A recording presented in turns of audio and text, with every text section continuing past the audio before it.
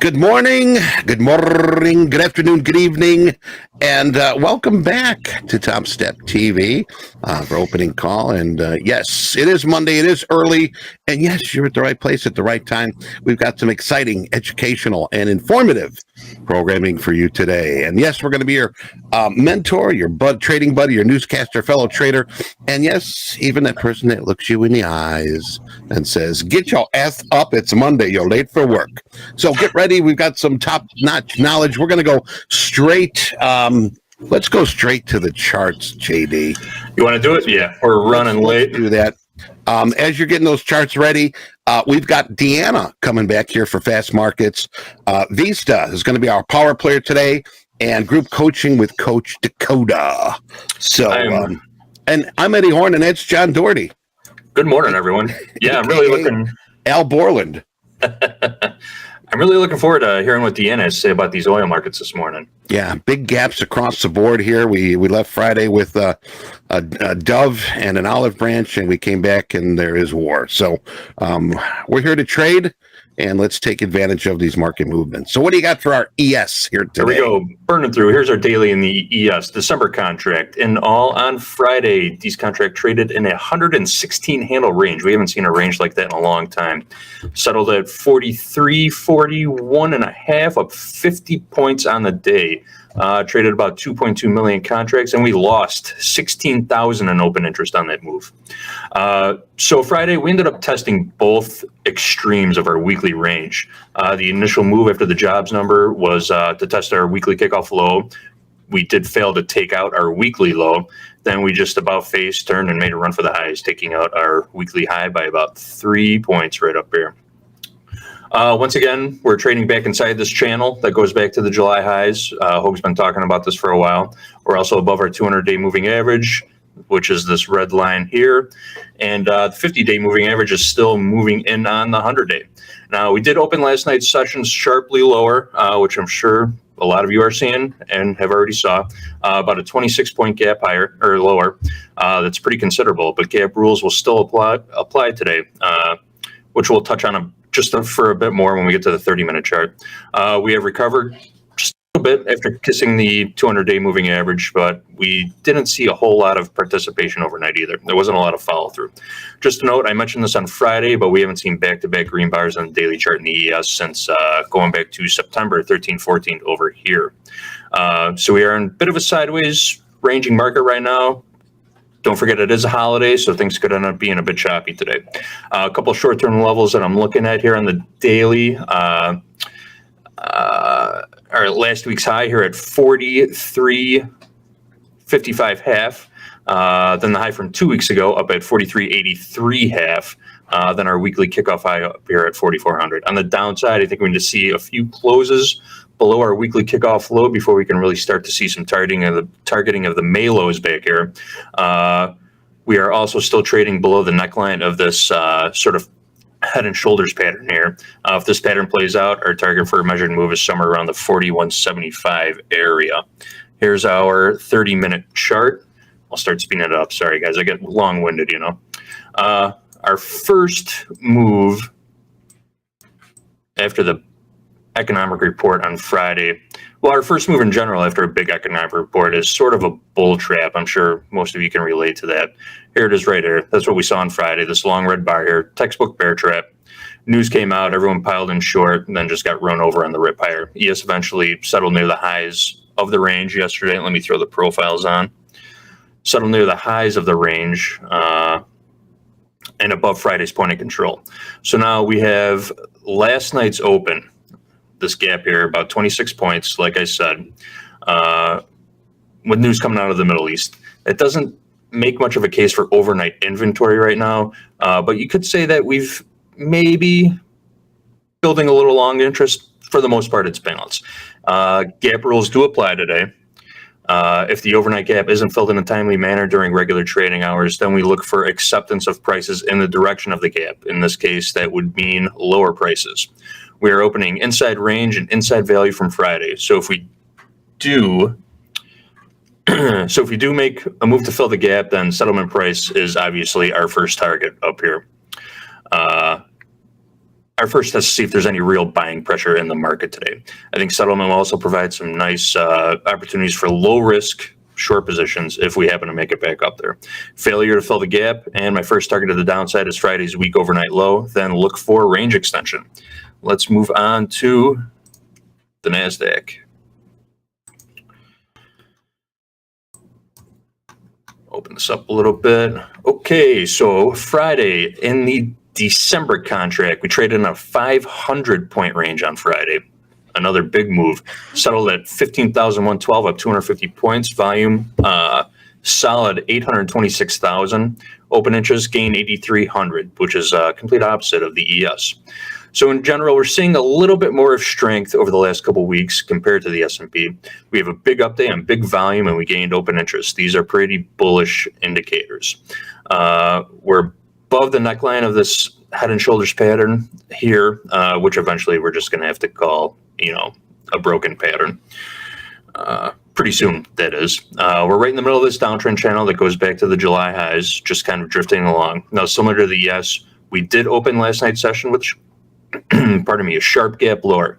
So again, gap rules do apply in this market also. Early this morning, the NASDAQ is looking just a touch weaker than the ES. We're down a little bit. I should say down a little bit since the overnight session started. But again, participation has been low overnight. A couple of short-term upside objectives that I'm looking at on the daily are this area around the 50 and 100-day moving averages here, then our weekly kickoff high here at 15,370.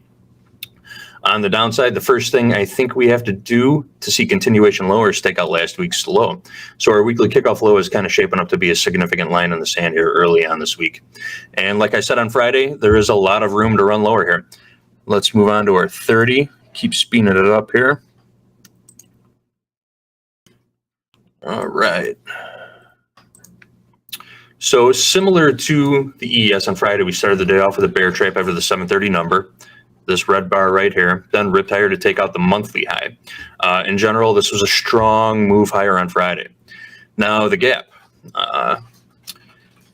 looking nearly identical to the ES chart here, and the same rules apply. If the gap isn't filled in a timely manner, then we look for opportunities in the direction of the gap. In this case, that would be lower. We're opening in range and inside of value from Friday, so settlement price will be a key target to the upside. If the gap is filled, then we look for range extension above Friday's highs. This level, this point of control and settlement will be a significant line in the sand here today. Right now, we're kind of hovering around this sort of 50-period simple moving average right here. Overnight inventory, dead flat, failure to fill the gap, and we look for test of the lower end of Friday's range, then last week's lows after that. Over to our crude oil. Here's a daily in our crude oil. This is the November contract. Friday, the Nov contract traded in a $2 range. We settled at 82.79, up 48 cents on the day. In all, traded about 240,000 contracts and lost 38,000 in open interest. That's a pretty heavy drop. Now, we do have a roll in crude oil coming up. The last trading day for the November contract is next week, October 20th. So keep that in mind.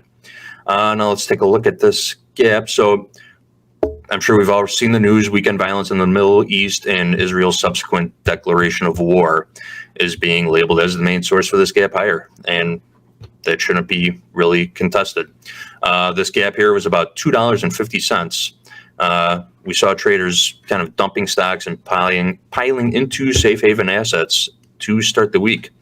The gap brought us above this 50-day moving average. This is obviously a knee-jerk reaction, but these conflicts in the Middle East tend to boost oil prices. Tensions in that area of the world have always carried the risk of disruptions to oil supply, and that is no different with this one. Still, even outside of this conflict, there are still a number of fundamental factors affecting this market. Saudis cutting 1 million barrels a day for the rest of the year, the end of high demand season, economic woes like inflation and high interest rates, all of these need to be factored in. Now we're still trading higher this morning. We tested our weekly kickoff high overnight, but we're still nowhere near last week's highs either. So we could see some volatility in this market today. What do we got? Go ahead, Eddie. JD, what do we got in gold here today? We got just a couple minutes here. Oh, yeah, sure. I'll jump right into gold. Yes, my friend. Here is our daily in the December gold contract. Friday, gold traded in a $25 range. Nice boost in gold. Closed the day at $1845.20, up $13.50. 231,000 total contracts traded hands, and we saw just over 1,600 and a boost of 1,600 in open interest. Reading through a few news articles last night and early this morning, the general consensus is that these attacks on Israel prompted a move into safe haven assets, like I mentioned, particularly gold. That's exactly what we saw earlier this morning with this gap higher. Buying has tapered off since then, and we're seeing a bit of selling pressure right now. Someone had not to throw out conspiracy theories or anything, but it almost looks like someone had the heads up on this move. Big boost in gold, gap open on Monday morning. If only. Man, we could. I gotta find some better sources of information. In fact, everyone share your news sources in the chat. I'm going to come back later and make a list and start vetting everything because I need some new resources also. So this gap opened overnight, over a 1% higher to start the session, tested our weekly kickoff high, took out last week's high, then started to ease off a bit. Our death cross is still prominent up here. Death cross happens when the 50-day moving average crosses below the 200-day moving average. We mentioned that on Friday. I won't get into it right now. I'll just move right into the 30-minute chart. All right, let's kick it in here. We got about a minute, if that. All right, I could do this in a minute. Let me just open these up a little. So we spent all night kind of dancing around our weekly kickoff high here at 1864.5. This is shaping up to be a pivotal level today. Right now, we're right back in the middle of this gap zone, which I kind of drew this little box here. This is a gap going back to last Monday's overnight session.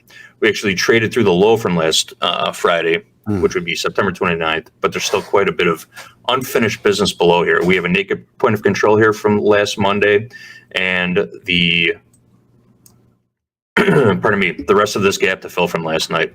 Overnight inventory was a bit balanced, getting short now after the open. So this could be a sit on your hands and wait and see type of day. Again, with the gap rules, if we don't fill this gap in a timely manner during regular trading hours, we look for acceptance of prices in the direction of the gap. All right, JD, we're going to have to cut it here. Let's do it. Yep. We got fast market coming up, T-3. We'll be right back here, just a couple seconds. We're going to bring in MP, and we're going to fire this Monday up off. So let's get going here. Be right back. Awesome.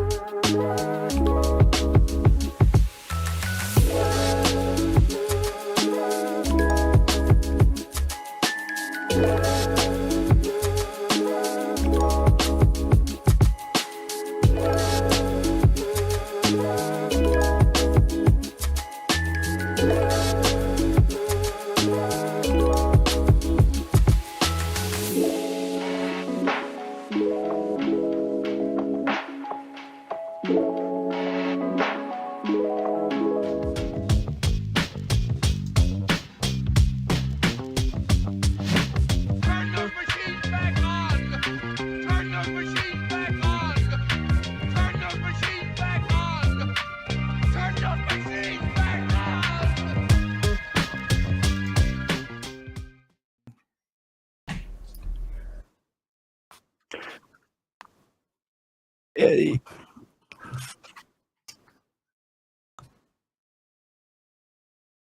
Morning. How are we doing? Hello. Pretty good. We are very close here to opening bells, so let's go. Get your ponies in the gates. And let's get ready here. And 8:30 coming up here. Remember, we're Central Time, 8:29 in a few seconds here, Chicago. Deanna, I'm fighting for my job today. Just so you know, everybody wants you on here. So yeah, me too. Come on. Here we go. It's out of the open. Okay, cool. And we are off. Here we go.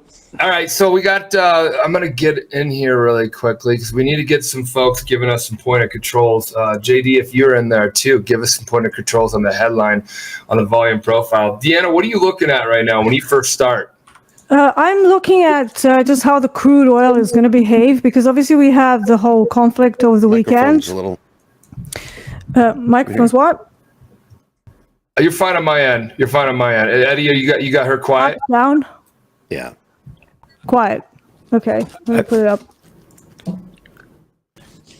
It's fine on the output, guys. Yeah. Eddie, I got you. Yeah, we're good. Let's rock and roll. Okay. Yeah, so obviously we've had the conflict in the Middle East. That's always a little bit tricky for crude oil and any shorts. However, we do have a gap. So there's always a risk that that gap is going to get filled. For now, all of the average ranges are still intact. So that means we, for now, don't have a larger volatility day. And that could mean either that the focus is a little bit diluted or that they're waiting to see what happens. But for now, I am looking at a potential gap fill. And failing that, I want to see what happens with the initial balance, how big the initial balance gets, because if we're going to have a trending day either side, it's not going to be a huge initial balance, because there's very, very few days that actually start off a trending day with a very big first hour move. So I'm going to stay patient for now, and that as things are developing, I can see what we've got. At the moment, I don't actually have any good levels here, so I'm going to be very patient. Okay, cool. That's the crude. Everybody is trading crude. Deanna, thank you very much. Yeah. That is awesome. Andre, you seeing anything? I do know we have the gap down on just out of the open with some of the stuff that happened over the weekend. Wait and see mode right now. See how this, like Deanna said, see how this opening plays out and see what happens with the initial balance.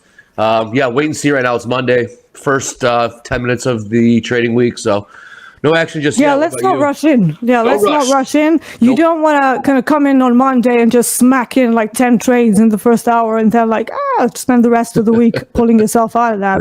Right. Hey, JD, put that poll in there. Well, I want to see what everybody thinks about that poll that I dropped in there. It is Monday. Mondays are very interesting days. And once we get the poll in here, Deanna, I'll ask you about Mondays. But I do agree with you that Mondays, that mornings, that right now should be a little bit of a hands sitting on your hands, a little bit of wait for the setup. We do have a bit of a pullback starting out of the gate, but the S&P shows no signs of pulling back out of the gate. Yeah, I got a question for all three of you.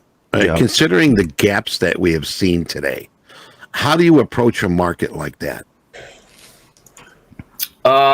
Wait and see. I mean, if it starts trending towards closing that gap, I think you kind of get on that trend like we saw last Friday with the non-farm payroll. We essentially, it was just an all-day grind to close that gap. We'll have to see, wait for confirmation. Like I said, just wait and see right now. 60% on the NASDAQ. Deanna, I'm going to tell you about the tilt here shortly, but 60% on the NASDAQ longs, 50-50 S&P. So you got indecisive, you got 50% longs, 50% shorts. Everybody that's trading here at Topstep, this is what the tilt comes from. Deanna, we provide the tilt, and then we're eventually going to provide it for everybody. But what it basically is all the open positions here at Topstep. We have thousands of traders trading right now. And all the open positions right now would be long or short. You can only be, if you're open, you're either long or short. So if there's 1,000 open positions and 500 of them are long and 500 of them are short, 50% are long, 50% are short. Right now, that's what we're seeing in S&P, and that's 60% long NASDAQ. Your crude oil, we see 67% short. Now, the reason why we share this is because we have learned that in the history of trading, from the trading floor is really where I got to know it, is getting familiar with bias. Because we are all traders, we all have a bias. The big boys and girls have a bias. Us minnows of sorts, the active traders, have a bias. And if you understand the bias of just Topstep community, of thousands of traders, then maybe that bias spills over and could be a reflection upon the bias of all the active traders that are trading right now. So that's kind of, it's an indicator. Nothing says correct. So we're going to be sharing that too as we go. Okay. I would just be a little bit careful with that short bias on crude oil because, like I said, typically for these kind of events, like any kind of war or conflict in the Middle East, it tends to go into a risk-off sentiment, which would mean equities down and then risk assets such as gold and crude oil up. Yep. So very careful. I know we have a gap, but we have to understand where the gap has come from as well. And if the gap is not technical, it's fundamental, that changes the picture drastically. So, but wait and see, right? Wait and see. We just had it flipped on the NASDAQ to 67% short. So we had light shorts that now are a little bit light. We had light longs that just got probably steamrolled or smartly got out of it. Maybe they're waiting and seeing as well. And then now we got 65% of folks short. It's not a heavy lean. And Deanna, we call tilt because if it tilts like 80% to the bias of either one, short or long, it's starting to show us a signal. And people are 80%, just because 80% of people, just remember this, everybody, just because 80% of the people like to get long, those 20% of them like to get short. So that's something to always think about. It doesn't mean you got to go with the herd, but there is a time, I call it the herd of folks that are trading. 80% would be a large herd. I think about a herd of people rushing into something. That doesn't always mean it's the best route to go. Sometimes the other road less traveled by the other folks are a little bit better. But it also depends on the buying power of the herd, right? Yes, there is the buying power of the herd. That does, very good point. You will see the herd get paid, and you will see the minority of folks get paid. It's a matter of when I share this, you guys all, the community here, you guys all take notice and say, put an annotation on your charts or however you guys can mark up your charts and say, hey, Michael talked about, you don't have to say that. Tilt was 80% right here. So that there's nothing right now. 58% long now. So it's moving to the long side. So we just had a bounce off the lows right here. Yeah. We made new lows, right? Here's my 30-minute. 50, 100, and 200. Deanna, I like just simple moving averages. I'm a simple guy, and I used to have every indicator on the sun, and the over-analysis paralysis. Yeah, I think we all started like that. Slowly. Absolutely. Got rid of things. So take note of that. Sometimes when you slim things down to just a few things, you get really in tune with the markets. It's really what you want to be in tune with first, because indicators will be off and on. And then you also want to have a limited number of indicators so you know which one's off and on. All right. The S&P is really trying to be the leader here. It is. I know that. I see that too, Eddie. I'm watching that right now and trying to have peace for the NASDAQ being the leader, but it's just not happening here right now. We're leaning a little harder right now. 70% longs right now, the NASDAQ. So you've got the S&P at 63%. So Eddie, not Eddie, but Andre, what does a leader mean? And what's the other person that's not a leader called? You got the leader, you got the laggard. Leader's what's making the first move, like Eddie just noticed and said to everyone, like the S&Ps are making the first move higher. Therefore, technically be the leader if the NASDAQ will follow. It looks like NASDAQ's trying to gain some legs to the upside. It's creeping higher, but right now, what Eddie noticed is a little mini breakout to the outside with the S&Ps, and we're looking to see if the NASDAQ's going to follow or be the laggard. So S&P would be the leader. The NASDAQ would be the laggard. We'll see if the NASDAQ wants to play along and do the dance with the S&Ps right now. We'll see. Like we keep saying, it's still the opening, 9 minutes of opening bell, so everyone's still trying to sort out all their market on open orders and just kind of figure out what to make of this conflict in the Middle East and see what happens next. What do we have for levels on the volume profile, folks out there that are Hug followers? So am I, but I've never fully got into being an expert in it. So I'm going to go to some of you that do follow that. Yes, the reason why I haven't become an expert is because John. I've always had a man that gave me a fish. so that when he's not there, I miss one of my indicators. So Teach a person how to fish, huh? he's like, can you catch me some of that largemouth bass over there? I got the trout. Well, I'm John's student, obviously, so I use market profile. Oh, excellent. Yeah, so unfortunately, I think that both NASDAQ and ES are opening inside value from yesterday, and that makes things a little bit harder to read. So yeah, I have some demand levels on NASDAQ lower down around 14916, but nothing yet relating to the profile because, like I said, we need to wait and see because it was a pretty big day on Friday. Yes, it was. Yes, it was. Hey, Andre 3000. Wow. Yeah, you could either beat it or you could hang out and be cool, fool. What's happened? I'm hanging, dude. No, you're not Andre 3000. We got an Andre 3000 that's hating on you right now. Oh, there's another 3000 in there? We got two Andres here, yeah. No trolling here. If you're trolling, you get kicked.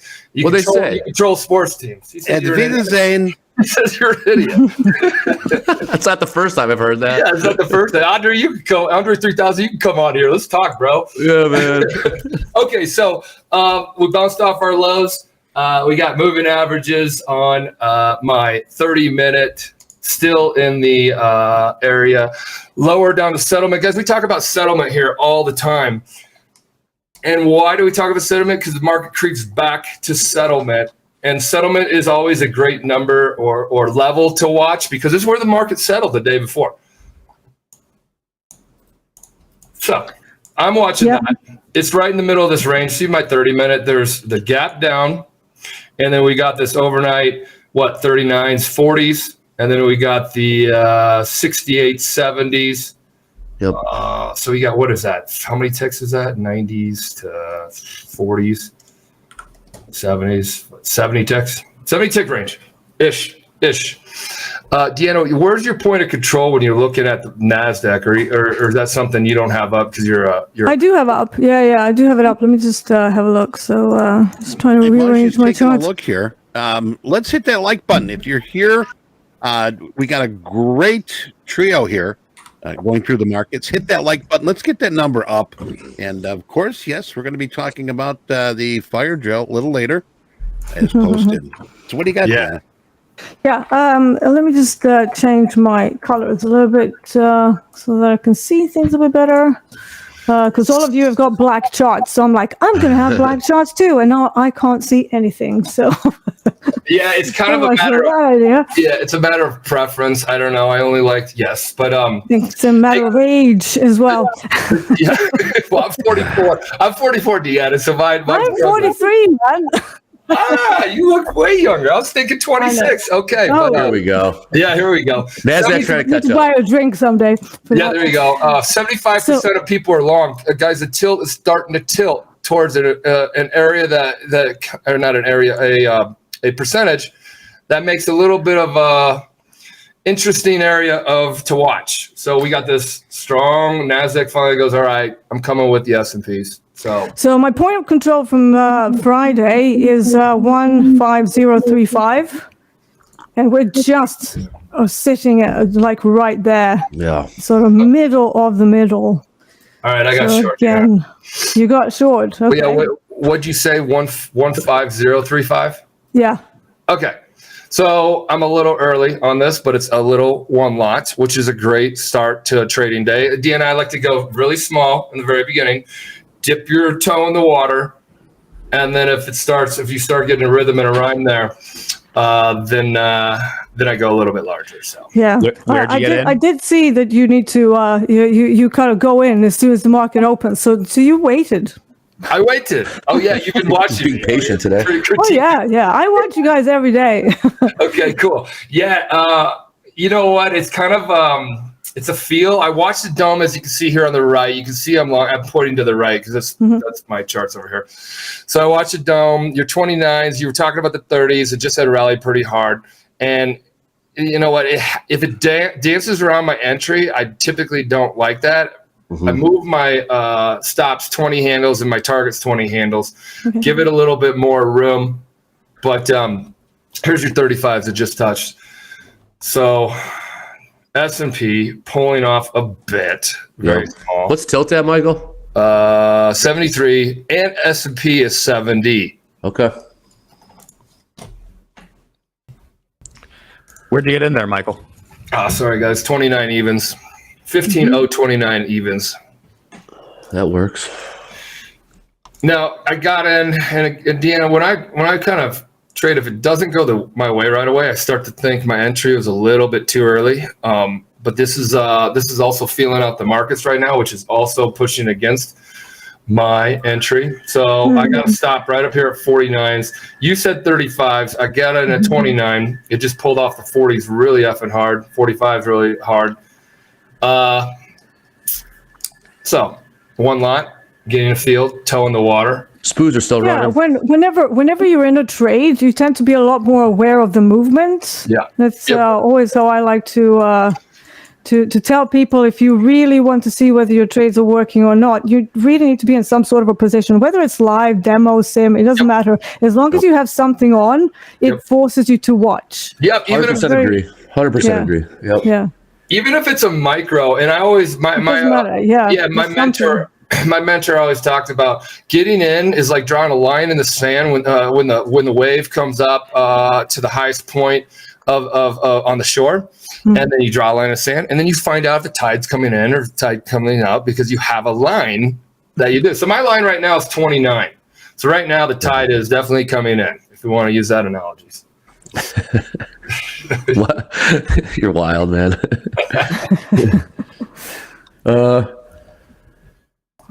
Under 3,000. Are you chilled out by now? You got an LOL right there. Are you not chill?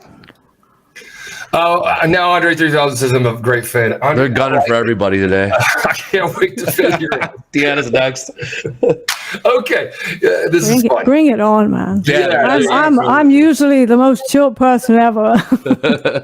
I know. Let's do it. So I'm still short. I'm still short from 29 evens. Okay, so how about into the chat?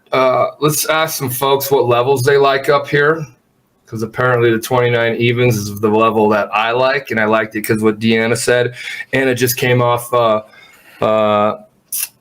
strong rally that the S&P was pulling it up on. Yeah. So the instant I thought the S&P would cool off, the NASDAQ would start to pull back. But right now it's just dancing around my level. And I don't know if you guys have heard me quite enough times. I don't like it when it dances around the level. But what do you mean by that? Just stalls out? Just stalls out and then kind of pushes a little higher. Because then I always get kind of this mood where I got in too early. Therefore, that 20 handles that I got probably is going to get pressure on it. So I'm going to take heat. What's your stop size there? What kind of stop sizes do you like? Well, I 20 handles right up here. I see the top right corner where my mouse is, if you can see it. 20 handles is where my stop is, and 20 handles is where my target is. So 20 handles, we talk handles here, Deanna. What it basically means is I know, yeah, handles, 4 points, yes. 15 years. Well, yeah. I think I've learned what a handle is by now. I hope. Right. All right, so I was just mentioning it was dancing around. So now it's definitely back putting heat on here. But are you seeing anything in crude? Because I got 50-50. Not yet. So like I said, I don't really like trading during the initial balance. After the initial balance is over, it becomes sort of my reference point for what type of the auction we might have or what type of day we'll have. So if it starts to extend lower or higher, and then whether it sustains outside of the initial balance or not, that will basically create one of my hypos. And then I usually like to have contingency plans as well. Overall, I'm very similar to John. So I usually have about 3 or 4 scenarios that I want to see in a day, so that if one trade or one level gets traded through, so that I'm not just sitting here going, oh my God, now what? Right. I like to have like other levels, right? But I do have contingency plans for almost every scenario if we have enough movement. Okay. So we'll see. Hey, Eddie, we wait? Okay, cool. Eddie, what was the poll? We need to get a poll results. What was the question? Did we have the poll results? My brain's probably shot already. I think we were fast market. I think we were around 80 plus liked it, and I think around 16 that didn't. Okay, Deanna, Andre, do you guys over the weekend get jonesing for a Monday morning? Oh, is that the question? Go ahead, Deanna. Well, I was actually with my mom this weekend because it was her birthday. So I went to Belgrade, Serbia. That's where I'm from, and so we spent a really nice day. And so trading wasn't on your mind then? No, not at all. I spent time with my family. It was my sister's family came over, so literally I had almost full 3 days away from the charts, and I think that's really important, just to get fresh eyes, fresh brain, and rather than obsessing over things. There was a time when I was still learning how to trade many moons ago, where I was spending all of my weekends back testing and just seeing whether I could do things better or whether I could have maybe optimized my entries better. Again, it's a double-edged sword because a backtest can only do so much and you can't over-optimize, and then you kind of expect things to happen in the live market and you're like, oh, okay. So, caution, obviously, but it is useful, especially if you're still in those first sort of 5 years of learning how to trade. Right. And I was totally obsessed with getting things down. So I used to start prepping the weekly plan already on Sundays.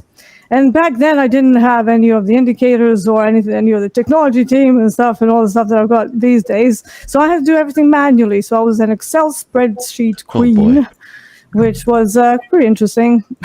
All the formulas, everything. I did Excel spreadsheets to log all my shit back in the day.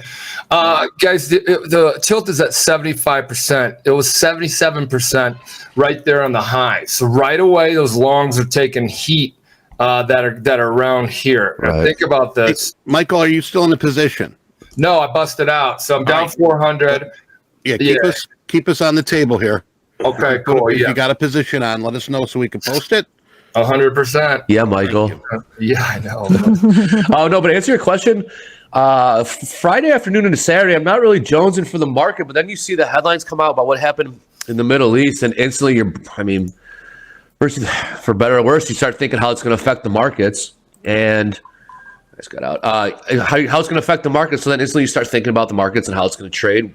Since it's the Middle East, obviously, crude's going to be affected. How's that going to bleed into equities and stuff like that? So, no, I'm able to detach pretty well until a big headline like that comes out. Yep. And then instantly you start, running through all the scenarios. Yep. And then you're back in trading mode come Sunday evening into the Monday reopen. Well, we now have uncertainty in the market. So over the weekend, for one, yes, every weekend I look forward to Monday morning. And actually Sunday morning I woke up, I'm like, all right, here we go. And the next day I'm like, oh no, I can sleep in today. I swear to God, I got up thinking, I was excited. Yesterday morning. Cool. I get excited for Mondays. I always have. I learned in my early days when I got excited for Monday mornings, I come out of the gate swinging. That didn't work. So as you guys have heard on here, and Deanna even said, Danny has a segment coming up here, So Crude, which will probably let Danny and Deanna go at it on a duel of where they see the markets. Bull versus bear. Yeah, right. Yeah, yeah, we did have a couple of days when we were on the opposing side of the market. Yeah. Go, yeah. Okay. Real quick question for Deanna. Deanna, are you using Forex Tester for back testing?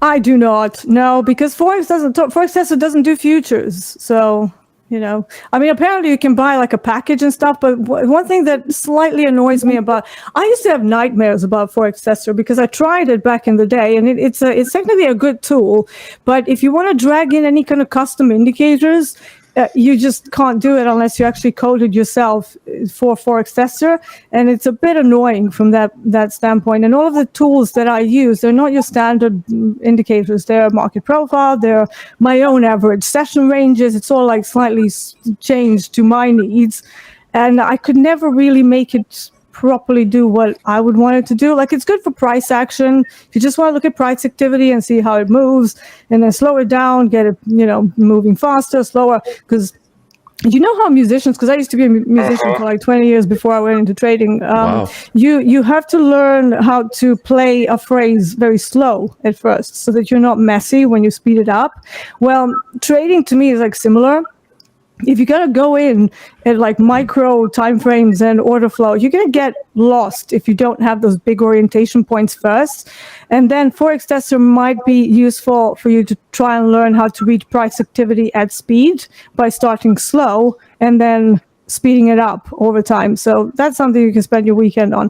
But because of the lack of functionality over custom indicators, I couldn't make it work. They actually approached me to do the whole review of them, and I just couldn't really suggest something that I personally don't gel with. So I said no. I respect that. Yeah.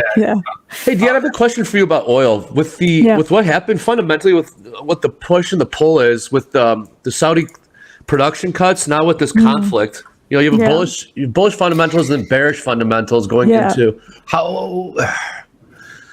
What does that do? We What do kind of have monkey wrench levels. just got thrown into the crude oil market? Well, if the whole conflict affects the supply, obviously the demand is going to shoot up. So I Right. wouldn't necessarily hold, like, we're all intraday traders. So even me, I'm kind of not, I'm not a scalper. I like to take a very good chunk of a move. Okay. So I don't really look for, I don't want to catch moves in the middle. And what this is telling me that we are in a range still. So for now, the conflict has not had that much of an effect. We had the gap, but that's pretty much it. We've not actually moved higher or lower. And if this was going to be some super crazy day, we should really see a sustained auction to one side. I would be bullish if we go down below. I might look for a long somewhere around 84.54. Okay. If that doesn't give us anything, I might actually go all the way down to settlement as my next area of interest, and I might trade towards it.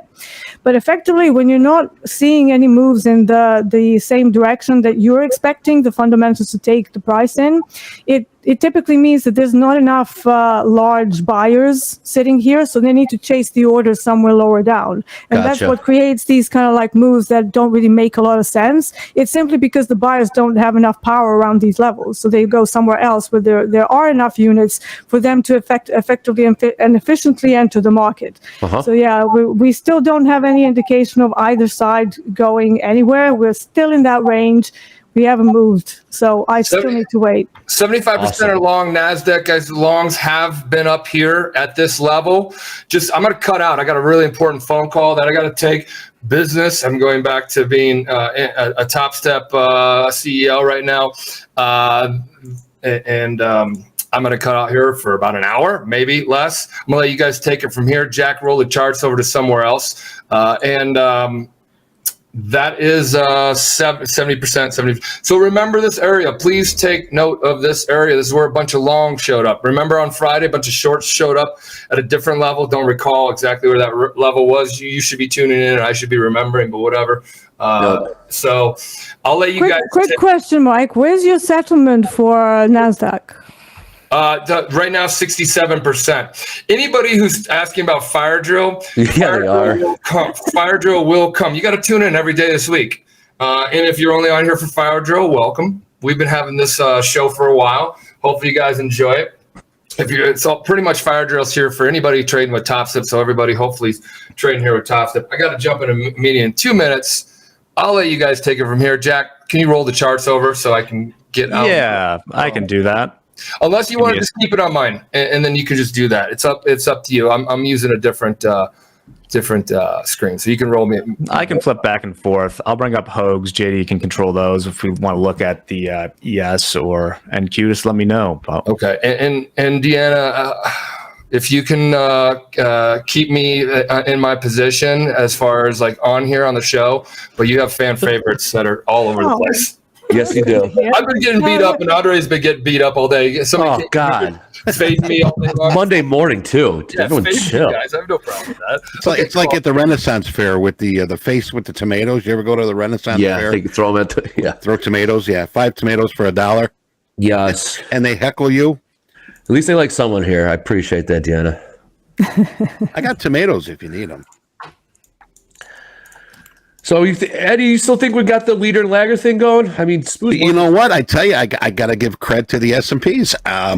We did see that NASDAQ on the downside sort of pulling down a little bit, but, that's why I noticed it and brought it out front and put it on the table, because it looked like the S&P wanted to be the leader today. And usually the S&P is like the little sister. Yes, Yeah, behind follows. follow the Nasdaq, Yeah. right? Yeah. It's we used to call it the sisters, the Dow, Nasdaq, S&P, and it would usually be the Dow or the Nasdaq as the leader lagger, and then the S&P like the little sister. Hey, wait for me. And Although I have a theory about why that is, because whenever I looked at levels in both, because I used to trade both quite a bit when I was bit younger. Now I can't. Like NQ just gives me, like John says, I need a beta blocker before I trade that. But with Nasdaq, because it's a thinner market, it moves a lot more than ES. And every time I was looking for sustained moves, ES would actually give the right signal. And then even though NQ would be doing all of this crazy stuff, it would eventually go the way the S&Ps go. So. Yeah, it's a thin market versus a thick market. We might be seeing a little bit of that right now. It's interesting. Like I said, it's still Monday, so it's early. Oh wow, just jumped. Some stops just went off. I'm out. Yeah. Well, we had our poll. What are you trading this morning? And Nasdaq was 64%, ES 29%, crude 6%, and gold.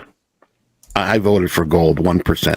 So me and somebody else, I think, we're trading gold over here. How much is gold up? Oh man! I mean, it was a flight to safety trade. I'm assuming, right, from all this.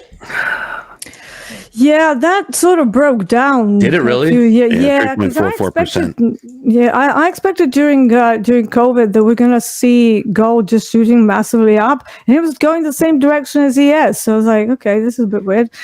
World gone topsy-turvy, and it did the same thing throughout the whole. Like if the semi-apocalypse is not a risk event, like what is?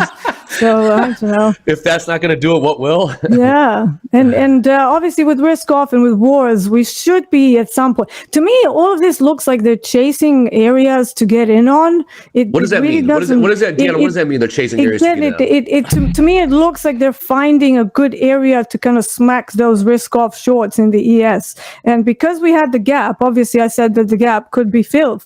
That's always a risk, right? Correct. So once the gap is filled, I would expect to see some shorts coming in equities, and then with gold, that should really move back up. But again, it's starting to fill the gap. So, how much more do we have to go to fill the gap? So let's see. We have in gold And about 97 ticks in gold, and ES. Oh, okay. Yeah. Why? Obviously, we're all since the market's kind of stalled out right here. I question why. Why is filling the gap such a thing? Why is that an actual thing? Filling the gap. I've seen it. We've seen it. We saw it on Friday. We're seeing it a little bit today. Why is that an actual thing? Filling the gap. Well, the way I like to look at it, it's kind of like moves that have happened. I usually like to imagine as if there was an actual candle where the gap is, and it represents strong buyers or strong sellers that simply happen outside, like interbank trading or whatever. Sure. So yeah, that's the way I like to see it. So if you imagine a very large candle, it's almost like single prints. Okay. Single prints get filled, right? So a gap will get a fill as well.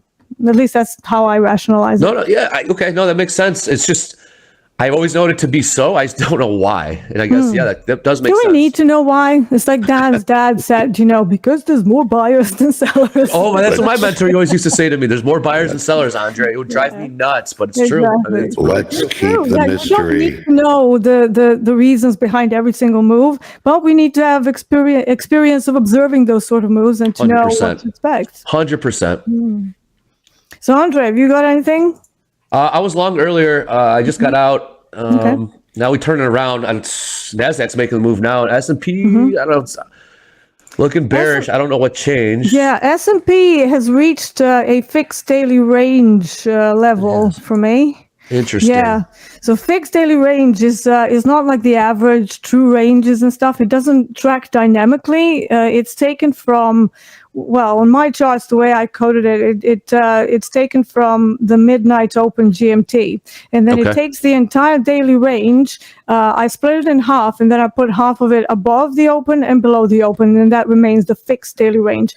And I have noticed it can be a pretty reactive area. And since we've had the gap somewhere around the same area, I would say ES has filled the gap. What do you reckon, guys? Okay. We came within like a few ticks here. Yes, we did. Is that what this reversal was? Mm-hmm. Interesting. Yeah. All right, so we're still chopping around. I don't know. I haven't made it. Well, I made one trade earlier, up a little bit, up to $888, which is I'll take it. But that was just a dip a toe in the water type of trade. See how it reacts. Like we were talking about. For some reason, when you get into the market, just with like a little one lot, your senses become much more heightened, and you're much more aware, and you're reading order flow. You're looking at the charts more clearly. So kind of that was much more focused. Definitely. Like you want it to work, right? So you're like, come on. Yeah, you definitely do, because when you're sitting on your hands or you're flat, or you make a paper trade, if you will. I still want to push this lower.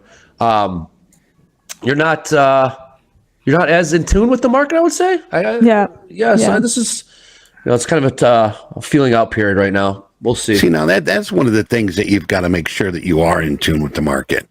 That's the first thing before I turn anything on. How am I doing? I go through my personal checklist. What's your personal checklist, Eddie? Take us through that. I think it'll be very interesting for people to know. Well, the thing is, did I go out last night with the guys and have quarter beer night? Coming in the next morning, That's an emotional checklist, though. Am I hungover, or should I? Can I throw focus? Up or trade? What's my mindset? Am I positive? Did the dog shit in the living room? When I wake up, did I step in it? Throw up on the carpet? Yeah, oh my God, puppy, who did this? Morning. Yeah. And it's, it affects everything. Whether you like it or not. Yeah. It does. John talks about that. He's always in tune with his emotional state, where he's emotionally going into the trade, which I do as well. But then even if you're not in the greatest emotional state, you still got to be able to focus and compartmentalize that. And when the markets are on, the markets are open, you gotta lock in and trade. What's happening out around you you gotta be focused, I guess is what I'm trying to say. You can't let all the other shit get into your trading decisions. I think that's why it's important to have some kind of a systematic process as well. So rather than just sitting there clicking buttons, dragging some lines on the chart, if you do have problems, like I know that a lot of people are not yet emotionally resilient for this line of work, and then you have to develop that, and it's like any other muscle. The more you work on your self-discipline and in your process, that's right, the better you'll get. So if you don't work on it and you just think that magically somehow it's all gonna click into place someday, maybe not the best place to be. No, I constantly repeat, there's nothing that can replace screen time. Sitting in front of the screen, recognizing patterns, like you were talking about, Deanna, recognizing patterns and seeing how certain trades play out, whether fill the gap, return to settlement, trends. You just need to see as many scenarios as possible play out. Yeah. The more reps you get like that, like muscle, the better you'll get at trading. So I think you're spot on with that. I'd try to see if this pullback in the ES would be a good entry long. Question for you too. Albie's asking, did you guys trade stock? Equity indexes. Why futures only? I'm not a stock picker. I'm not a stock picker. I'm not either. No. I do have a stock portfolio of like high growth tech stocks, but to be honest, dividends and stuff, to me, it's so slow. That's why we trade. Is that bad to say? No, it's spot on. I'm just saying. That's why we trade. It's like I don't want to wait 30 years to make some money. 4%. I want to do it while I'm still relatively young. Right. There we go. Question. There's a poll in the room here. Do you trade stocks? I'll leave and penny ones don't count. Don't count those penny stocks. Don't. That is just a vacuum, a donation vacuum. I had some guy. Yeah, exactly. There's a reason why they're penny stocks always. There's a guy that came to me and he was like, "Oh man, I lost so much money in penny stocks." And I was like, "I'm not even going to comment, man." Join the club. I mean, that's. They made a whole movie about that. I got my feet wet trading penny stocks, and I might as well have just donated it to the local orphanage. Yeah. It's the allure of getting rich quick, is what it is. You see with these 0 day to expiration options. You saw it with crypto. I mean, everyone's looking for that next get rich quick market or trade. And the fact is that there is no such thing. Otherwise, Yeah, people yeah. would be doing There's somebody asked me, hey, when it comes to options, what style of options is the 1 day expiration? I was like, it's not a Yep. style. You have American or European style. Like, that's it. Anything else is just making stuff up. That's right. And they're like, what? I didn't know that. And it's like, Hey, Deanna, did you see the coffee cup I got? Look at this. no, I didn't. see Oh that? my God, crude oil is slippery. It's Bob. Look at that. I gotta get me That- one of those. Yeah, that's my company mascot, Bob the lizard. Yeah, he's an Market ambush stalkers. predator. Yes, he's an ambush predator. Because when I was coming up with a concept for what I do and for the market stalkers community, I wanted an ambush predator, like something that sits and waits for the prey to come to it. But I didn't like want, I didn't want something that's like really aggressive and stuff. Because obviously, I'm a woman and I'm not, I'm pretty nice, I suppose, and chill. So I didn't want anything kind of like, yes, let's go in. And I looked at like what could be an ambush predator, and they said, lizards, they're ambush predators. Is that right? Like, that'd be great. Let's get like a really grumpy looking lizard and put it as the mascot. So yeah, it's. I think that it's translates my fault. perfectly to being a trader. You're Yeah. sitting stocking, waiting for your. Absolutely. Waiting for your lunch. Yeah. Hey, you know that certain lizard. I mean, if you had like 17 monitors, if you ever see that lizard, their eyes move like they can We watch. see like, everything. Yeah, yeah, 360. Good call. Not like That's a good this. call.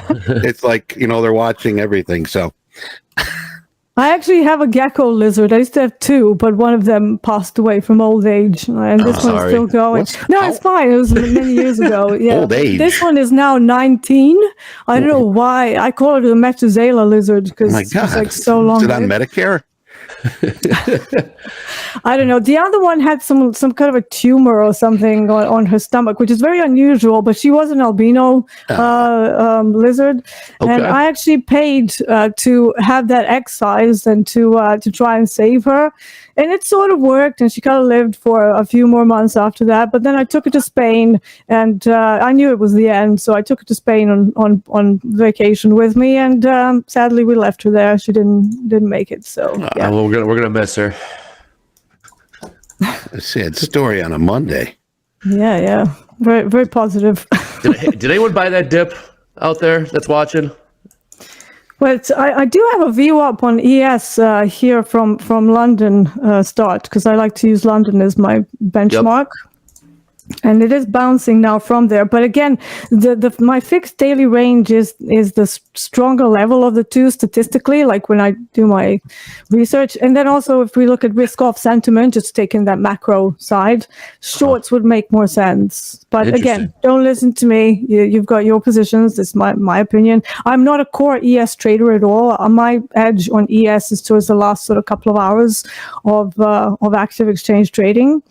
But I do trade ES, and I have traded a lot when I was younger. It's just I gel a lot better with crude oil and gold. So those are my core markets. Those are your primary markets? Yeah.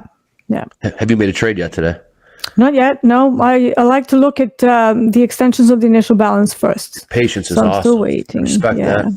Oh yeah. I don't trade much. I trade between 1 to 3 trades on the same product, and I'll only do more if those first 3 did pretty well. Sure. And then I have the budget for the day to keep going. Otherwise, I like just that. give it all back. So Michael calls that building up a pad in the account. And, Yeah, same the same buffer. concept, and it works. yeah. But yeah, it's right now we're still stuck in this range, so we gotta wait for a breakout, more information to enter the market to push it one way or another. Yep. Thought the bulls were in control. They were not. So yeah, patiently waiting here. Sounds like some of the viewers did buy the dip. It should be interesting to see how long they hold for it, because the sellers have just come back in. So we're watching. Whenever there's any I was going to say congratulations to Arson. Let's go. Just received my Express account. Nice. congratulations. Good job. Nice.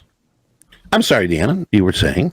Yes, whenever you have a level that you're looking for any kind of a sustained move away from that level, I prefer to see the price activity reverse and then stay, rather than just get like a knee-jerk reaction and then you sort of get caught up in that. And whatever time frame you want to use for that, I mean, you can use 2 minutes, 5 minutes, anything really, because markets are ultimately fractal.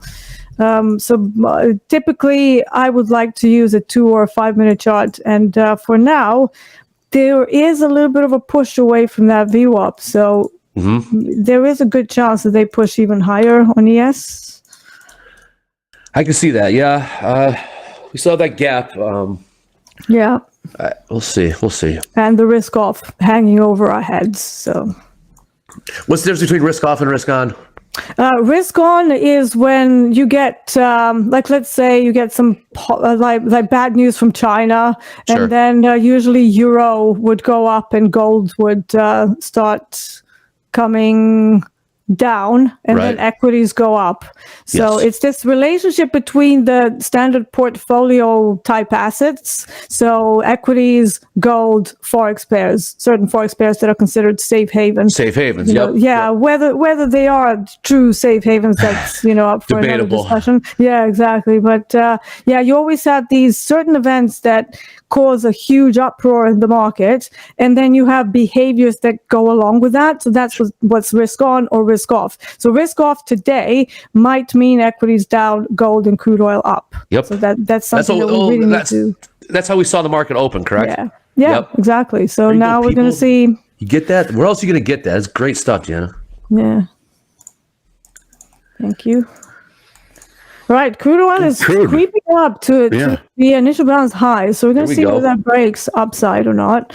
And if it does, we still have about 122 ticks until it reaches its own average daily range high level. Does crude? Sorry, go ahead. Question here: will Deanna take along now that crude's on its initial balance high? Well, not yet, but those who know me will know that I'm going to wait and see what happens when we break the initial balance high. Patience, tutor, patience. Yes, patience. We're waiting. We're being that stalking predator. Now. We're being the lizard. The lizard. That's with the eyes everywhere. Channel your inner lizard right now, people. Yes. Yeah, channel your inner Bob. I call him Bob the Lizard because the first ever lizard that I had was called Bob. Bob, B-O-B? Yeah. Bob. Just in British accent, Bob. Yeah, but Bob. Robbie. That's what I call it, Robbie. Yes, Robbie. Right, governor. Well, everyone's asking the same questions in the chat, Eddie. I don't know if you've noticed. Yes. We will. That fire drill, yes, it is promised, and we will be having it. Everyone seems to be looking for something. I don't know. But, business before pleasure, okay? Business before pleasure. That's right. See, also one of the reasons why I don't want to rush into crude oil longs is because I do see sellers that are sitting around 86.30 on the dome. And I want to see how the price behaves around that area first, and then if we assault it with some power, that's going to be a long for me. So I really want to see that break, or all of these limit orders that are sat there waiting disappear. So here we go. Eddie, we have any numbers or speakers today? You know what? Since the banks are closed, I think we're pretty much on our own. We got total vehicle sales today. So if you're selling your car, let us know. We'll tell them. 11 o'clock, we got Fed. We got the Fed. Waller speaking. Wait, is that right? No, that's not today. Right. That was Friday. Today. Yeah, I was going to say, isn't today like a holiday? Today is it's Indigenous People holiday. Yeah. And hey, if you're Italian, it's Columbus Day. Hey, bada bing, bada bang. Hey, I'm part Italian. Are you really? Yeah. So am I.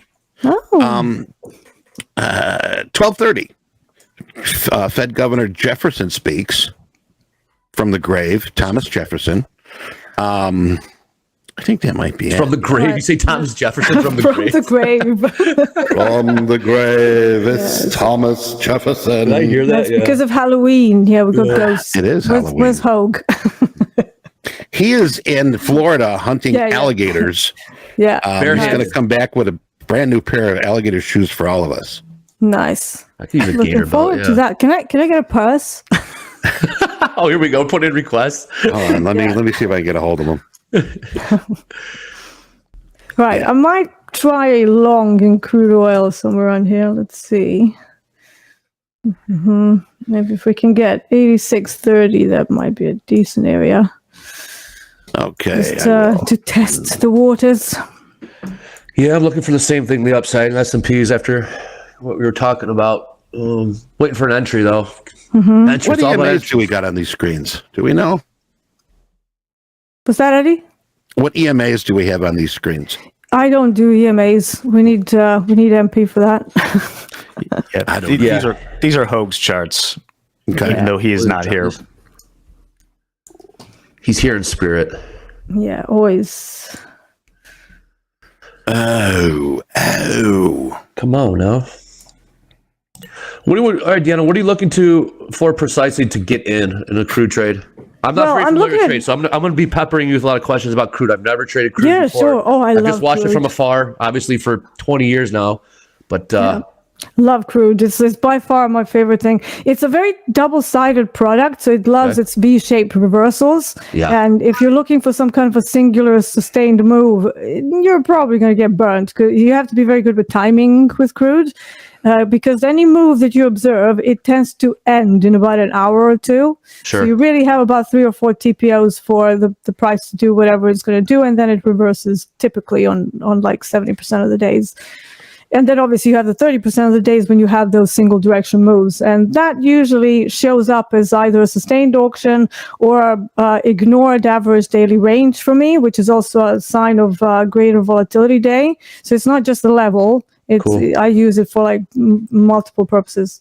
I noticed something you said earlier about you like to take big chunks out of the move. So are your hold times on crude trades, are they lean towards the longer side or shorter side? No, I mean my average trade time is about 45 minutes. Oh wow! So, wow.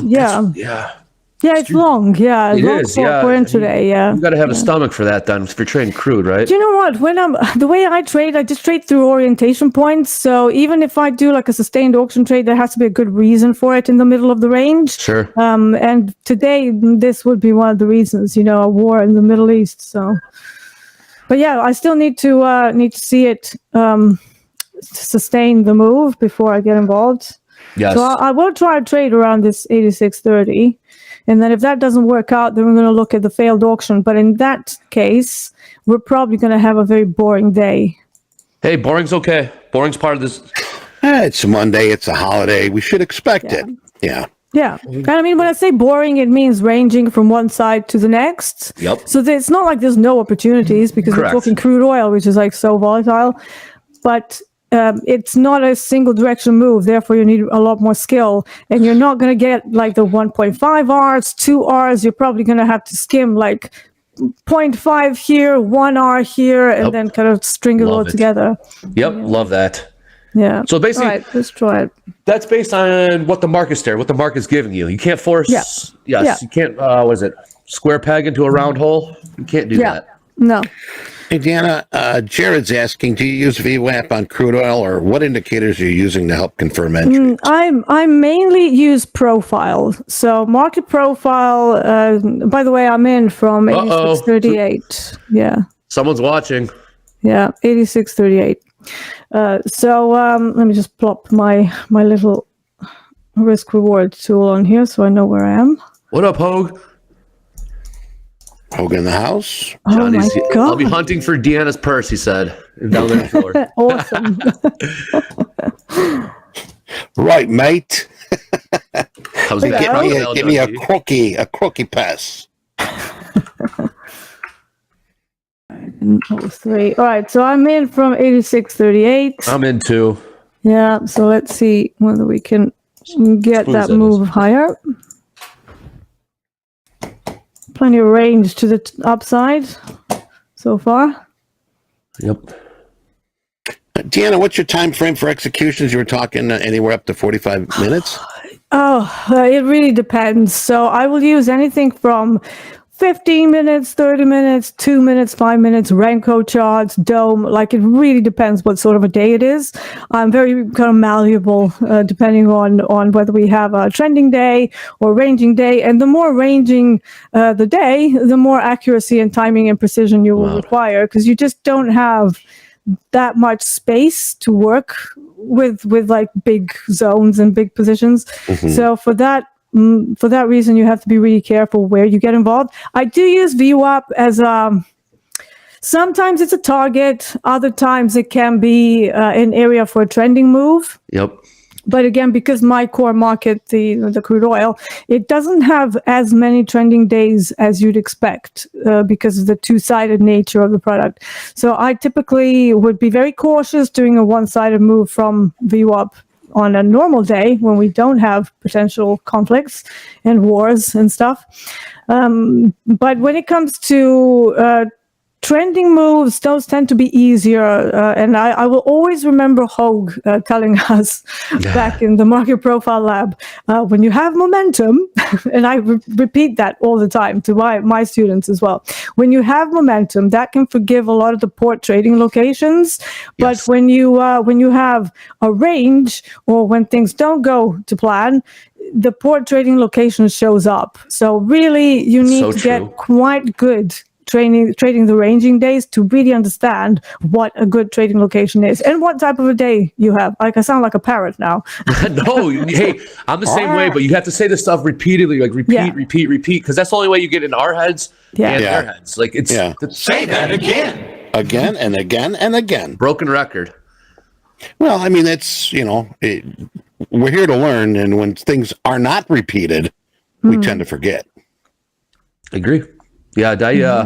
Repetitions. That's all it is.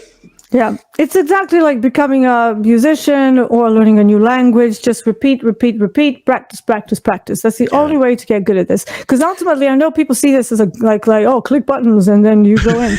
And it's like, no, it's a skill, it's a craft. So much different, yes. Yeah, totally different. And that's what makes a gambler. And all of this stuff that we do here, that's what makes a trader. Right.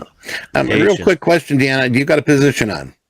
Yes. 86.38 crude oil. I'm sorry, one more time. 86.38 crude oil. Right, we're going to put that up on the board. Yeah. I'm using a 35 tick stop here. So my stop is at 86.03. Is 35, is that considered wide stop or pretty tight stop? I scale my stops to the liquidity of the product. So typically I will take the average session range, which is pretty generous these days in crude oil, is 228 ticks, and I start by either dividing that by 4, 5, or 6. Why 4, 5, or 6?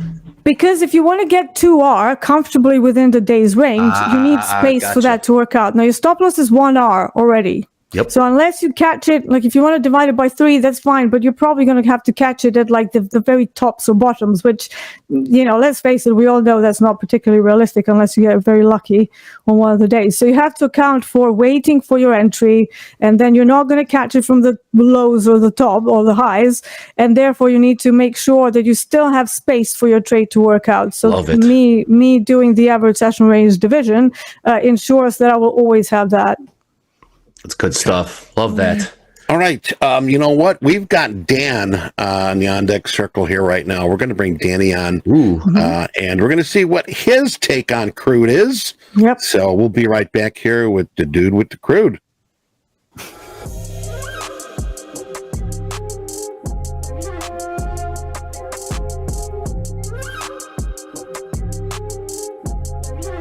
Dude with the crude. A couple of crude heavyweights duking it out. Hey, Danny. Welcome back. Good morning. Happy Monday. Happy belated birthday. Happy Monday. Thank you, happy Eddie. belated birthday. Yeah. Thank you. I was actually with Andre on my birthday. We had a nice dinner. Yes, we did. Happy belated birthday again, Danny. Thank you. Wow, talk about crude. First and foremost, thoughts and prayers go to those impacted over in Israel right now. I think that is going to be a massive geopolitical factor when it comes to crude oil here in the short term.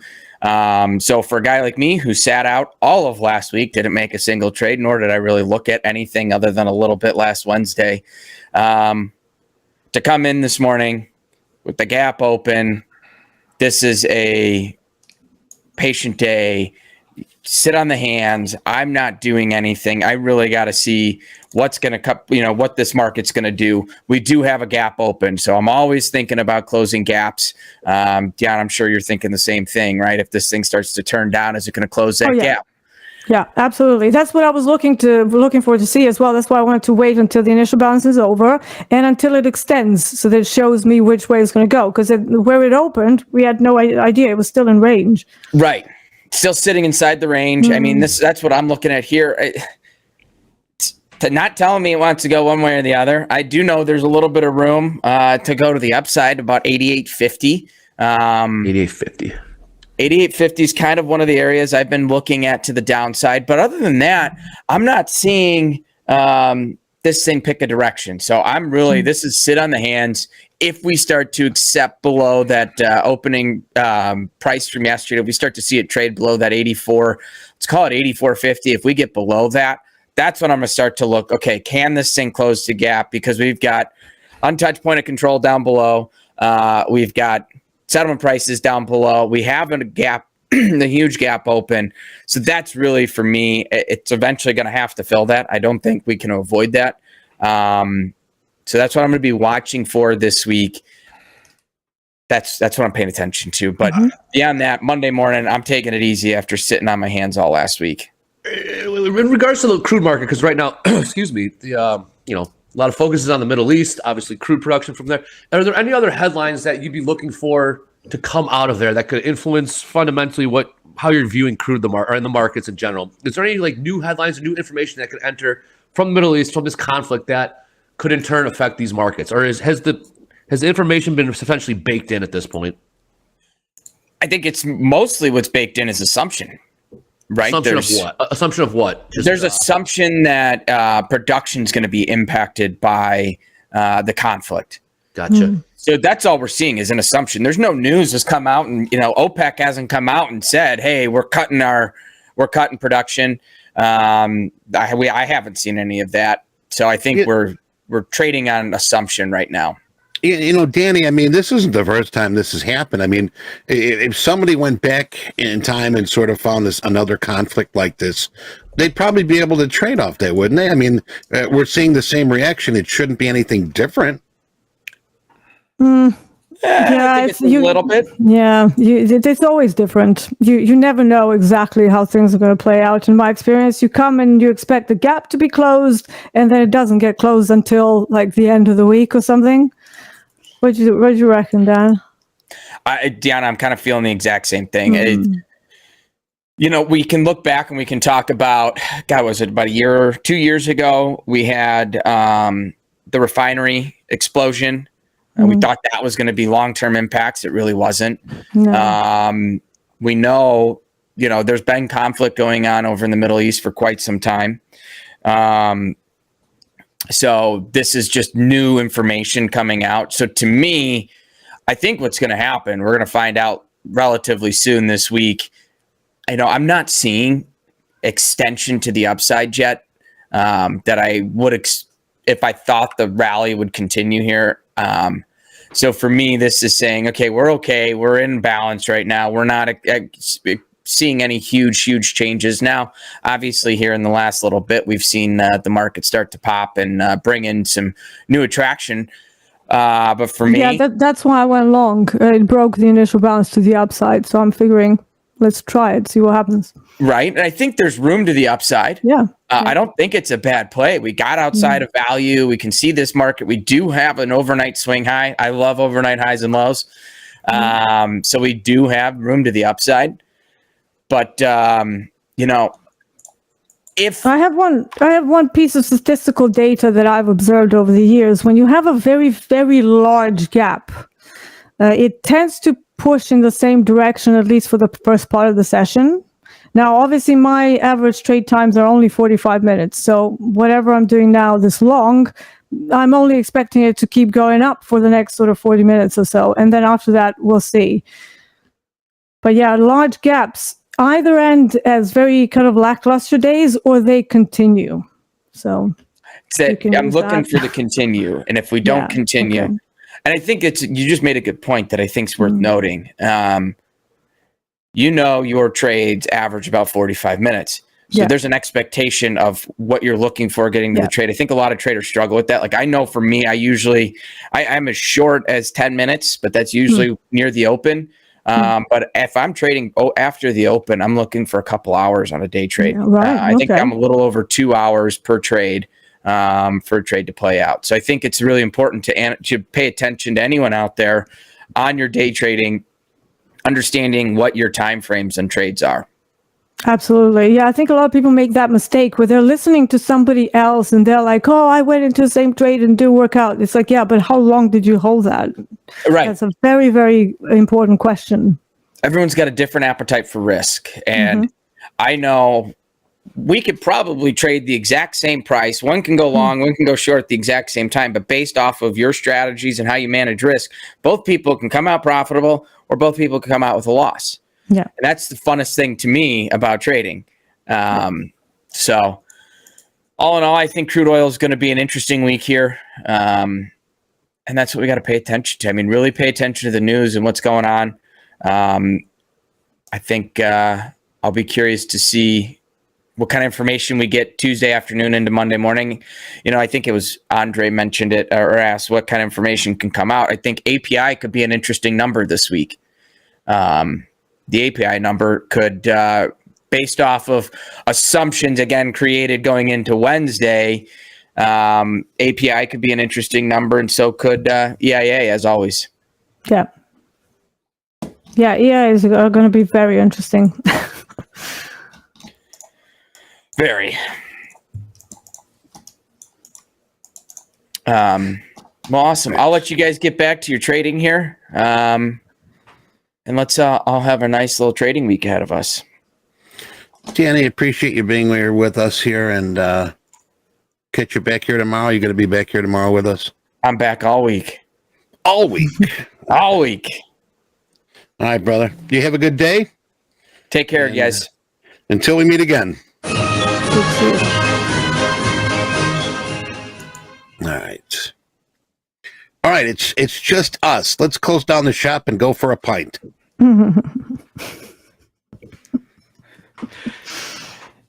Andre, I got you back in there. I'm back.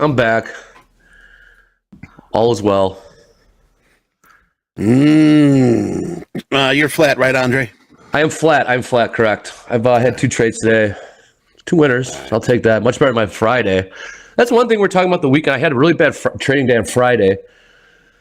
So I had to shake that off coming into here. For better or worse, it helps that new information came into the market that kind of resets your mental, kind of just resets everything in general. So yeah, that's why it's important to take some time off from the charts as well, especially if Friday was not a good one. And honestly, the big days like Friday they can be very challenging. Like some people are like, oh yeah, it should be easy. But actually, I find the unidirectional days the most challenging. Agree. And it's certainly where do you go in? Yeah, I mean, John is actually pretty good at that. He's got his volume profile and his levels. It never really worked for me though, strangely. I mean, I can make money on those days, but I usually get hit a couple of times before I find the direction. Are you still in your long, Deanna? Yeah, I'm waiting. Yeah. Again, right now, because I'm already in, I've had some profit in my direction. And now my next orientation point would be initial balance high. So if we can't hold the price above the initial balance high, which is about 86.33, yep. I will then reconsider what's going on. So for now, I'm going to hold, but, we'll see. Well, who's that? It's the boss. The boss, the chief. She's at the chief? Yes, the big cheese. Am I here? Yes, you are. Are you invited? I mean, I'm going to invite myself to parties because that's what I did in high school all the time. It's his house. Yeah, it is. No, it's all of our house, Addy. And speaking of house, it has nothing to do with house. Look at the market right now. Guys, longs were heavy, and I'm at now 74% short. Right now, 74% short S&P and NASDAQ. Now, I'm saying this because when I said 74% longs, 5, 10, 15, 20, 25, 50 minutes ago, well, right before I got off, look at what the market did. It sold off. It got all those weak longs out, rallied back up, gave it another excuse me, college try up there. Yep. And then now pulled back. And now we're 73% short right here, which is making me very interested to get in here, because the markets are definitely fading the majority. Something happened. Yeah, which means the minority folks are getting, the smaller group is getting paid in here today, is what I'm seeing. Yeah, there's a lot of tough talk coming out of some of the world's leaders. Netanyahu is saying we're just getting started. Biden just committed sending over some planes and soldiers. So I think things are starting to get real over there if they weren't already. Okay, so that's good to know, because it's always good to know what the talks are that are accelerating on anything. I mean, it could be like the Federal Reserve talking right now, which is almost the same, similar, right, of importance, because we're such, things are very hypersensitive globally right now. Yeah, geopolitical is, I don't care what your beliefs are, that's aren't what we're supposed to do here on when we're traders. We're just supposed to find opportunities in what's happening, and that's really about it. Well said. Yeah, so going back to the tilt, I'm gonna bring that up. I just actually got out of it. But what have you guys been doing since I've been gone? I'm in long crude from 86.38, so I'm just waiting to see what happens around initial balance high, which is at 86.33. It broke the initial balance to the upside. It's not the strongest auction, so obviously we need to be a bit careful, because we're still at the top of that range of the gap where we opened. So yeah, patience. Like I said, it's not the strongest auction. And I just need to wait until the next TPO closes, and then we'll see where we are. TPO sounds like I'm trading with John. Deanna. Yeah. Oh, what did you miss? Hey, Hogue stopped in and said hi in the chat. Yeah. Oh, what? Yeah. He said hi from Florida. Yep. Oh, I might nice. still be on. You might still be here, Hogue. Sitting poolside, drinking a Mai Tai, listening to the show. Sounds good. Right. 68%, 70%, both short on the S&P and the NASDAQ. So we got the shorts in here. So far, getting paid. There he is. Say hi to Hogue. Patak, he's in here. What's up, Hoagland? I miss you, buddy. Yeah, we miss you, man. But hopefully you're staying warm, enjoying that sun. He's in the chat. Yeah, he's in the chat. Yeah. Hey, Deanna, there's a question here from you from Rodrigo. How do you manage your position as you're long 86.38 and already in profit? Do you bring your stop to break even, or do you take a partial, or just let it hit the stop or the gain?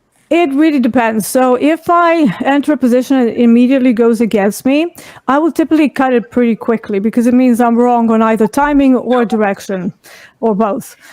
So in that case, I would just get out and see what's going on, give myself a little bit of time. If the position goes in some profit, then I have time to figure out what's going to happen. And in that case, I will wait on the next 30-minute candle to finish. So 30 minutes is the time frame that we reference in the market profile. So one TPO is typically 30 minutes long. And so as long as the position didn't go immediately into a drawdown, I will give it time. I don't move stops. I keep my stop where it is for a reason. So I don't want to compromise my level. And at the same time, I don't really keep my positions that long. So if it doesn't happen within about 45 minutes, I would just cut it. And obviously it depends whether I have a sustained auction, whether it's a slower day, faster day, that will change. But the gist of it is that I need to see some profit before I commit myself to the full stop loss getting smashed. However, I don't move my stops. It's never worked for me. Levels get tested and retested intraday. I'm not a scalper, so you have to account for that. Yeah. Hey, MP, hate to jump in, but maybe we should do a little explanation of the fire drill, because it is upcoming. Oh, God. Ooh. Well, hold on. We need to know, is Andy here? Andy, you created the name Fire Drill.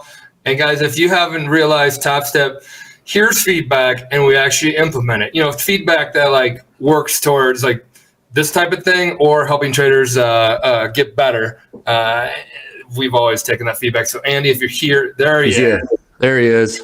Andy, we spent the entire weekend working our ass off because of you. Because of you, my friend.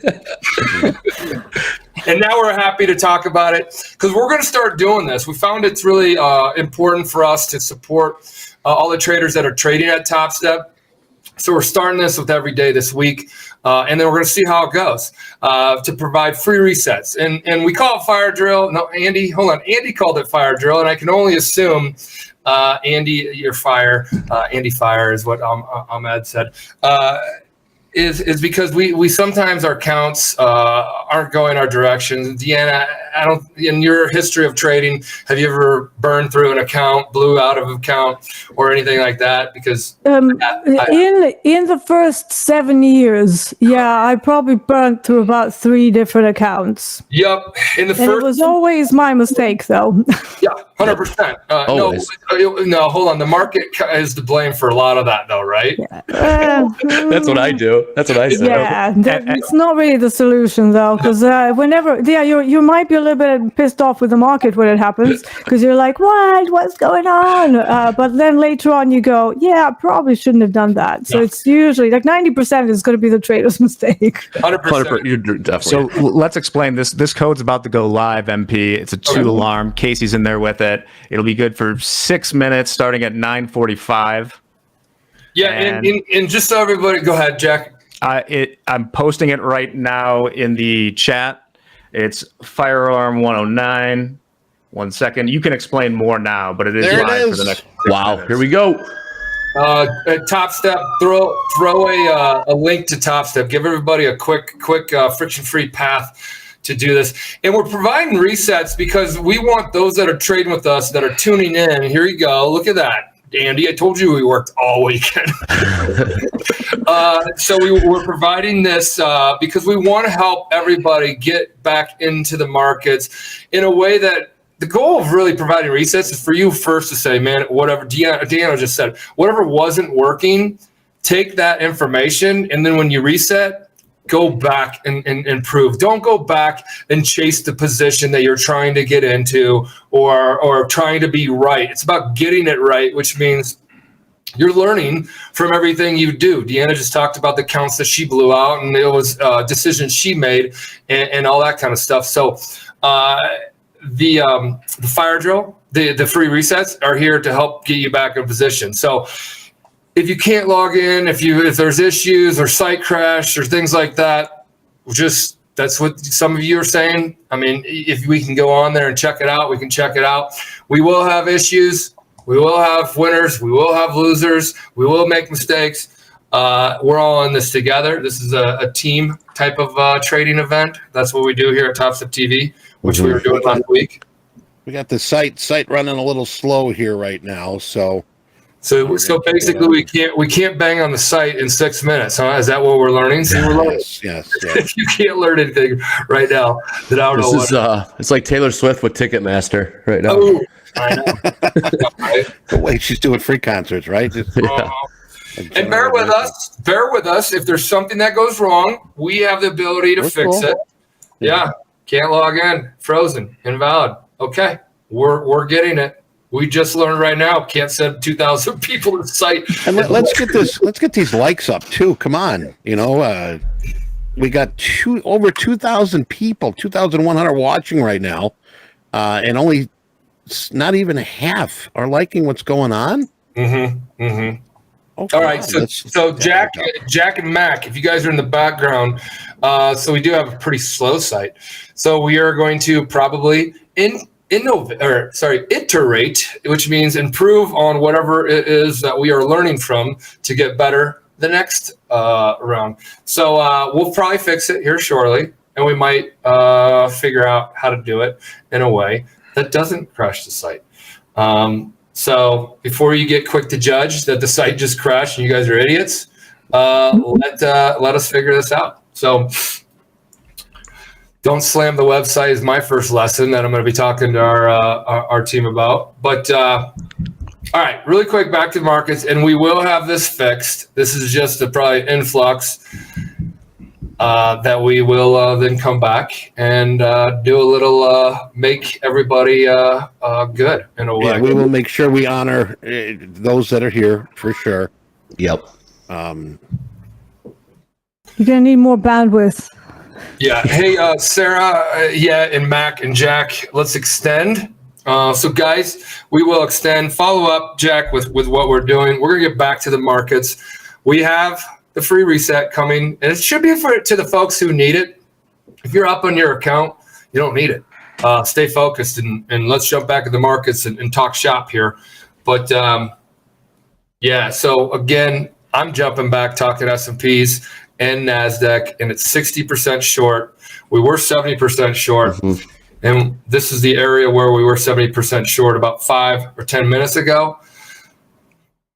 2 candles ago on a 30-minute. If you guys want to look at the 30-minute right here, if the fire alarm is in the way. No, it's not. Right here. 2 30 minutes ago, if we go back right about here, everybody and their sister and their grandmother and their dad and their uncle looked like they were getting long right around here. I told you guys to annotate it and put something on your charts. Then you had the sell-off happening right here. Still selling off. Yeah, so active traders usually have shorter stops or daily loss limits or whatever, or some of them don't. ES just popped the initial balance to the downside. Yeah, it did. Something happened. All right, guys, in Deanna, it's super, super heavy. It's 76%, 77% short right now. So when you say pop the downside, what are you thinking right now? It's probably going to go back down now. That is the risk-off sentiment that I'm expecting to see in equities today. There is a little bit of demand here from 30-minute charts. But again, if that one gives way, it's going to go down. Because there's nothing else. When I look at the daily chart, everything else is much lower down. Like I have a level at 42.91, 42.92, let's call it. But nothing before then.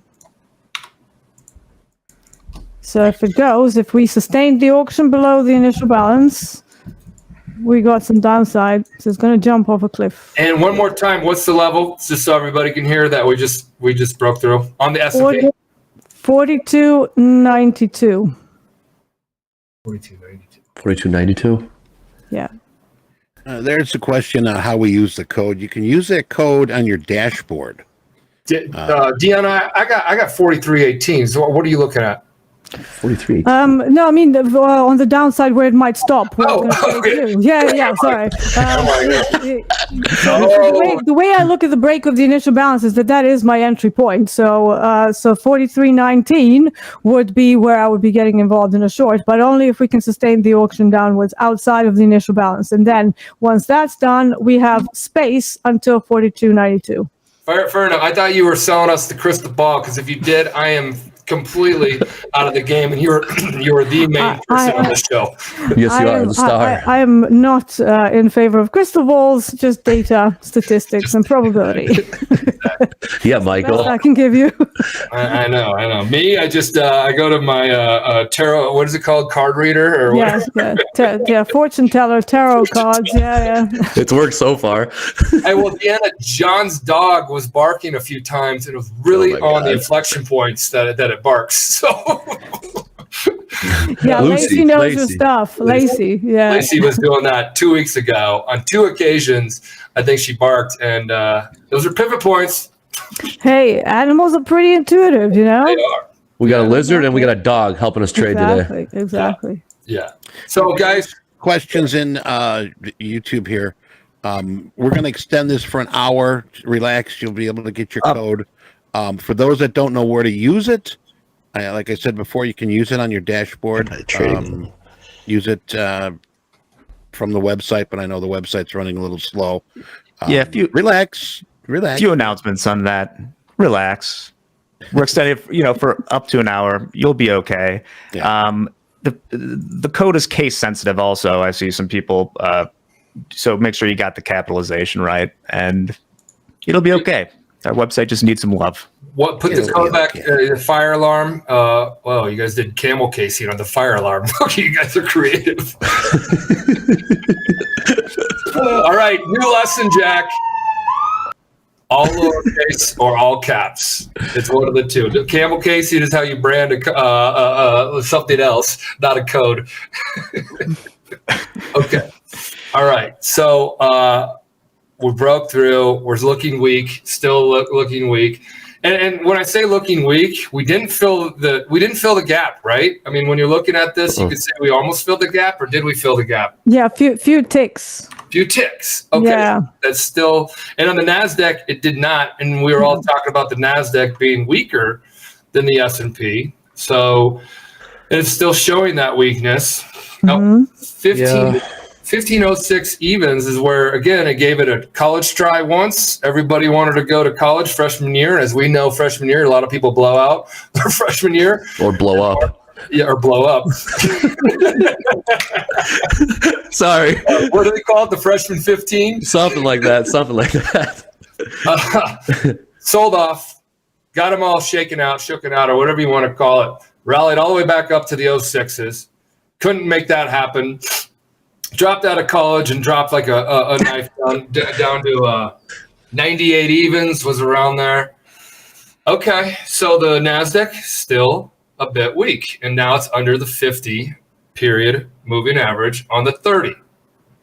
A lot of trading activity right around this area anyway, or when I say trading activity, volume. Deanna, you're a big volume profile. Market profile. John is volume profile. I'm more, although he's both, I suppose. I don't really use volume profile. I feel that it lacks resolution, I suppose. So yeah, I stick to my TPOs and time-based market profile. Okay, that is. Isn't it funny, Deanna, how we all have just a little bit different way in which we. Yeah, never ceases to fascinate me. Right, and going fascinate. You're a musician, and I had a trading psychologist. It was actually Denise Scholl. I read, and she was talking about how music and rhythm. She believes it is into the auction process, so to speak. I agree. Yeah, you see, I've got my way of trading, and I like to think that all of the components of my methodology are kind of like different instruments in an orchestra, and then you have a symphony that is created from each separate piece, each separate part. It's definitely a good analogy. So I am of the same camp, because when I look at the dome, I have the dome. Do you watch the ladder? The dome, the ladder. I call it the ladder. That's what they call it on the trading floor. Yeah, the ladder. Yeah, I do. I look at whether any of my areas that I'm potentially looking to get involved in, whether it's in the middle or like on the way to my target. So if I see a lot of, let's say I'm long in crude oil now. So if I see an area where there's a lot of limit orders, like sell limit orders, I will be extra cautious coming into that area. So that's the only way that I use the dome, really, just to see if there are any opposing, because that's low time, like very, very short term supply and demand areas. You can look at it that way. And yeah, it's definitely useful, but I don't think people should start with that. I think people need to start with larger time frame orientation points, like 30 minutes, 4 hours, daily chart, very important. I look at the daily chart every single day, and then I kind of put everything together. And then once I'm in a position, I might look at the dome to see the ladder, to see what's going on. Yeah. Speaking of what's going on, Lewis, you asked about long or short. Guys, I will interact with you guys on chat. It's cool. Except for Andre 3000, wherever he's at. He really got to you, huh? No, he got to you. I was protecting you. You're my trainer. Oh, he was coming after me? Yeah, he wasn't coming after me, man. I don't know. He's coming after you. I appreciate that. No, all day long. 70% shorts right now in the S&P and the 65% in the NASDAQ. We were heavier than that down there in the low lows. So you could call this, it could be a little range effect. Lots of longs are up there. The 15060s evens. Yep. Yeah, 060 evens sold off. Now a lot of shorts showed up at the 980 evens. Okay. I mean, this is just helpful information. Now it's 50-50 on the NASDAQ. So that little rally up, look at how quickly it got out those weak longs. Sure did. Damn. And people think fading is a bad thing. What about the 20%? If it was 80-20, what about the 20% right there? Are you fading them? No, you're going with those folks. Doesn't mean you have to go with the 80%. So get smarter about how you look at participants in the marketplace, so you can understand that just because there's a bias of any high direction doesn't mean it's going to do either way or whatever. It's just an indicator. So however you play that, and we talked about that, about annotating it back 3 30-minute charts or bars ago, 3-6 an hour ago. And then we talked about right now it being heavy to the shorts, and now the shorts are getting if you want to call it their stops run. Yep. Yeah. But then if you look back, just look at my 30-minute right now in this area. It really hasn't done, and you're a big, Deanna, big extension person, are you? Yep. Yeah, So- absolutely. But obviously, if you have a super big extension, that increases the chances of a pullback. So you shouldn't be jumping into those either. I've seen many people see a massive red candle and they're like, whack, I'm shorting, it's going to puke. And then it pulls back. So, you have to be aware of what sort of a move brought that extension as well. Yeah. Right now, ES is still back into the initial balance range. Yeah, it and we've is. got another like 20 seconds before this TPO closes. And to me, at this point, it doesn't look like it's going to go lower. So we actually might have another long, which would be a failed auction back up. Yeah. So you see how it changes. Like as soon as I'm just like all that. I'm doing is just looking at the market profile and the strength of the auction. I'm not trying to predict anything. I don't have a crystal ball for sure. I'm just looking at the levels and then taking my cues from that. Much easier, I think. Hey, everyone in the chat, like they said, we got another code coming out, so just stay patient with us, work with us. It's going to be all right, I promise. By the way, guys, I'm going to kill my crude oil trade because my initial balance high was my orientation point. The TPO fell into it. So I'm going to take exactly 5 ticks on loss on my trade. And now I'm going to wait because I'm going to assume that this failure of the move to the upside is going to bring us a neutral day type. And that means that if I want to short crude oil, my next area of interest becomes 86.50. Not the initial balance high, because if it's a neutral day, we need to get involved in the swing extremes of the observable range that we already have. Hey, so you're taking a short right now, Deanna? Is that what you said? No, not yet. No. I took off my long that I did on the break, and that one didn't sustain the auction. So we fell back into the initial balance, and now because of that, I would like to get involved in a short, but not here. I want it higher up to get a better risk reward profile. So you're practicing patience right now? Oh, always, every day, Okay. every day. 100%. Wow. Yeah. Follow my segue here. Yeah. And you're practicing patience to find an opportunity that's really good, right? Yeah. Okay. I know where this is I going. worked really hard on that. Okay. I know where this is going. So here, you know where I'm going with this, Andre? Yeah, I know exactly where you're Okay, going. so for all the folks, and there's an opportunity that we provided in the fire drill of a free reset. So when things aren't happening to your liking, we need to practice patience. And what I always do to become a better trader, what I've gotten myself into a better position on, and Deanna's actually gotten better the more I have you on here to talk to, or anybody on here to talk to, is to stay patient and manage your emotions. You can't control your emotions. I think you guys have heard that before. I learned from my trading psychologist, and yeah, you should have one. And we are working on with Jared Tendler, who's a trading psychologist, and really helping poker players or athletes or traders get the mindset right. Practicing patience is so damn important. It also dilutes the power of FOMO, fear of missing out. And so you are not going to miss out on a reset code. The new reset code is working. I'm hearing here. The website is now being able to handle what's happening right now. We extended it. So your opportunity is there. You're going to get it. Please be patient and pretend as though you're waiting for a trade. Like Deanna's waiting for a trade right now. She's practicing patience. And if you could do this in your life, Deanna, do you think like your what you learn in trading spills over to your life and makes, your Absolutely. And I think when it comes to trading when you're a novice trader and you don't know how you're going to be as a novice trader, look at the way you manage your finances, your personal life up until that point. And if you've not done very well, that's a self-discipline thing as well. It means that you've not really sorted your financial situation properly. So find the reason why. And, I'm very skeptical when somebody comes to me and they go, oh, I'm in a terrible financial situation, but I want to be a trader.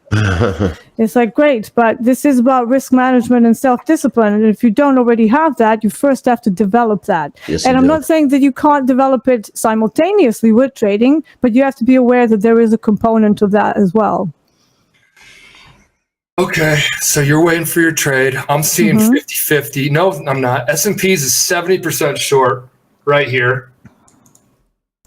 Let's watch. What if it starts ripping these shorts out on a higher if the market starts firming up, which the S&P again has been firm most of the day.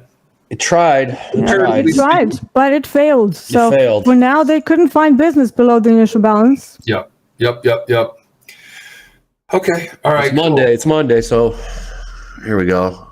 There's the new code. And NASDAQ has not even broken its initial balance. It's still in range. Nothing. Yeah. Well, you got to consider, too, it is a holiday. It is. That's but another it's just thing. for bond markets, Just for us, not for the rest of the world, though, right?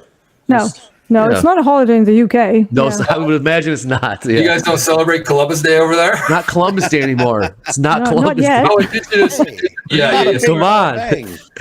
Well, Canada's got a holiday. Well, we do have the Druids, like Welsh. Those are indigenous people technically. Okay. Is there? I'm not getting all that. Okay, that's cool. Well, happy Indigenous Day.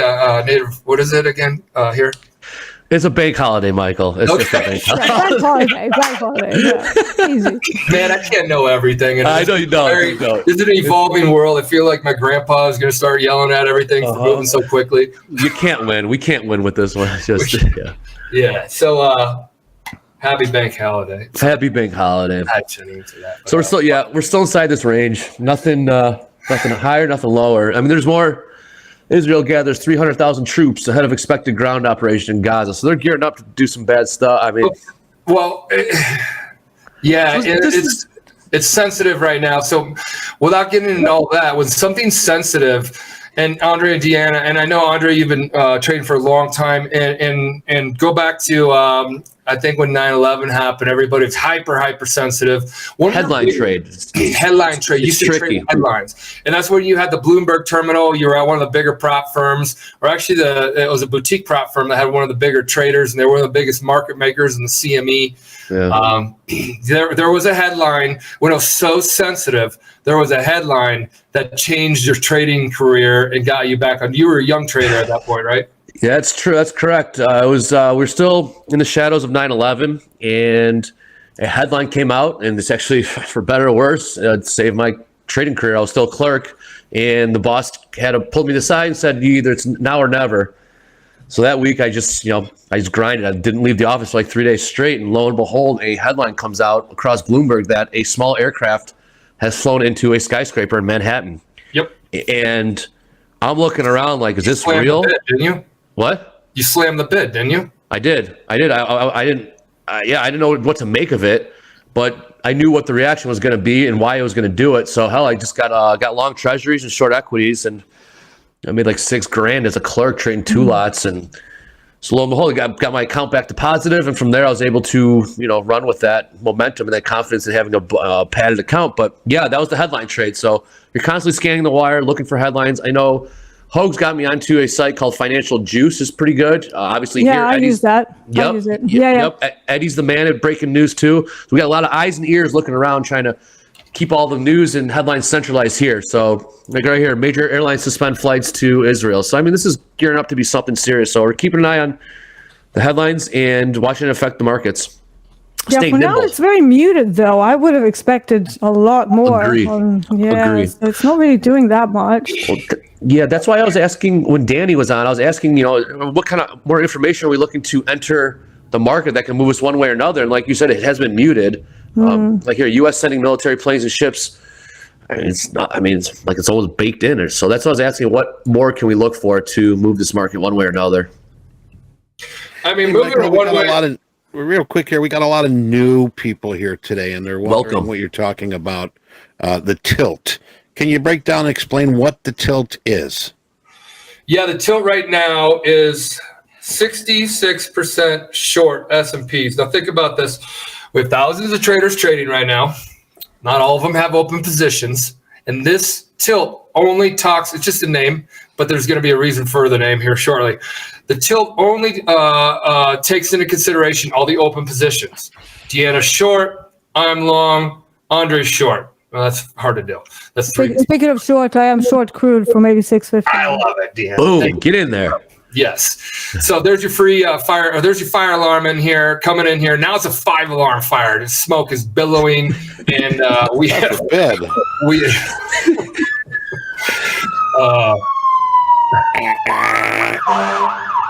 I love that. Yeah. It's like a parade. They're throwing candy at us. Dude, Netanyahu's talking wild, man. That's what you think about when you hear a fire alarm, a parade, huh? I'm looking for candy. I'm looking for candy too. So the tilt. The tilt's an indicator that we have internally here that we will be sharing with people that trade only at Topstep. And it's going to be pretty unique, and it will be within something here at Topstep that we're pretty excited about to bring you guys data that is from you guys.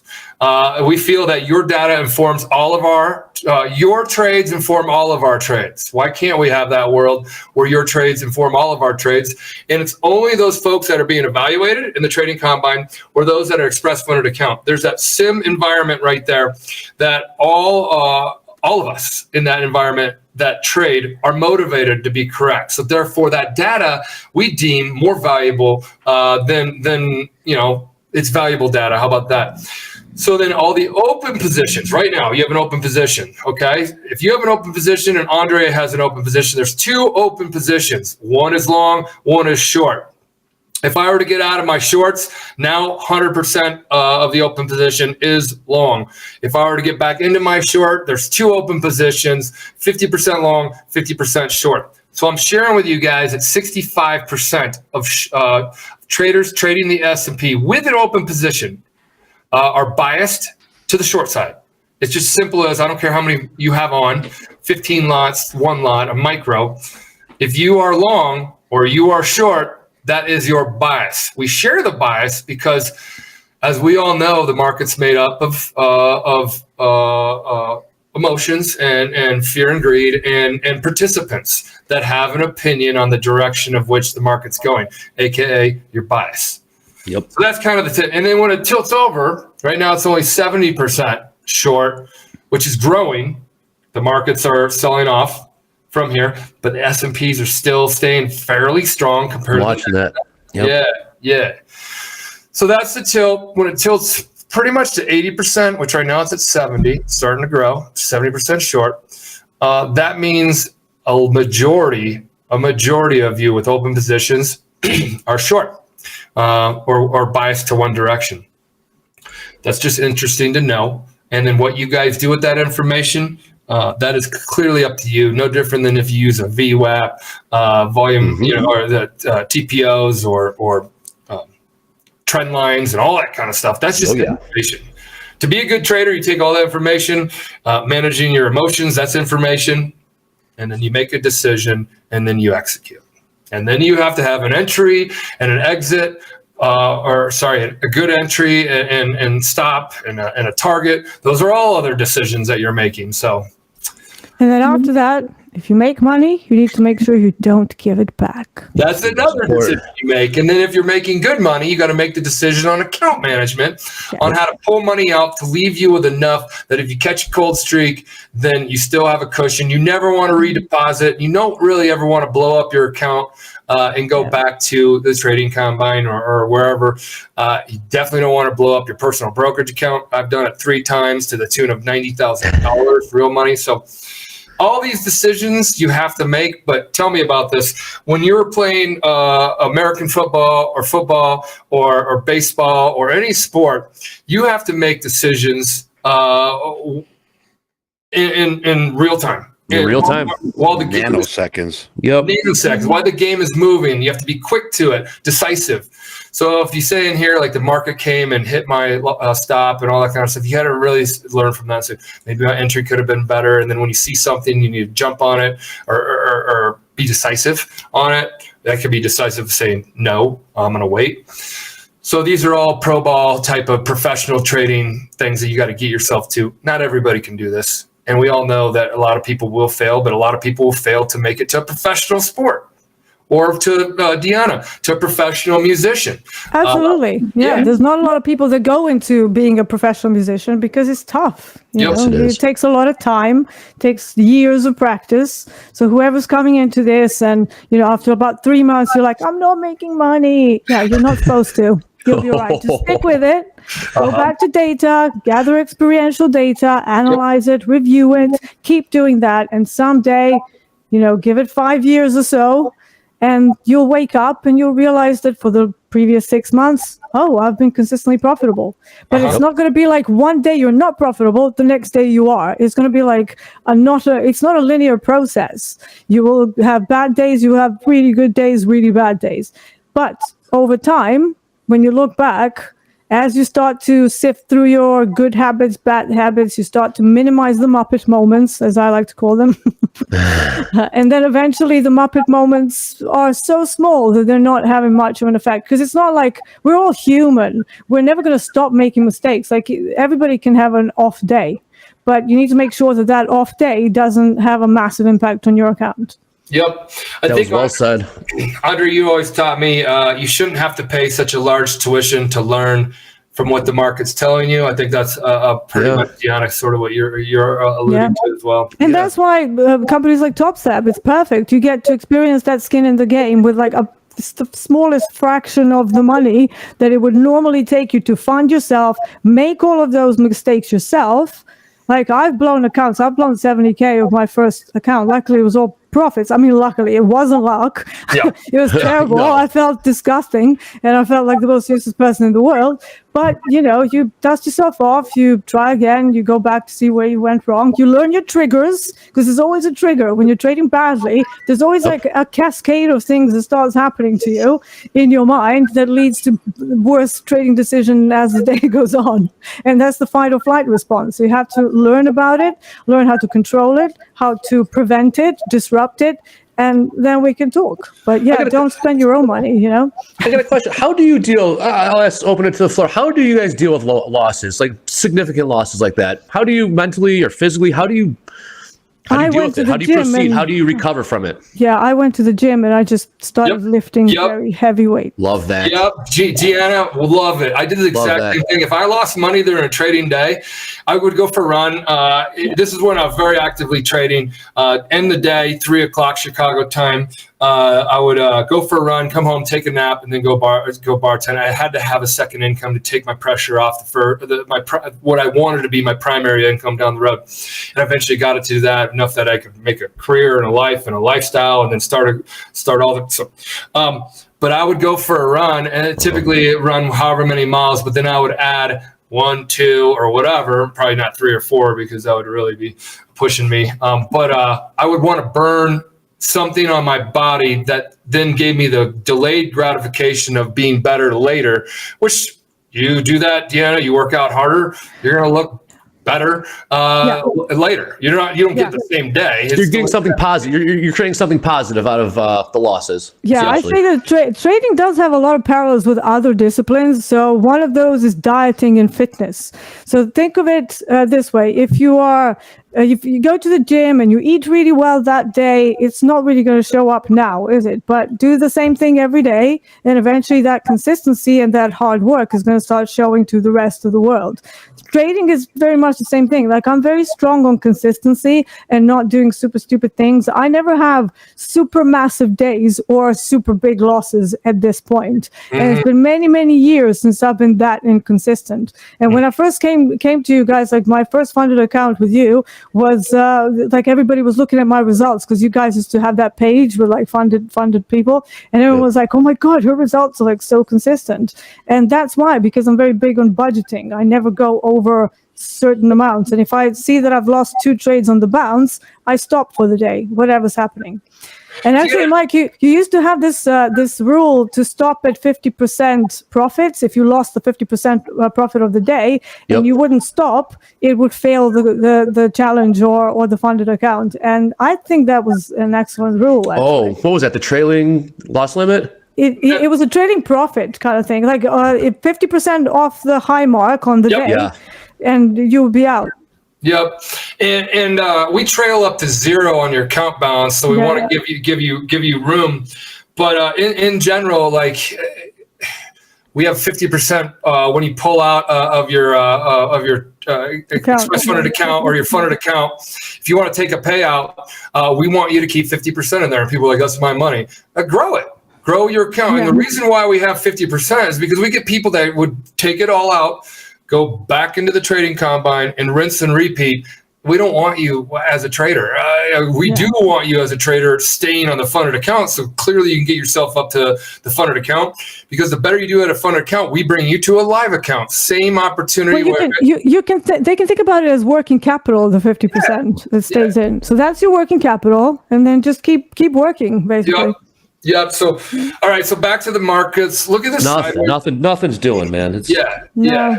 And hey guys, I'm gonna take plus 0.5 R here. Not the biggest day, but we are getting a little bit into the session now. So when lunchtime comes, I don't typically like to carry over trades that are not doing that much in crude oil. So I'm gonna book just my 0.5 R and call it a day for now.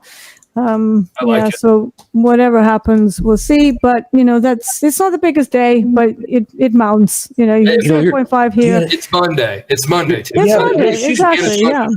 You're right, Deanna. Like, it has been such a muted response considering what the hell's going on over there. Very muted.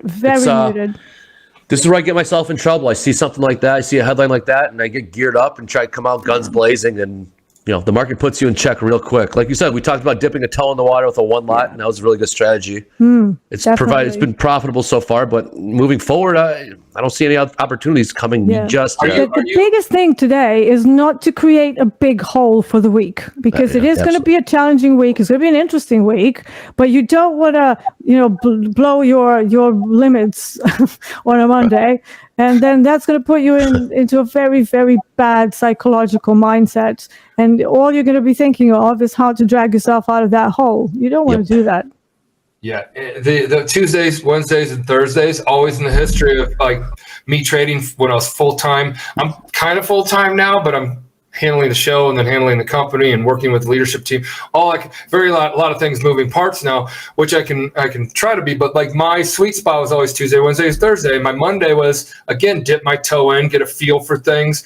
Definitely, just like you said, do not put myself into a deep hole. Nope. And God, like, don't make it an ugly day. Again, don't make it ugly. Don't like Deanna was saying, don't stop yourself so back on a Monday where the Tuesday, Wednesday, and Thursday is just you trying to dig out of the red. All that work is just covering up mistakes you made on the Monday. Okay, I'm a big here, guys. Yep. Tanner Mackin is trying to help. Hey guys, when you enter the code, don't hit enter on the keyboard. Hit apply code button, or else the enter button will activate the process payment button without the code and charge you. So traders, apply code button. Thank you, Tanner. Traders helping traders. That's why we also wanted to create Topstep TV. But let's get back to the markets. I know it's not moving a ton, Deanna, and you sounds like you took your profits and gonna be done or.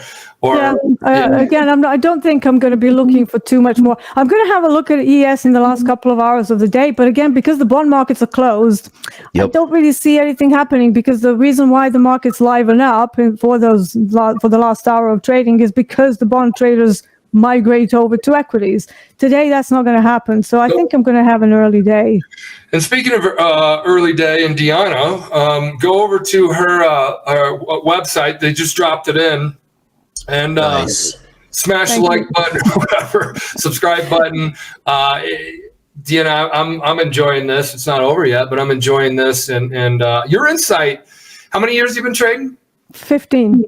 15. I Coming mean, up to shows. 16. it shows. shows, yeah. 100%. And People love you. I know the people love you and request you all the time. It's awesome. Well, you have a calming way in which you look at the market. The markets are like going crazy, but you'll be very. It sounds like it, and just working with you one day, but also I know you've worked with John, and I listened to you when you were on covering for me and taking my job. But hey.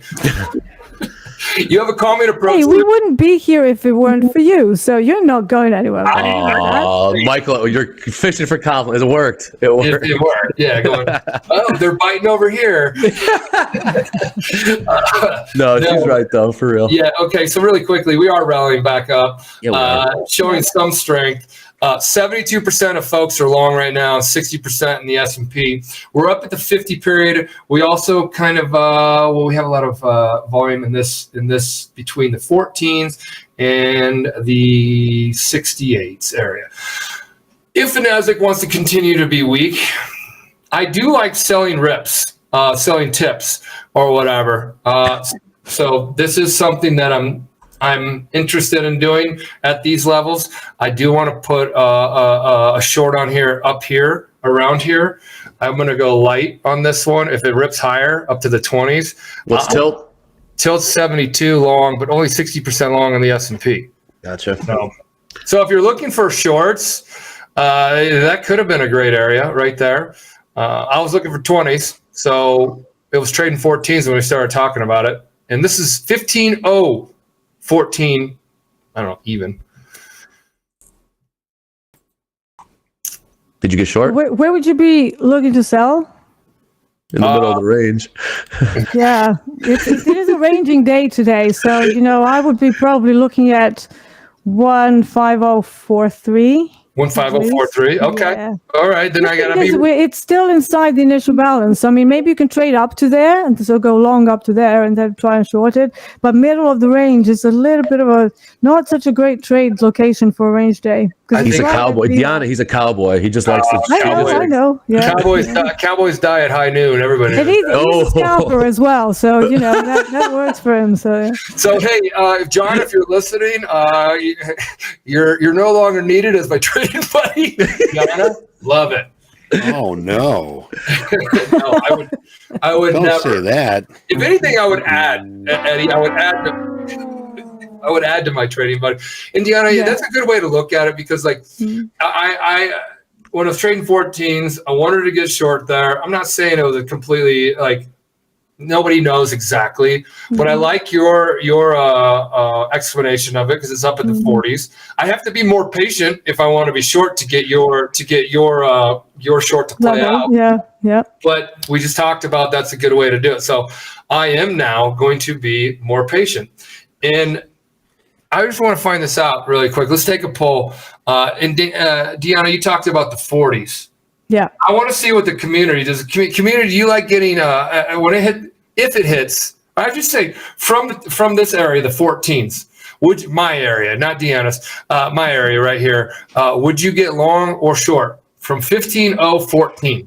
And the trade's going to play out for the next, I don't know, call it 30 minutes. For the next 30 minutes, would you be long or short from 15.014? That's where I was going to get into my position. So let's throw that poll in there. Michael, I know that we've seen some feedback from the audience and the viewers that they want to see more live trading. And trust us, we'd like to trade just as much as the next person, but we're not going to force trades here. And we're not just going to trade for the sake of trading. We're going to trade as if no one's watching. That's if we change our methodology and our strategies, then this is of no use. This is cheap and worthless and not real. So as much as we'd like to trade, as much as we'd like to trade, the opportunities aren't presenting themselves. So we have to be patient, just like we would as if no one was watching. Yeah. Deanna and Andre and everybody, when we talked about tilt, really quickly, if you want to look at the votes, there's 169 people that already voted. It's 70-30. This is called 70-30. Guess what the tilt is right now? 70-30 long. Guess what the tilt is right now? Exactly that. So when I talk about the tilt in open positions, this right now, what you guys are seeing in chat, this is as real time as you get right here, right now. But what I'm going to share and what we're going to eventually share with you all is like kind of a running poll in real time. So now I'm taking heat on my 14s, Deanna, if I took it. Sometimes I play that game. Do you ever play that game where you actually take the trade, but you put it on paper, so to speak? Yeah, Oh, yeah. I used to do that a lot in the beginning because I was like, I'm not sure, but I want to see whether I would be right. And then I Exactly. would actually Paper write trade. it down. Paper trading, yeah. And back then we didn't have all of those fancy platforms where you can do sim trading and stuff. Now we do, but back then, you know, it was a long time ago. So you would just have to imagine that you are in, and then you're watching it as if you're in. Yep. Yeah, back in the day, you couldn't use sim. No, we never even had sim. We started with one lots. Like we were trading one lots. Same. There was no micros when I started either. It was like one it lot was and, it was straight up and like it was like $220 daily loss limit. Yeah, you're freaking out. I'm broke kid straight out of college, and I'm losing $500 a day, and like it's like real money. And it's like yeah. And back in my day when I blew out of trading accounts, and these were like when I traded stocks, and I went to penny stocks, and I went to options because I'm like, just follow the leverage. And my calc keep going. And then I blew out enough times that then I got with a prop firm, and I was having like, I don't know, $5,000 swings, and I thought I was a great trader having these swings, but net I was a loser. Then I got with the prop firm, like, oh yeah, you're hired. We're not paying you. It's going to be a 60-40 profit split. But first, you have to show us on a simulator trading one lots with a $300 daily loss limit that you can make on average $300 a day in a 2-week time period. Then we'll flip the switch, and you have live trades. Was that humbling? That was my first prop job as well. So you have to then sit with a risk manager who's like analyzing all these numbers. Yep. And back then I was still trading Euro futures, and he was like, and I said, I really, that Euro futures are like my thing, and he's like, it doesn't look like that. Yeah, they put me on ES, and ES was moving like 12 ticks in a day back then. So right now, just really quickly, 66% of you all wanted to get long 14s. It's now trading almost 20 handles higher than that. So if you took the position, great job, folks. So Deanna, then the guy interviewing me goes to me. Well, I go to him. I'm like, one lot, $300 daily loss limit. I go, I traded much bigger than this prior. And he's like, he looked at me. He's like, there's a reason why you're here. So pretty much like I would not have been going to a prop firm trying to get funded, so to speak, from them. And I got hired, and I had a $300 daily loss limit. Never knew what a daily loss limit was. I remember hitting it the first day, and I go, hey, it was like 20 people in the room. And I'm like, hey, risk guy, come here. And he comes over, and I'm like, can't trade. And he's like, yeah, I know. You hit your daily loss limit. I'm like, yeah, can you unlock it? No. Risk guy. Yeah. Risk guy.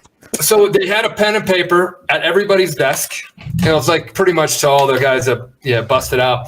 He's like, well, you got two choices. He's like, you can get the hell out of here and go home, or make whatever you want with your day. And it was 30 minutes into the trading day. I'm like, and I had no money. It was made straight out of college, and I already spent money on the train coming down, all that kind of stuff. I'm like, oh.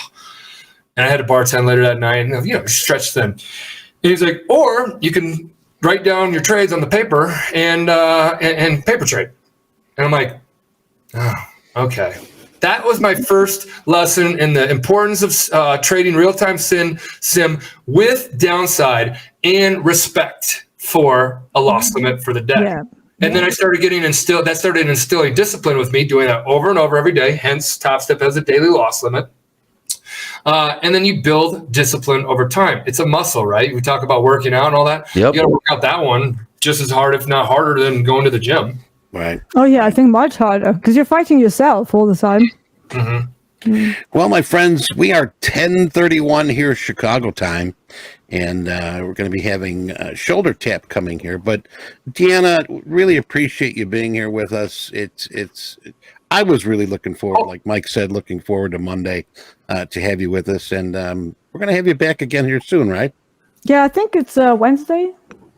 Wednesday, awesome. Prince Spaghetti Day. Yes, we'll have you here Wednesday. Yeah. Same bat time, same bat channel. Is that right, Mike? Because I know what I actually confirmed. Yeah. I need you. You better be back here. Okay, but Deanna, this is why we hella need you back. We need you. You just talked about the 40s. Yeah. Well, it came right up to the 40s. This is why my nickname in my prop firm was Mystic D. You came up to the 40s and you're 10 handles already, and I know it has to, like, the move has to play out, but we did pivot 40. There's a reaction. Yeah. Yeah, we'll let you end on a high note. Deanna, thank you very much for coming on here. You're awesome. Thank you. We're excited to be working with you on a regular occurrence. And this is my first experience with you, and had a blast. And I learned a lot from you. I love learning from traders in general, rookies Yeah. I love learning the most from individuals like you that have been in the markets a long time, because that's where I keep honing my skills and my psyche. So thank you very much. Thank you so Thanks much. for having me, guys. See you Wednesday. Yeah, see you. Take care, Deanna. Bye-bye. All right, you're going to take just a couple seconds here. Mick is in the green room. We're going to get our intern to go get Mick, and we will be right back.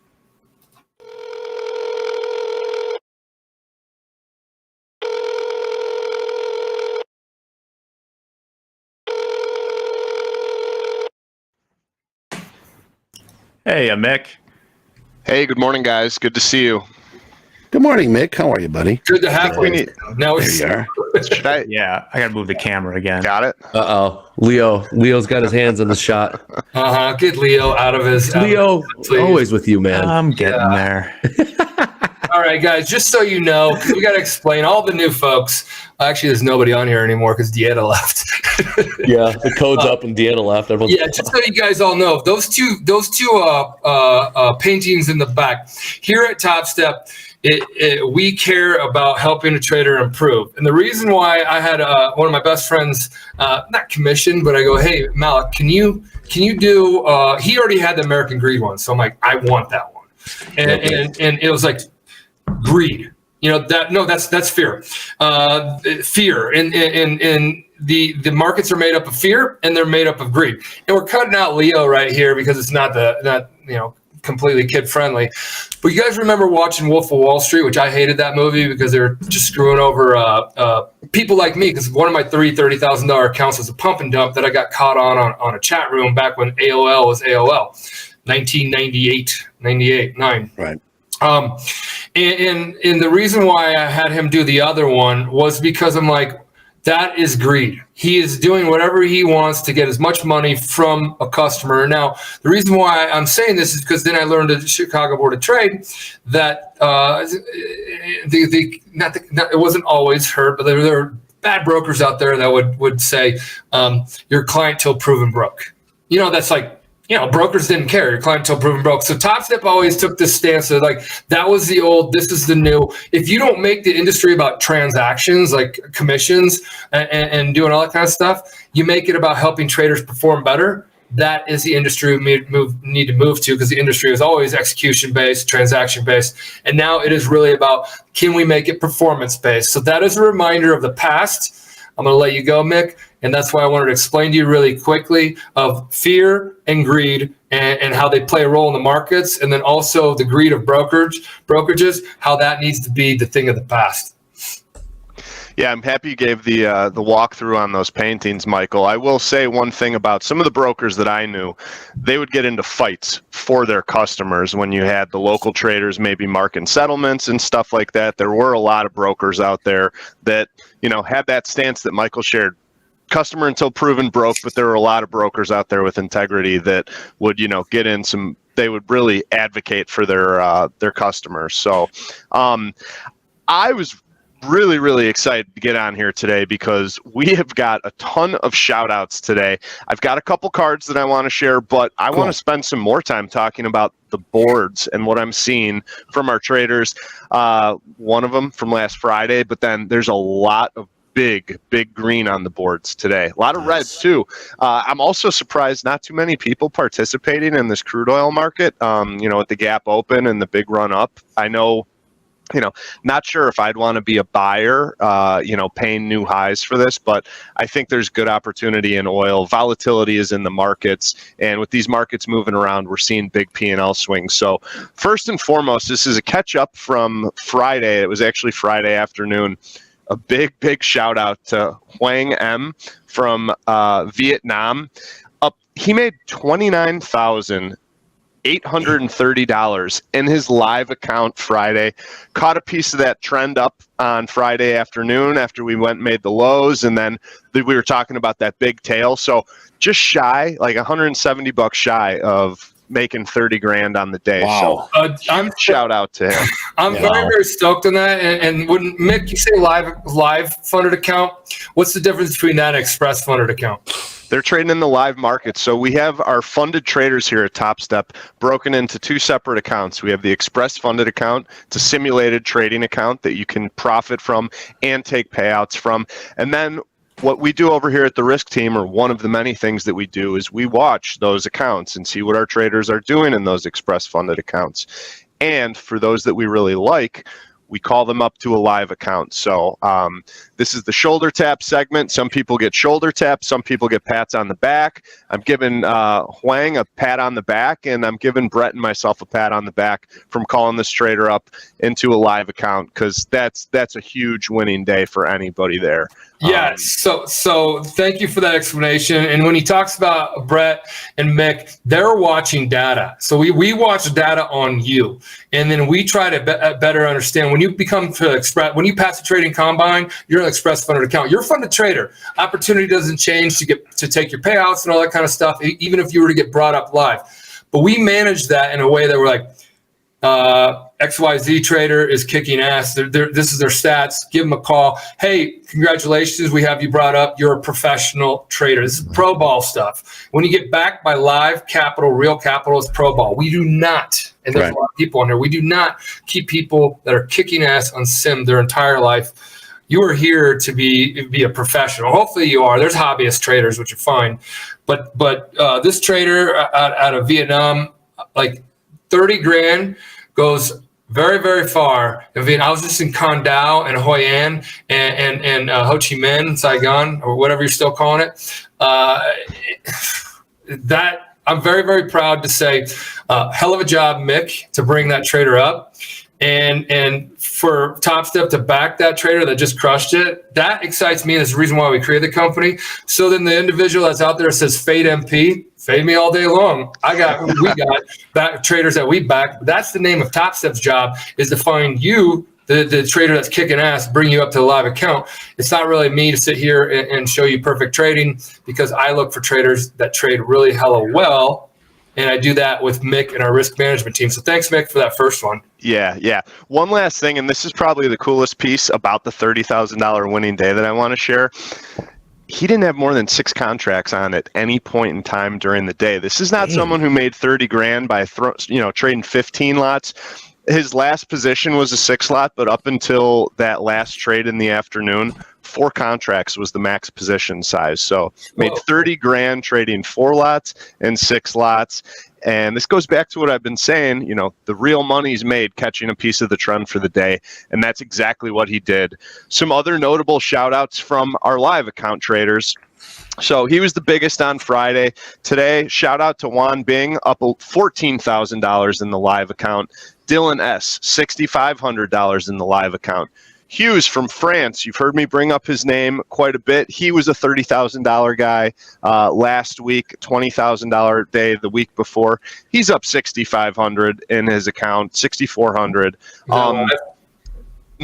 That's the live account, up $6,400 in his live account.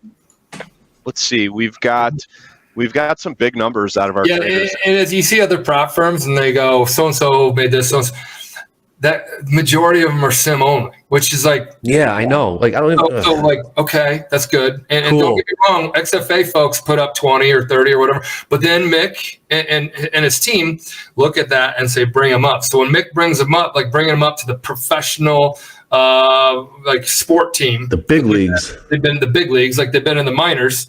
Like this, we get excited about this. We get excited about any traders that come in here and pass the trading combine, start doing well in XFA. And then when Mick and his team find these talented folks in the minors, that's still kind of the minors in our opinion. And then we pull them up and say, hey, you're the starter pitcher tonight for the Yankees. And then they crush it.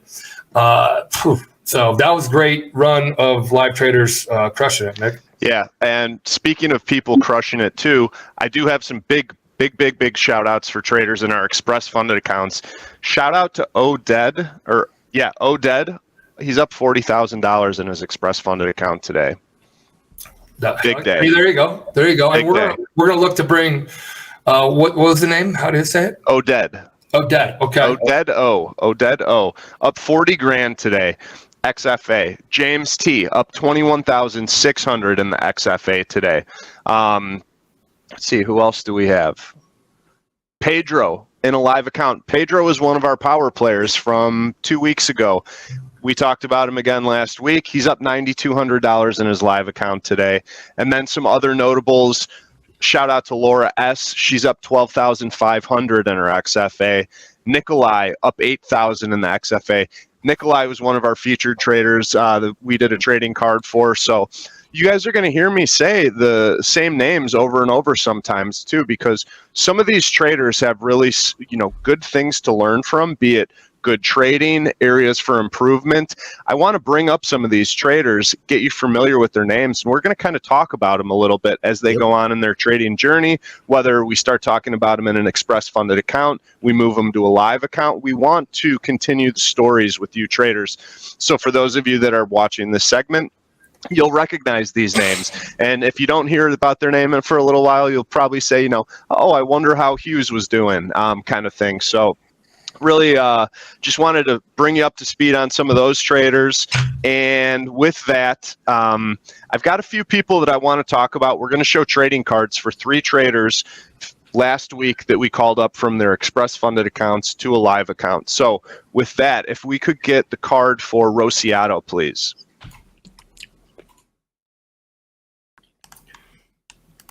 Ooh, where's that? Pretty. Oh, take me there. Pennsylvania. Fall time. Country Fall time. road, take me home. Yeah. So this was Eagles, an easy baby. one for the risk team. Rosciato. Very few losing trading days. 83% win rate. 83% winning days. $3,300 a day. This was, it was just really, really great trading. Haven't seen anything to comment on that he could think about doing to improve his trading, because everything we saw in that XFA was just knock it out of the park. Great trading. So looking forward to having them in the live accounts at the prop firm with us, and hopefully they continue on as they have been, but really, really solid here.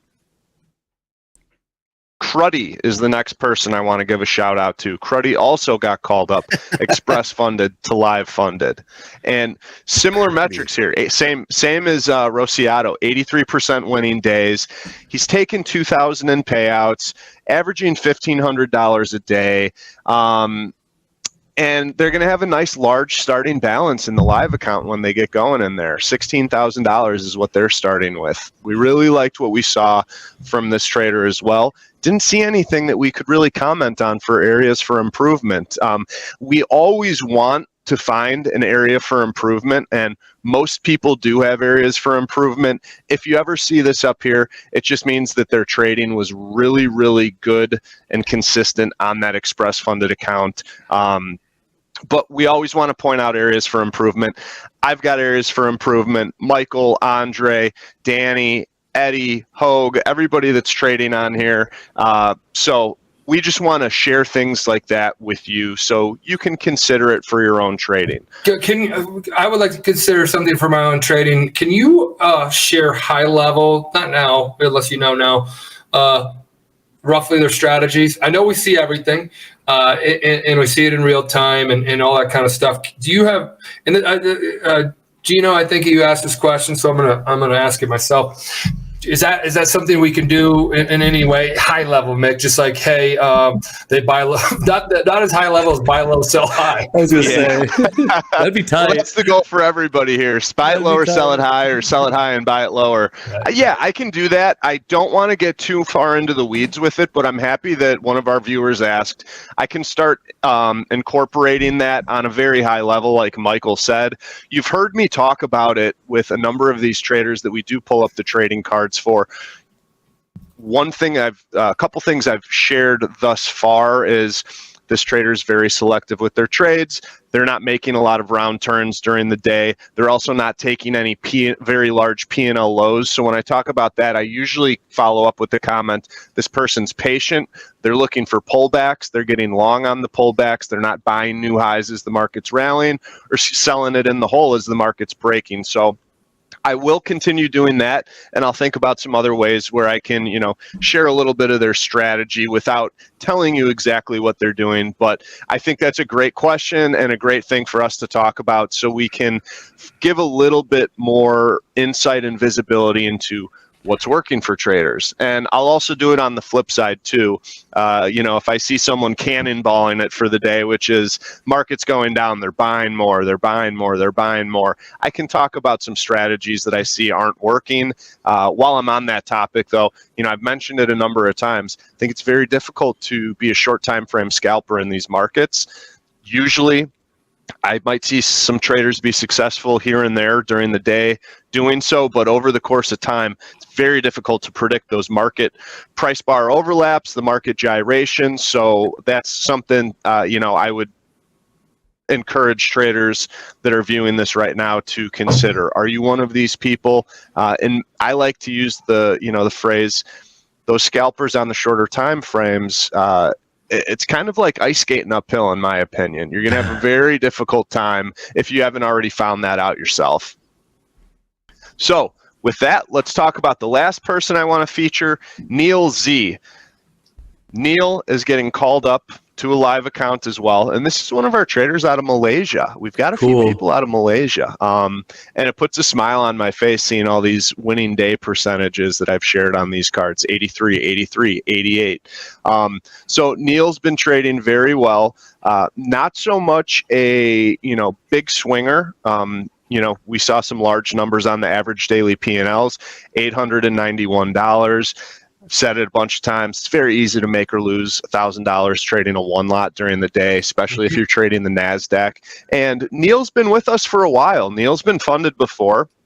Neil's gone back into the trading combine, earning another live account. They funded the express funded account. Now they're going to live. So for someone who's been with us since 2021, developing their strategy, really excited. They did super well in that express funded account, and I want to see these metrics continue into the live account. If they do, there's going to be a lot more than 6,300 in payouts that we've seen just from that express funded account.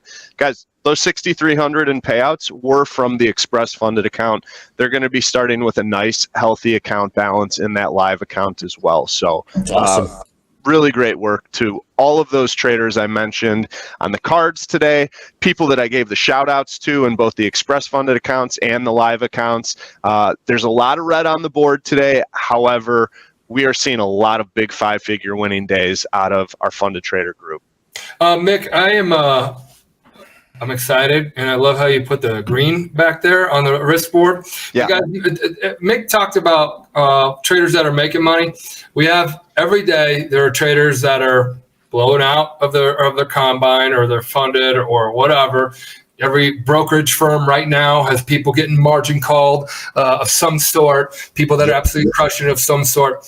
And to be a good trader, Mick's sharing some of these things, the things to work on. These are also things that you should think about. Oh man, maybe I should be working on that or this or that. Because again, talking to Deanna and Andre this morning or earlier, you have to play at the pro level to be consistent, profitable, and the foundation of that is being disciplined. So Mick, a lot of these live traders, a lot of the folks that you said are crushing it, is discipline. What's like the key thing that you're seeing, like the first three things that come to mind that you would say this is the defining characteristics of the reason why these people are making this?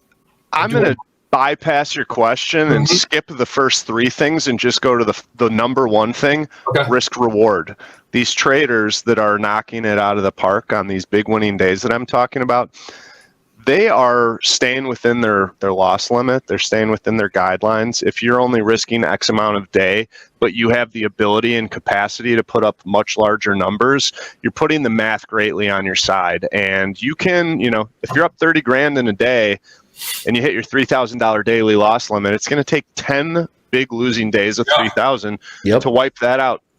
What are the odds that you're going to hit a 10-day losing streak? It could happen, but it's going to have to take 10 days at that rate to wipe out that. So that's all about the risk reward. And I've seen a number of traders do very, very well with that. For some of our traders that get their account balances up high, and it makes sense in a reasonable manner to, maybe give them a little bit more wiggle room. We have some people taking that offer. We have other people that say, no, 2,000 is good for me. And I love it when I hear that, 2,000 is good for me, for the trader that might be making, $15,000, $20,000 in a day. That's discipline. Yep. I think that's one thing that escapes most traders in this business is people underestimate how disciplined you have to be. Yeah. People, in many cases, they know better, but they say, I'm going to do it anyways, and they do it. There's a difference between doing what you want to do and doing what you should do.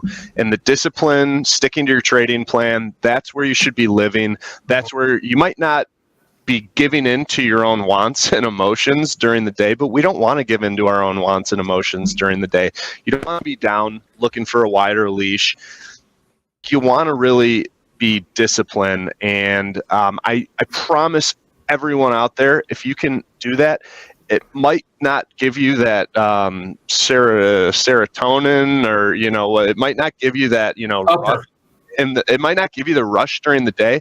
But at the end of the day, you're going to be so proud of yourself and so much more satisfied, saying, you know what, I did what I should have done. I stuck to my plan, and I might be down, but I'm better off than being worse off had I just given in and done that. So I want to tap you off the stage in a second, but this is awesome, Pablo. I love the fact Mick Pablo came in here and he goes, "Damn, I threw away 10K in the trash. Sorry, guys." Pablo's on a live account, correct? He came on here as a footed trader. Now, Pablo, just the fact that you can share this is the humility here to share this, and then I love how people did come in here and help, but at the same time, sharing this information is good. And Pablo, you traded well.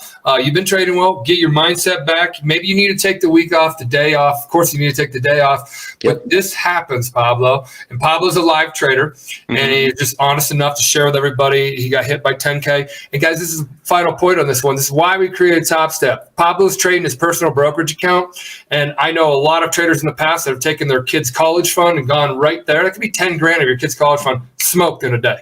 Smoked in a day. Smoked in a day. So Pablo, you didn't blow your kids' college fund. I don't know what your balance is on your account, but I know you were on here during Power Players, Power Player with a funded trader.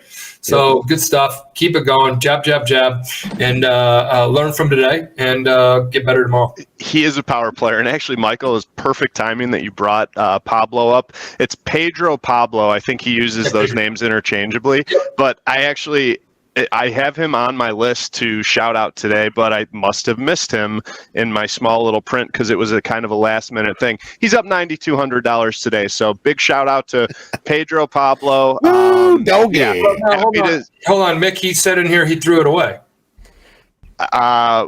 Well, he was up 9,200 before I came on, and now my screens are off. Uh-oh. Okay.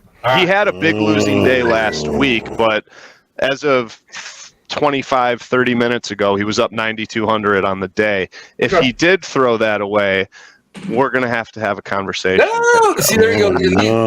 These conversations are there to help you. I don't know if any other company is going to call you and said, "Hey, take it, put it in your pocket." No, they're not. Yeah, I hope there's maybe some miscommunication, and that was maybe around a day last week. But if you're watching and you did give away the 9,200, I hope you have some of it. We were just talking last week, and I know you're a viewer here. Money management, take 2 steps forward, 1 step back. If you're up $9,200 on the day, those are significant profits.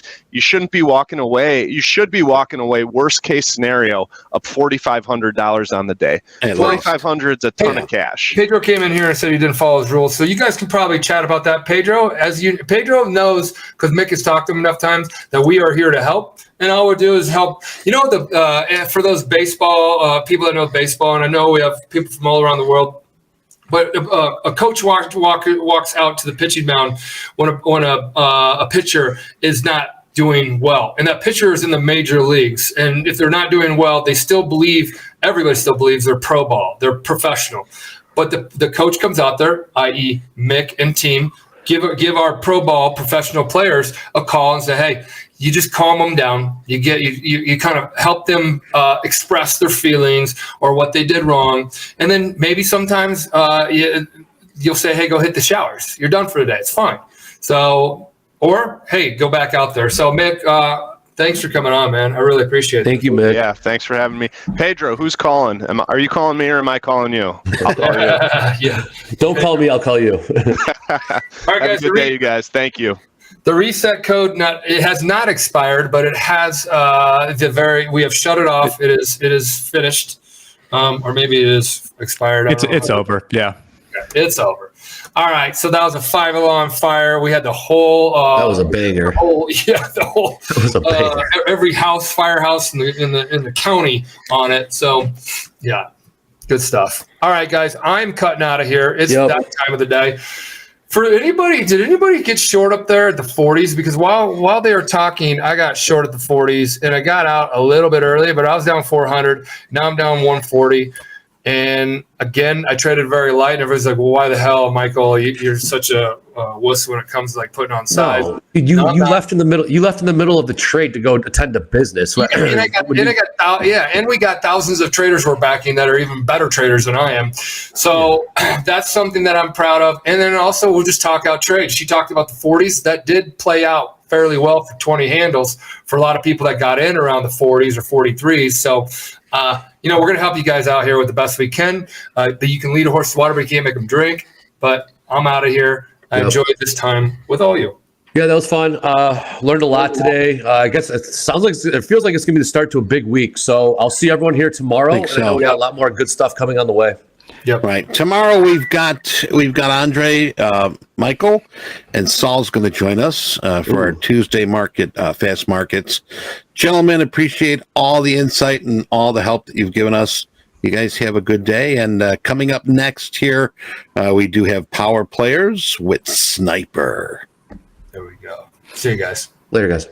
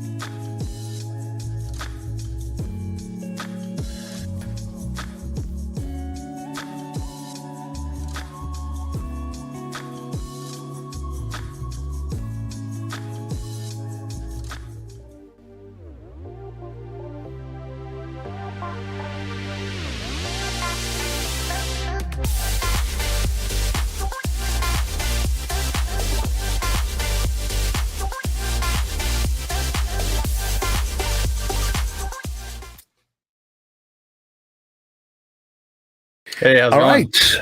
We've got Vista, aka Sniper. It's like Love one of that. those GI Joe figures. Those little ones. They all had real cool names.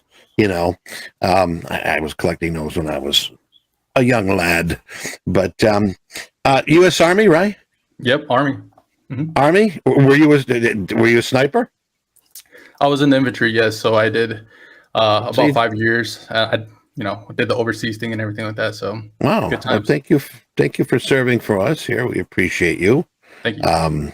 I'm big with the vets here back home here in Illinois. But anyway, this is one of our good friends who has been funded, who is funded, who has been getting payouts to himself. And he's Sniper's on us here with Power Players. So very nice to have you here with us. And if you can, let's start out. You had a really cool bio. And I didn't want to sort of take your thunder, but Sure. tell us about yourself. Yeah, so I've been in the trading community about 4+ years now. A little bit about myself.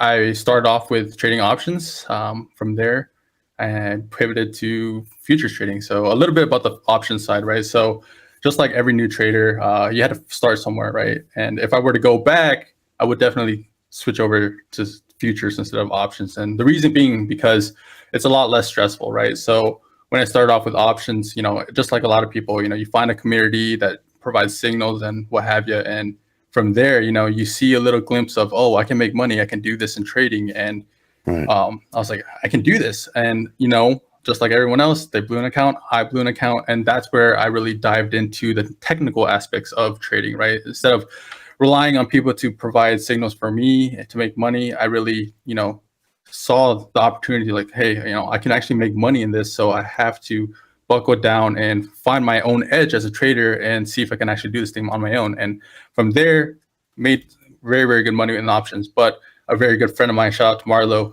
he actually put me on futures and specifically prop firms. So I was skeptical, right? A lot of people are skeptical with prop firms, but the way Topstep, provides the breakdown and everything like that. I started off with Topstep, obviously, and I'm with Topstep, and it just made sense, right? Just no theta, no IV crushes, no Greeks, nothing like that, and it just literally, your risk to reward going in when you're trading futures, and that's why I made the pivot from options to futures. So. All right. And where are you from? I'm from Iowa, but currently in Dallas, Texas. So You're in Dallas right now, yep. and you're from Iowa. So okay, you've gone to the cornfields, right? Got Yeah. cornfields to the oil rigs. So Yeah, yep, for sure. So I made the drive down here, and I just saw a bunch of oil rigs, and I'm just like, man, this is totally different. But it's a good change. Now, was there anybody that sort of tickled the bug of trading for you, or was this something that you just sort of saw by yourself and hey, I'm going to give it a shot? Yeah. So my background, right? So I'm very analytical driven, and before I went full-time trading, I was a pricing manager. So I'm very good with numbers and trend, right? So I know like comparative pricing and market trend and stuff like that. So naturally, it was something that I was interested in, right? And it's something that I didn't think I could do in the beginning, but as I applied myself, I was like, hey, I'm actually making money. This is starting to be a thing. I'm making 500 here, 1,000 here, 1,500, 2,000. What? And I was consistently doing it. I was like, hey, this is real money, And after I saw that, I just fell in love. So it was a great thing to see, and now here we are. So now you said that, were you getting like profits right away? Were you making like, whoa, this is something I should have been doing years ago? yeah, well, not in the beginning, right? So Okay, not with options. So that's the thing too, right? It's you can make money, but it's all about keeping your gains, right? Keeping your capital and having capital to trade with, right? So I already had an edge pivoting from options to futures, and with that edge, I kind of just, when you have an edge, you can trade any market, in my opinion. I truly believe that, but it's first and foremost, you have to have an edge, because if you don't, then you're just going to be, you see green one day or you see green a full week, and then one day can just wipe out your gains. So having that edge, having that discipline, having that good risk management is key to make it into trading. So right now, I mean, even if you've got an edge and you enter the market, I know we talk about exiting the market is much more harder to do than just finding that entry. I mean, you got to manage. You got to be a real good manager on that. And if you do get that good entry, you got to manage that to the best of your ability, and and not get bent if you have a shortcoming where you could have made 1,000 but you only made 500. You got to be happy with that. Right. So and the thing is too, right? So sorry to cut you off, but just like if you take today, for example, if you look at NQ, right, we're in a range, right? So understanding when to be risk off and risk on is very, very important, right? Because you don't have to trade every day to make money, right? You just have to capitalize on the days that are within your edge. So that's important. Right. Now, let me ask you, what are you trading right now? So I mainly trade NQ. I love NQ. I love the volatility. I love mention that, yeah. The price action. Yep. And on the back burner, I watch ES. So those are the two names that you can focus on. So just to pivot off this or piggyback off this a little bit too, is when you're trading futures, right? You can just focus on a couple tickers instead of if you're trading options. Nothing. There's no. I don't want to bash options. I keep talking about options, but it's relevant because you don't have to scan like the relative strength or strong or weak names, right? You can just focus on NQ, ES if you're new to trading or you're new to prop firm trading, and just really, narrow down and cancel out that noise and be able to focus on where do you want to enter, where do you want to exit, where's your take profit levels, where's your stop loss, right? So that helped a lot of traders because it helped me too when it comes to just risk management and discipline. Is you just focus on the little things, the smaller things, zone in, and then just be patient. That's all you have to do. Right. Be patient. Keyword: be patient. Now, how about staying up to date on market trends and news? Do you watch the news? I do. I pay attention to, data, FOMC, all those. Those are very, very relative to how I plan for the day, right? So every morning I'll see, or I'll plan for the week really. So I see if there's any relative news that I have to pay attention to, and then make a plan accordingly. Right. So that's basically how you're starting your day. You log on, check out if the eco calendar's got anything exciting on it, see what the news has brought. Because Friday, we came in having a peaceful weekend, and today, Monday, it's not too peaceful. So, that's something that if you didn't pay attention to the news over the weekend, which, I myself just caught wind of it late Saturday, and it was like, whoa, what's going on? So, you got to be prepared. A lot of people say they don't watch the news and they don't do this. And you logged in today and you see a huge gap in the market. Obviously you're going to start looking to say, hey, what happened? So you got to be prepared. And that's why you are where you are. You've got numerous funded accounts, numerous payouts, and you're seeing success because you're doing all the right things. Now, besides that, how do you set up during the day when you turn your computers on? Are you sort of looking at the bigger picture, going into smaller, and are you using candlesticks? What's your time frame? Yep. So I'm mainly a scalper, but I use multi-time frame analysis, right? So I use higher time frames as my confirmation. I look at trend analysis, and then I use lower time frames to find my entry point, right? So usually, for me as a scalper, if I'm trading NQ, I'm looking to grab hopefully a 10, 15 point move within, 5 minutes, right? That's just my edge, right? But if I'm looking at a higher level of trading, if I'm looking to day trade something, then I would use obviously like the hourly, maybe the 4 hour, to see if trend is intact, if we have a nice momentum to the upside or downside, and stay in the trade. Right. Now being a scalper, how many trades do you do at least an average in a day? It depends. I would say on a good day, if I'm seeing a nice trend, I have a tendency to overtrade, so I'll be fully transparent there. But usually on average, I would say 5 to 6 trades in the morning. I do live trading with my community, and we'll take about 5, 6 trades. And then if I see some trades intraday, I'll probably take a couple more, like 3 or 4. So maybe 10 in a day. Okay. All right. Now, let me ask you, how long have you been with Topstep here? Yep. So Topstep was my first prop firm that I actually traded futures with, right? So I started in February. It took about a month to get funded on 150K accounts, and the rest is history. And here we are now. So the rest is history. I like that. The rest is history. I'm looking. I'm not even looking behind me anymore. I'm looking forward, and that's exactly what you're doing now. How'd you hear about Topstep?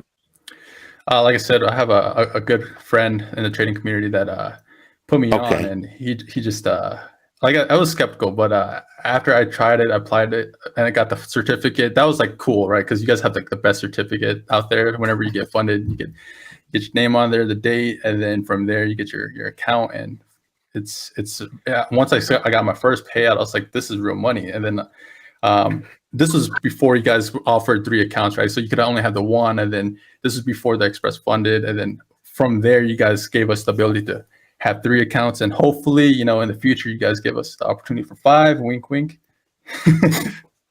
Wink, wink, wink, wink. Well, you know what? All you can do is just to ask, and we'll see what we can do. But all right, let's get back to trading. I'm really interested, considering you're a scalper, a sniper. How do you manage risk with your trades? So whenever you're looking to take a trade, right? This is what I tell a lot of people within my community. If you're looking to take a trade, right, it's not just about your entries, it's also about your exits, right? So having good risk there, having a plan. If you don't have a plan for the trade, don't trade. No plan, no trade. That's the lingo that we usually say, or the saying we say, no plan, no trade, right? Sure, so always have a plan going in, exit, stop loss, take profit level 1, take profit level 2. Where's the next resistance? Where's the next support? And that, if you have those marked on your charts, right? Think about me, I'm a visual person, right? So if I have them marked on my chart, I will know, because sometimes we get lost, we get so zoned in, and you lose sight of where you're actually trading, what you're actually doing with your trade, right? It's okay to miss the move, right? If your target hits and you get out and then it continues to move, don't have that FOMO, right? You traded your plan, and that's how you're gonna make it in the long term, is having the plan and executing on your plan. Right. And I tell you, a lot of people think they have a plan. Now, I mean, you being a scalper, basically you're just sort of going with the flow. We're looking bearish. I'm gonna scalp bearish. We're looking, bullish. I'm scalping bullish. Now, for those that are scalpers and don't have a plan, you think? I mean, markets. I mean, if you're looking at the markets today, it's I'm looking at crude here. I'm looking at. It's a chop. I mean, obviously it's a holiday today, but it's a chop. How does one, would you have a plan B and a plan C if things aren't going right? But yeah, so, usually the first couple of trades set the tone for your day, right? So if my first trade is green, my second trade is green, and it doesn't matter how much I'm up, right? Because a lot of people will talk about profit watching, right? For me, it's just the quality of the trade. So understanding if there's no quality setups within the day, then maybe it's a day to just take off, right? So you have to let the market do what it does, and then capitalize on if there is a high probability trade or not, right? If there's none, and there's none, then maybe you're risk off. If you're normally trading minis, go ahead and just trade micros on the setup, right? If you're itching to take a trade, take micros, right? If it doesn't look good, we're trading in range, then take micros. If we're in trend, cool, take mini. It just depends on the situation that is at hand, and being able to capitalize when you're given a good hand to play. Right. I tell you, when the opportunity comes, and if the opportunity is there, do your best to take as much as you can out of that trade. Like I just said before, but if you don't get everything, don't get upset about it. I've just talked to too many traders that I could have had 1,000, but I only got 500. Especially if you're scalping, if you pull out, if you have a trade like that, if the opportunity is still there, and there's no rule that says you can't get back in that market might take a bounce, sure, but it might take that run again that you made the money on. So that's what you got to watch for. You got to watch for that, especially being a sniper, as we are calling you. But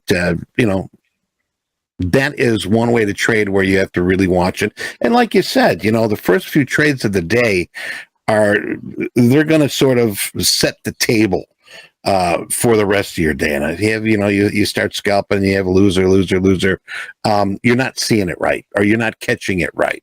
So you really got to be careful, there. But you're seeing the light, you're seeing the progress, you're seeing success. So you're doing things that are correct, and you're profiting by that. Now, let me ask you about what's your strength in trading?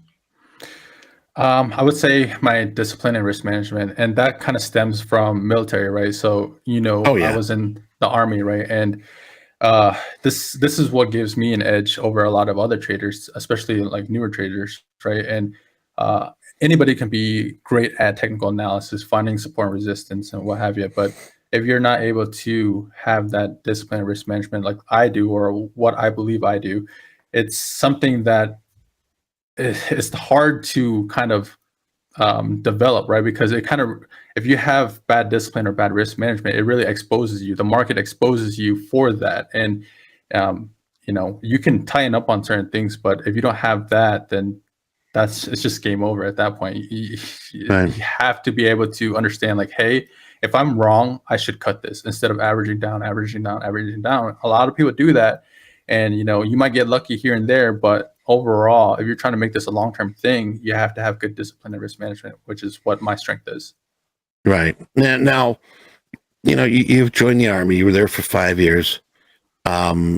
Is there sort of a connection where the Army humbled you to a point, and then trading at times can humble you to a point where you've got to take a few steps back and say, okay, this is a higher mountain to climb than I thought. Do you ever sort of see that similarity? Yeah. So you have to start from somewhere, right? And you might think you know everything that there is to know about trading, but like for me, I learn something new every day, whether it's networking with other great traders, whether it's reading a book, whether it's YouTube, just indulging in information, right? Same thing goes with the military. If you're able to, give yourself the ability to put yourself in a situation, understand like, hey, so someone is there teaching me how to do a certain thing, doesn't mean that that's the only way to trade. You can, not the only way to trade, but there's multiple ways to make money within this game, right? And not game, but a trade. And there's just so much to indulge as far as information. And it's hard to kind of focus on one thing when you're trying to absorb all this information at once. So you have to just take a step back, which I did a lot in the military. Take a step back, see what's working for you, what's not, and then go from there. Right. See, and I mean, such is life. You come to a situation where it's hard to get around or hard to get through, and you got to take that time out. You got to take a few steps back, and you got to see what works for you. And especially in trading too. I mean, there's so many options, so many indicators, so many platforms, so many strategies. It can be very confusing. But you've got to find out what works for you and not what works for the other guy or this girl over here. Mm-hmm. What works for you? And that's when you're going to see success. Let's talk about emotions. Now, emotions are a big factor in trading. How important is emotional control in trading? And Sniper, let me ask you, how do you maintain it? Because you have done that very well to get where you've gotten. Mm-hmm. Yeah. So, I mean, I do live trading with my community every day, and I get excited. So, I mean, if I had a good trade, my training plan executes flawlessly, perfectly, hit my targets, I get very excited. I get overly excited, I would say.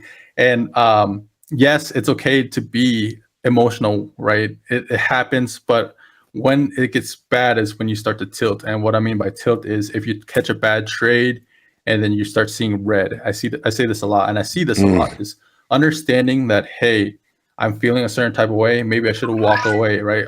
There's always going to be an opportunity to re-enter a trade, but if I don't feel right, if my headspace, my focus isn't right, I should probably walk away, go get a drink, get something to eat, come back an hour or two. If the market is trending, it looks high probability, come back.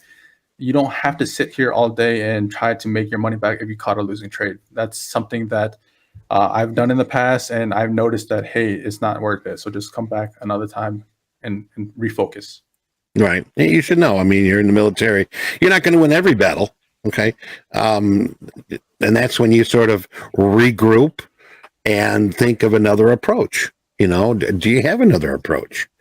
So, I mean, you've got to take time out. I mean, emotions, you get that revenge trading, emotions hijack your account.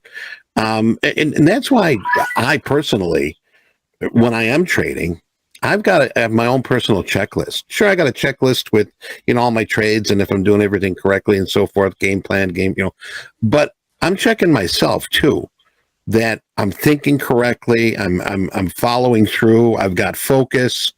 And then once that checklist, you know, maybe the focus isn't right because, you know, I got the guy next door putting in concrete for a new driveway or something to that extent. And I can't think. And it's probably best. I know you probably don't want to do it, but, you know, log off of that trading combine or that funded account. You got a practice account. You know, if you sort of want to fart around for a while, if you got that itch to trade, I mean, there's certain times, you know, certain times for certain things. And that would probably be, you know, one of the reasons. I know you don't want to do it, especially if you got that revenge trade bubbling up and brewing in the background that, oh man, I'm down 450. I got to get that back. And you're being too quick on the trigger to try to get that back, and you're not thinking correctly. Right. So next time you have a losing trade, think about it first. Why was it a losing trade? What did I do? Did I do anything wrong? Did I do anything right? I mean, sometimes you're doing the right thing all day long, but the market is moving totally against you. You're following your strategy. You got your game plan, and things just aren't working. Now, let me ask you, Sniper, have you ever experienced a significant loss in trading, and what did you learn from it? Yeah, I've taken multiple significant losses, right? And like I said, those losses will expose you, right? And usually those losses stem from emotion, right? Not accepting a loss or not admitting you're wrong is where a lot of people, including myself, will blow accounts, you know, lose more than you want to. And after the fact, you're just like, why did I do that? You know better, right? And it's really something that it's hard to combat when you don't have a set plan or a checklist, like you said, right? Because a checklist is great to, you know, really focus on what you're trying to do, right? Because, you know, you got to think about it. One trade or one day is not going to affect you for the rest of the year, right? It can affect you in that moment, but once you get out of that headspace, and you still have, you know, the rest of Q4 to make up for that loss. So knowing that, you'll be all right. Right. Now let's do this here. Let's ask you about continuing to grow. You've been seeing success regularly, but we still have room to grow. I've been doing this since '85 in this business, and I'm growing every day. Gray hairs everywhere. No, I'm learning things. What are you hoping to continue to work on the most right now? Yep. So if I were to look at my trades for this year, right, and I always set goals for myself, right, whether it's quarterly goals or yearly goals, right, I like to focus on what I did and how I can improve, whether it's a edge, because the market is always gonna, you know, it's always changing, right? Because, you know, what might happen last year might not happen this year, or what have you. And it's just something that if you're able to adapt, your edge could be rock solid 1 month, right? And then the market kind of shifts, right? It kind of shifts sentiment or whatever. And if you're usually taking breakouts, maybe the breakouts aren't working that much. And maybe I have to take break and retest now. If that's the case, then maybe I put more emphasis and focus on a break and retest instead of a breakout. So just being able to adapt into the market situation day in and day out is very, very key. Okay. Now, what? Let me ask you about your platforms and so. What trading platform are you using? TraderVate. Yep. Okay. And indicators that you have that you're using? Yep. So most of my strategy comes off of structure, supply and demand, support and resistance, price action, and volume. Right. So those are my main things that I pay attention to. As far as indicators go, anything that is price related. I don't like lagging indicators. I don't use RSI. I don't use ATRs or anything like that. It's just what the market does, right? I use, like I said before, higher time frame, multi-time frame analysis to find these levels and then create my plan accordingly. I use a couple of moving averages, but that's about it. And the cloud, Ripster clouds. Okay. All right. Now, what are you've got a lot of people listening here today, and want to know what are some qualities you can share with some of these traders that you think makes a trader good? Yep. So the qualities of a good trader, right? So understanding patience. That's the number one. You can enter and exit as many times as you want, but if there's not a quality trade, then that's a no for me, right? So that's number one. Understanding yourself, right? Not just as a trader, but as a person. If you're able to identify that, hey, I'm a hothead and maybe I need to cool off a little bit, or I have bad discipline or bad risk management, that's something that you have to know going into trading, because it's, like I said, it's going to expose you for all of those bad habits. So that's number two. And then number three is just understanding that, hey, anybody can make it within trading, right? As long as you apply yourself. And I truly believe that a lot of people fail because they give up because, they put so much time and emphasis into it. It's not working out. But why is it not working out? Finding the root cause of why it's not working for you is very, very important, because you don't have to be the smartest person in the room to make money consistently. And I truly believe that. What you just said, do you think too much homework, too much work can hinder your progress? I think it's important to back test, right? So understanding like, hey, if you don't have an edge, then maybe I back test, if you're using indicators, right? Like for example, the 200 MA, right? I like the 200 MA, back test it on multiple time frames. Where does it work best for you? What do you stack it up, right? If there's more confluences, the better, in my opinion. So understanding that, hey, if this is here, I can backtest this. I've seen this before. I've seen this develop before. Take the trade, right? Because you put the time and effort into that homework or that backtesting to see it play out, right? There's replay features on multiple different platforms that you can use to understand, like, hey, I like this setup. I like the way this works. I like the way this played out last time. If I see it again, I'm going to take it, right? Making note of that and understanding, like, hey, journaling is very, very important, because if you don't journal, especially when you're a newer trader, then you're not going to know what's wrong with your trading. You're not going to know what's right with trading, what's working for you, right? So that's very, very important. Okay. All right. Sniper, I really appreciate you being here with us. Thanks for having me. And it's good stuff here. And, besides trading and besides your military, what are some hobbies? You got any hobbies, collections, music? Yeah. What do you like to do besides trading? Yeah, so I love music. I love all types of music, all genres. I love sports. I'm in a fantasy team right now for football. Basketball, I love basketball. I love sports in general. I like seeing them live. I like live music. I love cars. You like everything, right? All right, I love nothing everything. wrong with that. The number one, I love food. My community would say this. I love food. I'll post food pics all the time. I love eating. So. All right. Yeah. What's your favorite food? That's a hard one. I knew you were going to ask that too. Am I that predictable? No, I love meat. So anything that's like barbecue, that I'm for barbecue. Tacos, I love tacos too. You say like meat? Tacos, you ever go to one of those Brazilian restaurants where you get a little chip? It's green on one side, red on the other, and they walk around just with a bunch of meat. You ever do that? Yep. There's this one in Colorado. I used to live in Colorado, and there's a chain, but I'm not going to name them. But they come out with different types of meat, and you can say, yeah, I want that. I want you that. carnivores out there, if you've never been to one of those, that is like you're in meat heaven. But all right, now real quick here, Houston, Texas, Dallas Cowboys. What's your favorite football team?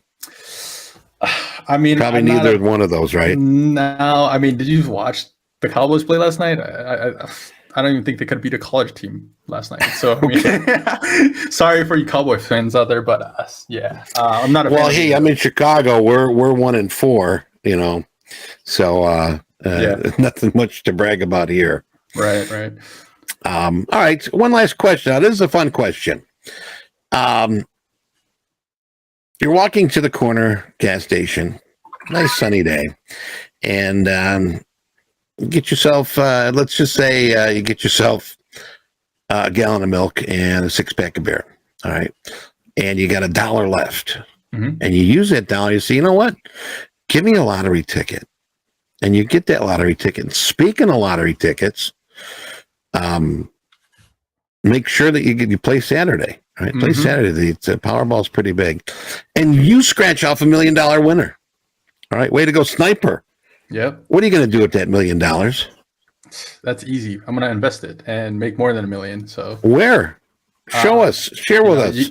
You can do it with trading, and you can do it with real estate. There's so many different avenues you can take, right? But as long as you're reinvesting that, you're going to be able to come up even bigger, right? It's literally a no-brainer. So obviously, I'll put some aside for some of the nice stuff, you know, maybe some cars or a house, but the majority of that's going back into investing. So, all right, smart. Being smart about big money, that's what you need to do. Well, Sniper, really appreciate you being here with us, and you know, congratulations with the success. Keep it up, because you know there's a lot of traders out there that look up to these funded trader interviews. You know, how you got there, what you need to do. Maybe something that you said today has helped somebody say, maybe I should try that, or maybe I can give this a whirl. But just remember, if you're in the trading combine and you want to try something, we got the practice account for that. All right. Or if you're having a bad day, but you still want to trade, use the practice account. Or if you've got a nice big day and you don't want to lose anything, use the practice account. It's there to learn, to educate, and to move you forward, like Sniper has. So anyway, Sniper, appreciate you being here with us. All the best to you. We've got Top Quiz coming up here in about 10 minutes, but otherwise, trade well, my friend. Keep it going. Thank you for having me. Have a good day, everyone. Thank you. Take care, man.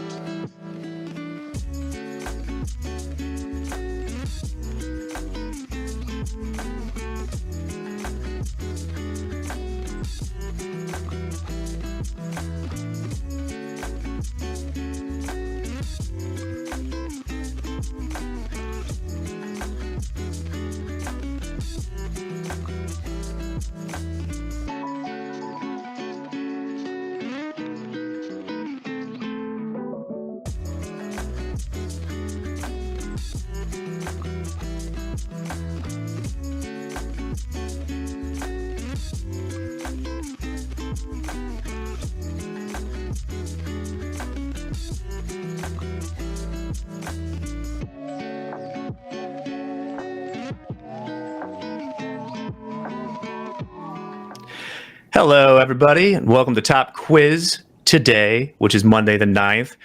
Danielle joins us today. Danielle, how are you doing? I'm great. How are you, Jack? I am doing phenomenal. It's been a wild day with all those resets. That's for sure. If this is your first time playing, let me go over some ground rules. All right, we're going to change it up a little bit today. And you will see in the questions. They may be a little bit easier because what I want to do to give people more chances of winning, these are 4 questions, a little bit easier. And what I'm going to do is if you get all 4 right, you will be entered to randomly win one of the prizes. Oh. So I'm going to take everyone that gets 4 of them right. They're not super, super hard. And then randomly draw winners from that I'll announce at the end of group coaching. Danielle, first time on the quiz. First time, you knew you had to dumb it down for me, so I appreciate that. I just wanted to give everyone a chance. I got the feedback that they wanted more trading questions. The pin should be showing on the screen right now. Yeah, so being fast does not matter today. Now, you're still going to see the rankings. So for pride, maybe you want to do that. But at the end, I'm going to separate the people that get the 4 questions right and then randomly pick 5 to get Sweet. 50K combine All right. credit. Sound good?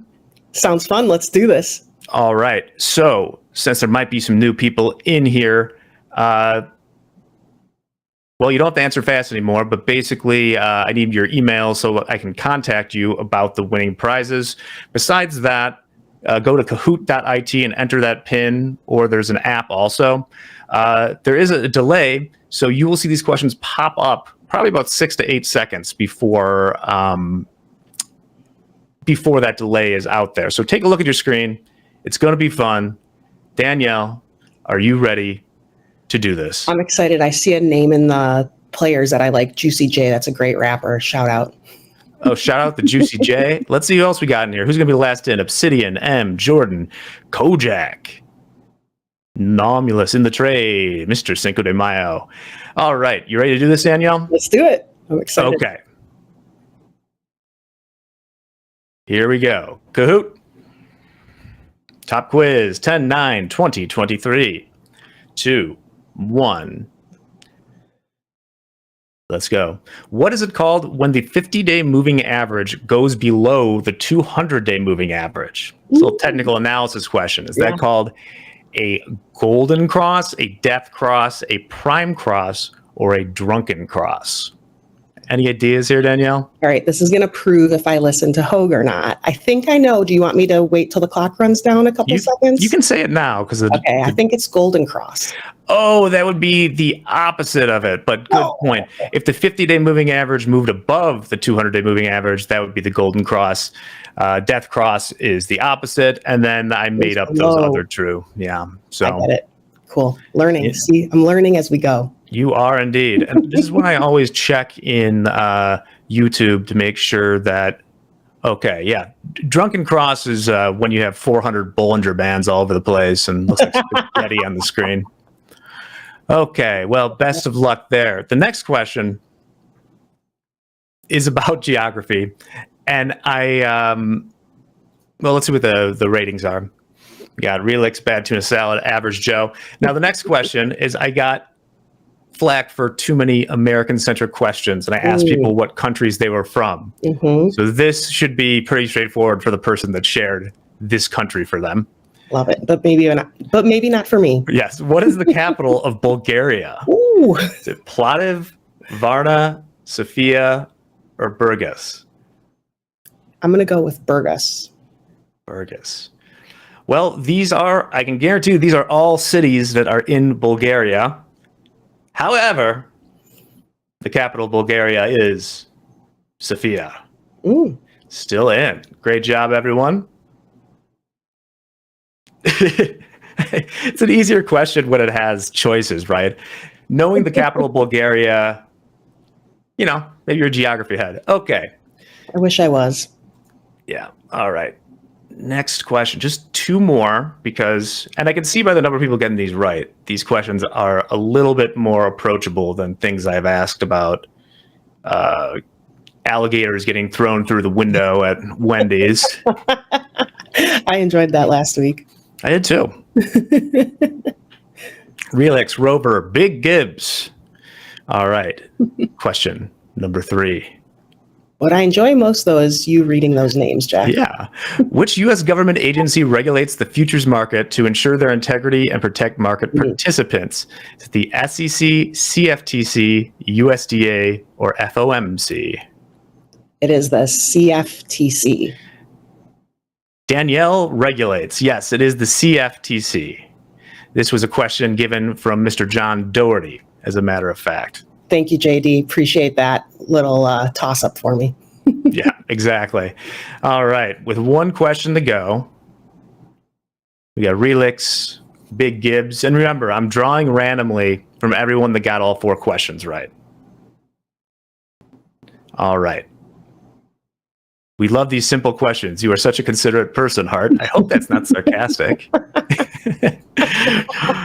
All right. One more question. You ready for this? I'm ready. Let's do it. Okay. How many barrels of crude oil does one CL contract represent? Ooh. Is it 100, 1,000, 2,000, or 5,000? Okay. And if you know it, wait till there's like 5 seconds left. Okay, I will, because I think I remember this. I got to reach back 3 years ago to my training when I first started Topstep, but I think I remember this one. I think it's 1,000. It is indeed 1,000. All right. Tell Michael Yes. I knew that, and the CFTC. 2 for 4. That's perfect. All right. Let's see who. You don't. By the way, you don't win for coming on top. I am going to come back during group coaching and draw randomly from everyone that got 4 right. But Caesar, Solistimo, and my good friend Relix, congratulations. You have won the chance, probably along with others, to get one of these 5 free combines, and I will announce them during group coaching once I get through the spreadsheets. Danielle, thank you so very much for joining today. It was a real pleasure having you here. Always a pleasure. All right. Have a good day. What we're going to do right now is I'm going to throw on some charts and music, and Danielle just left me out in the cold. All right, I'm going to turn on some charts and music, and then in about 5 minutes, we're going to have Coach Dakota here to do group coaching. I think Eddie Horn might make an appearance. You won't want to miss it, so enjoy, and we'll see you really soon.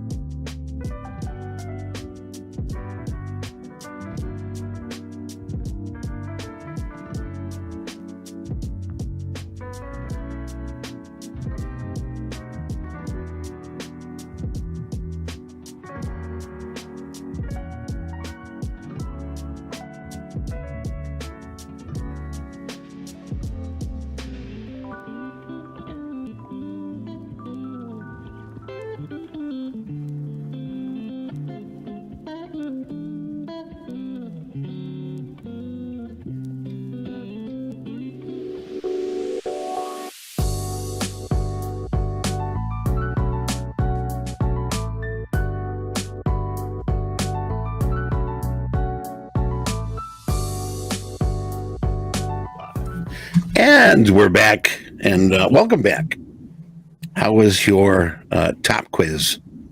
When Jack works on those. How was the questions this time? Anyway, we've got group coaching. And today we've got first timer here, one of our newer coaches. Dakota is going to be with us here. And he's going to be talking about the psyche of getting funded. Yes, getting funded. I think we're all looking to do that. Some of us are. But Dakota, how are you today? I'm good. How are you, Eddie? I'm fine. Thanks for asking. And if you can give us a little more detail what you're bringing to the table today in group coaching. Yeah, so all of our traders who are on Discord, they'll know what I'm talking about. But if you guys are not on Discord, please join us. That's where we're doing a lot of our group coaching. And last week I held a series of classes because it's very hard to cover this type of topic over just one class, which is an hour long. And so I've split it out over a period of multiple classes. All of our classes that we do, it's recorded, it's kept into our coaches library, and you can access those recordings whenever. So if you missed it, hop in Discord, you'll be able to join it and watch all of our recording sessions. But this class I did, I called it Psychology Combined to Funded, and I've spent the last 3 classes talking about what the psychological hurdles are for traders, and whether it's with Topstep or your personal account, how to go from a combine or a simulated account and transition into a funded, or if you're going to be putting your markets or your money into the live markets anyway.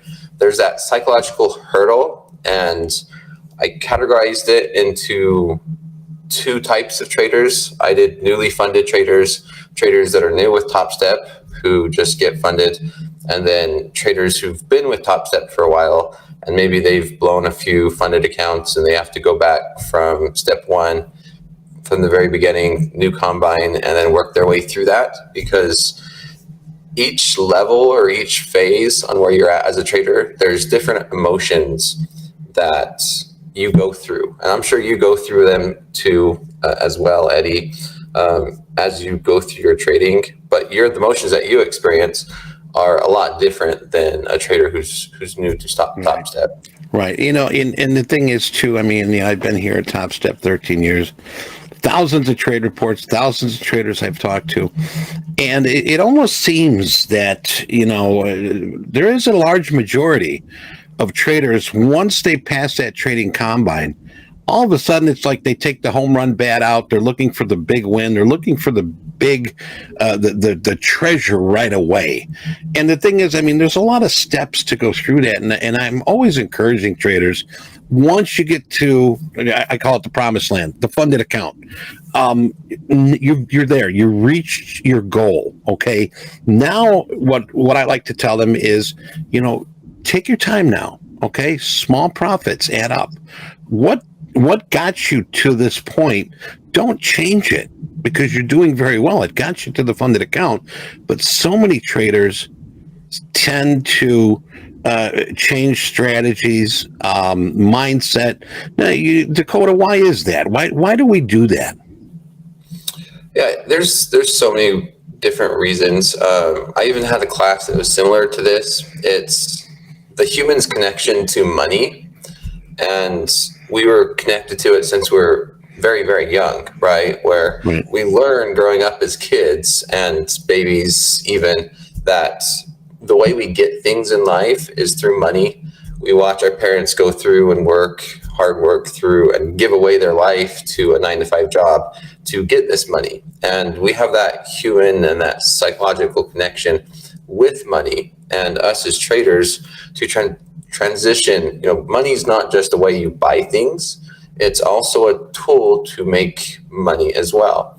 And to make that transition for traders to know that we could put money to work at optimal times in the market, regardless of whether you're day trading or you're investing, it's knowing that it's just a tool for now, and you use that tool to follow a business plan or a trading strategy.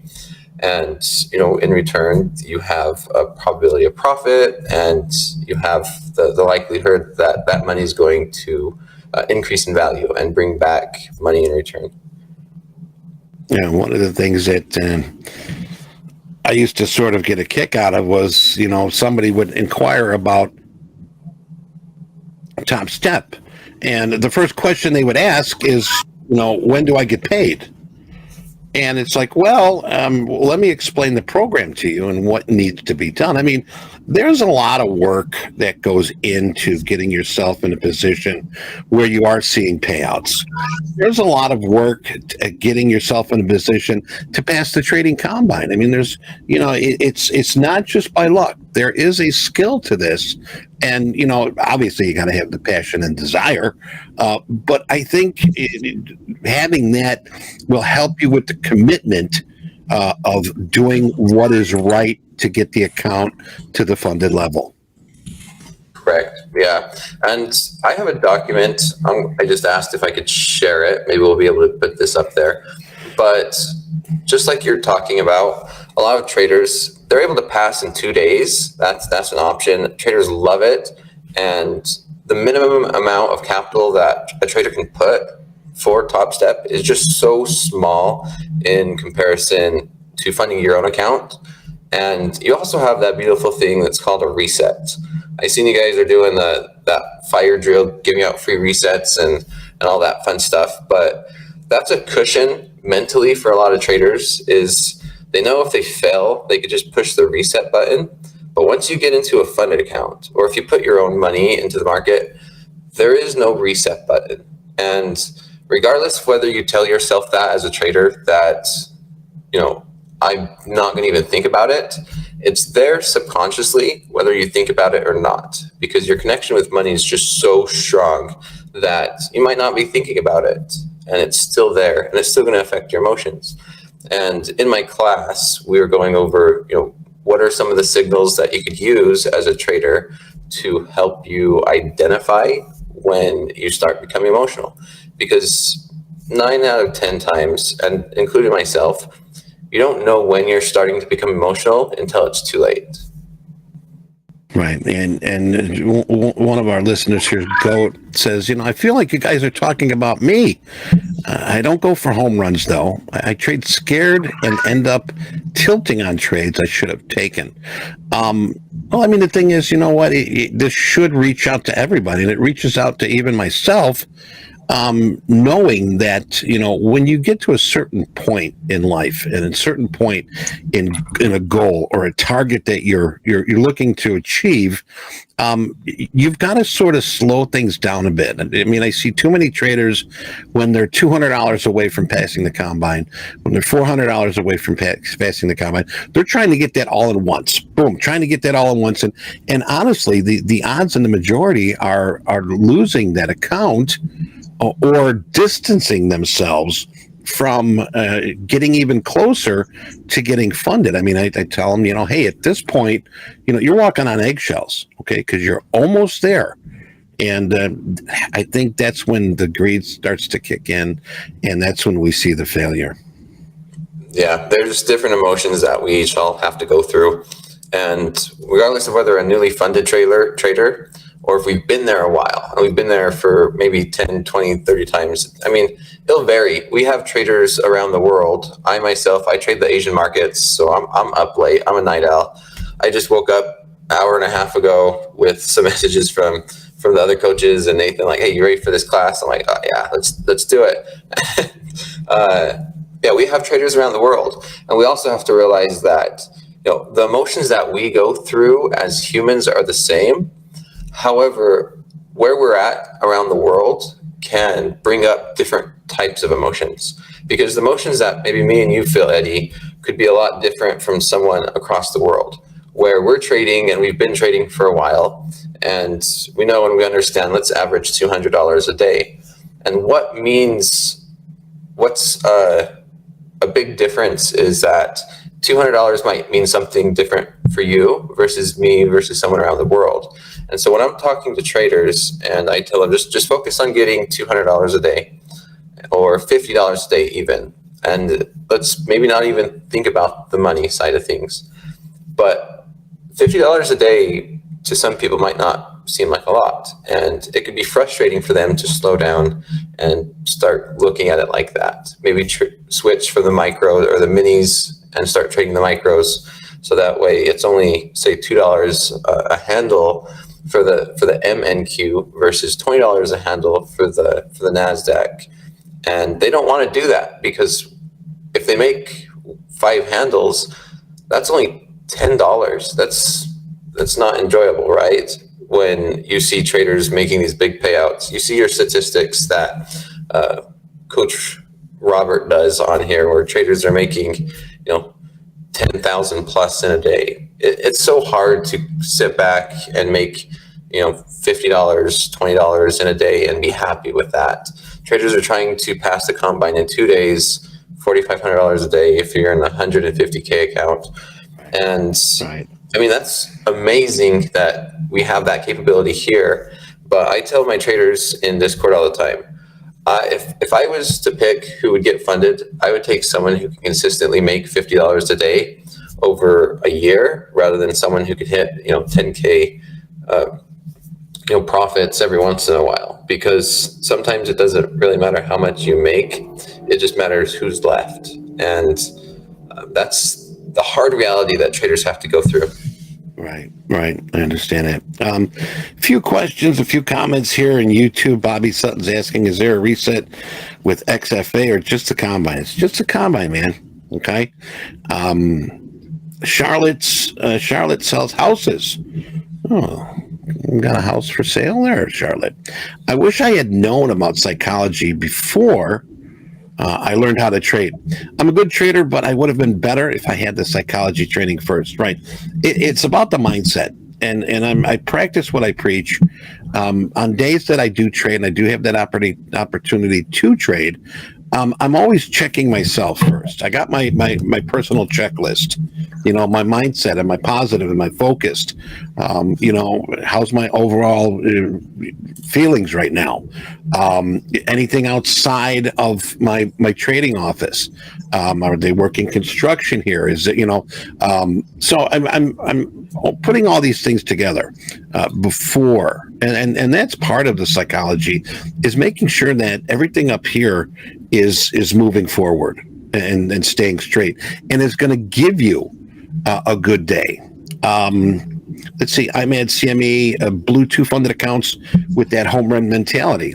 I mean, it's only human. Don't think it's bad or nasty. You want to. I mean, you go to a casino and you want to hit that jackpot. You don't want to, hey, I got $20 here. Hey, thanks.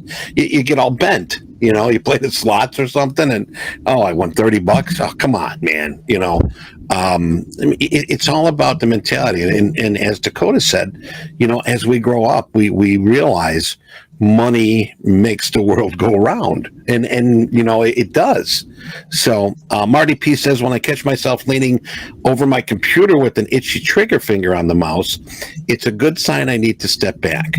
Well, it's a good sign. What's good about that, Maddie, is you're recognizing it. People don't recognize that. That's why I have my checklist. I ask myself throughout the day, am I supposed to be doing this? Is this the right thing to do? And if you've got a question about it, put it in a perspective where, is it good for my account or my company? Is this good for just me? Am I going to feel better about it? Or is it good for my trading account? All right. Make sure that you're doing and you're moving through actions that are good for your trading account. Okay. That's going to help you get to funded. Let's see here. Anything else? Real quick here. I know that you got a screen ready to go there. Let's go to that and then we'll come back here. Okay, perfect. Yeah, let me share my screen. Or how do you call him? Do you call him God or God behind the powers that be? Jack. There we go. There we Jack's go. Got it. Something like that. I'll crop it real nice too.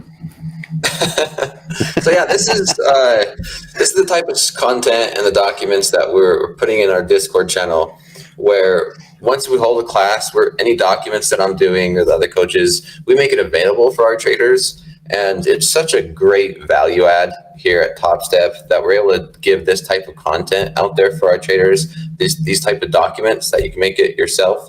But this was my psychology combined to funded. We put the content into this document throughout all the classes. We built on it, we polished it up, and this is kind of what we came down to. And let's go through it a little bit. If you want to go through it with me, Eddie, and then you right can behind you. some of these stuff, because I'm sure all of us have been through some of this. So as I was saying, we have these two main categories. The first one is traders who are newly funded. Maybe this is for their first time. I said maybe up to your third time, because you have that mentality of you're very new. This is your first funded account. You're excited. And here's a list of emotions that typically a newly funded trader can go through and does go through. And these are the emotions that are the most present during this time. You know, you're excited, you're overconfident, you have a narrow vision. Like you said, you start focusing on the money. You want to start hitting home runs. You can't lose. You just have that big ego. You're the best trader. You want the best stats. I see a lot of traders start to brag once they become funded. That's a fine line, of course, between being happy, telling everyone, hey, I made it to the funded account. We want to see that. We love that here as coaches, to see traders successfully pass a combine.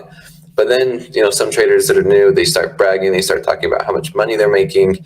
They're talking about how big of payouts they're going to go for. They want to prove others wrong.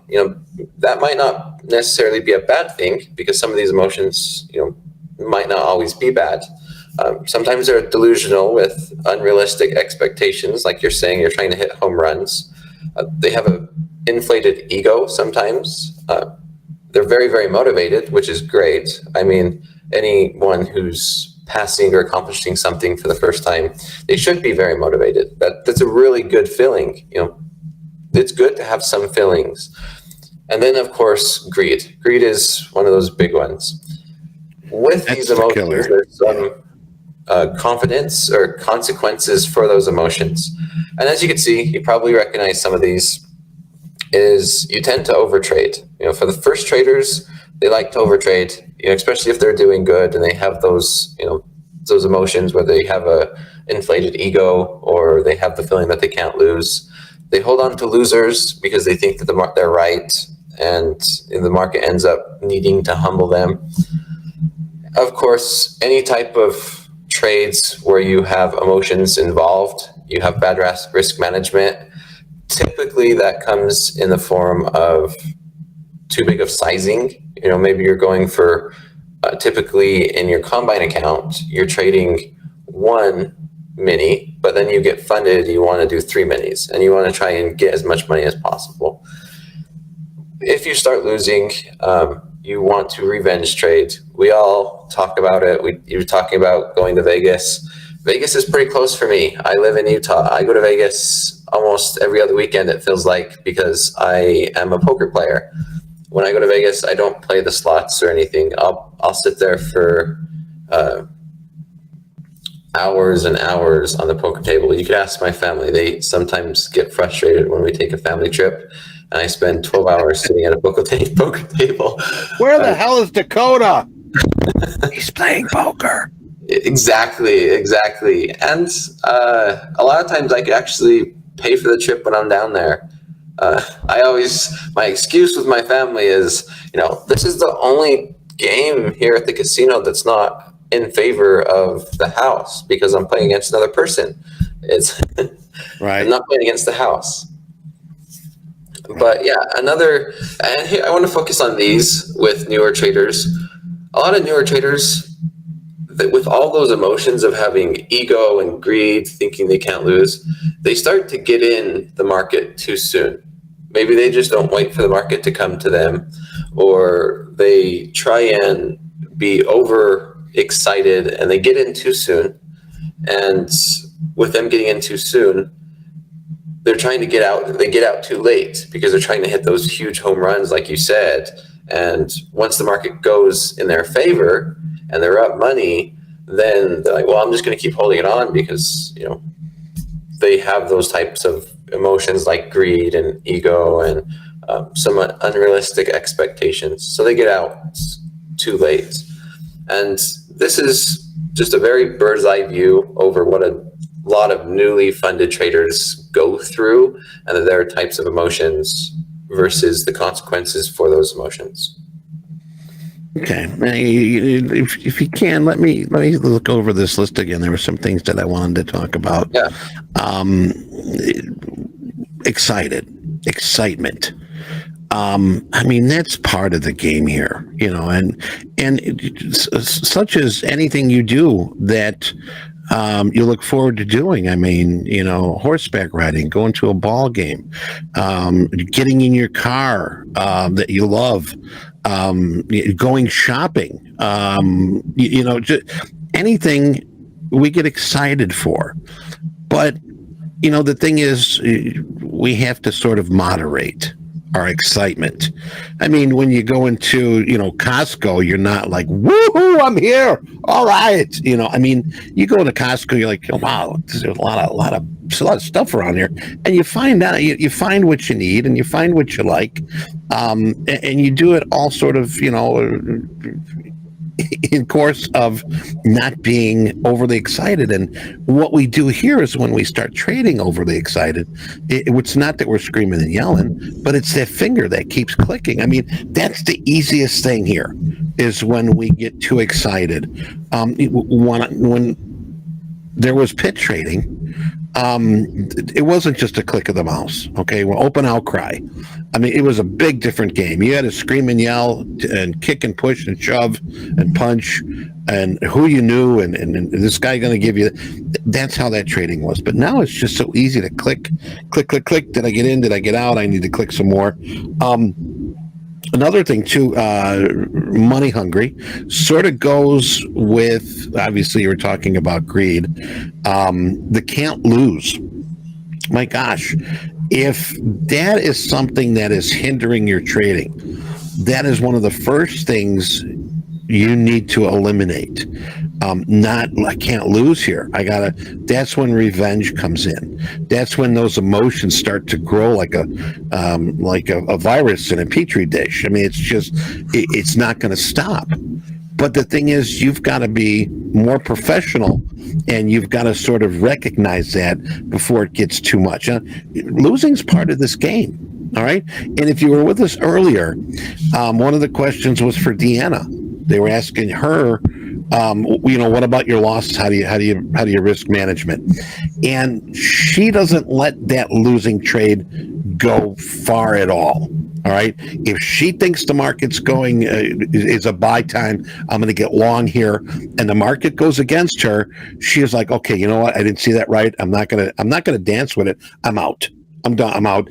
Maybe it sort of bounces from there and goes her way again, and she can get back in.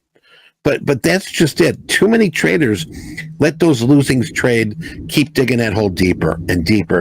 And once you get that hole too deep, now you're at a point of saying, you know, let me throw a trade on. Let's hope maybe this next trade will get me out of the hole. And sometimes it does. All right. But most of the time it's not. It's going to dig that hole deeper and deeper. And that's when you're in trouble. Another thing, unrealistic expectations. If you come to the game and you come to trading and you're like, you know, how much money can I make today? All right. That's really not the question you should be asking. But it is a healthy question. Okay. The question you should be asking is, how much can I afford to lose today? Give yourself targets. Give yourself goals. If you say, hey, I want to make $1,000 a day, and you don't do it all the time, and you're getting frustrated, and man, I only made 600. I made 400 the other day. I made 750. I want to make this 1,000. You're going to get reckless. Okay, break it down. All right, let's say that your goal is $1,000 a day. Okay, I'm going to break it down into 4: 250, 500, 750, 1,000. If I get 3 out of those 4, hey, that's pretty good. If I get 2 out of the 4, that's pretty good. Okay, but give yourself credit. We're trying to build confidence here, and with unrealistic expectations, you're not going to be building that confidence, and you're going to be trading reckless. So, and then my last thing here, I'm sorry, Dakota, but greed is it's the root of all evil. Okay. It will definitely humble you. It will definitely break your account. It will break your mindset.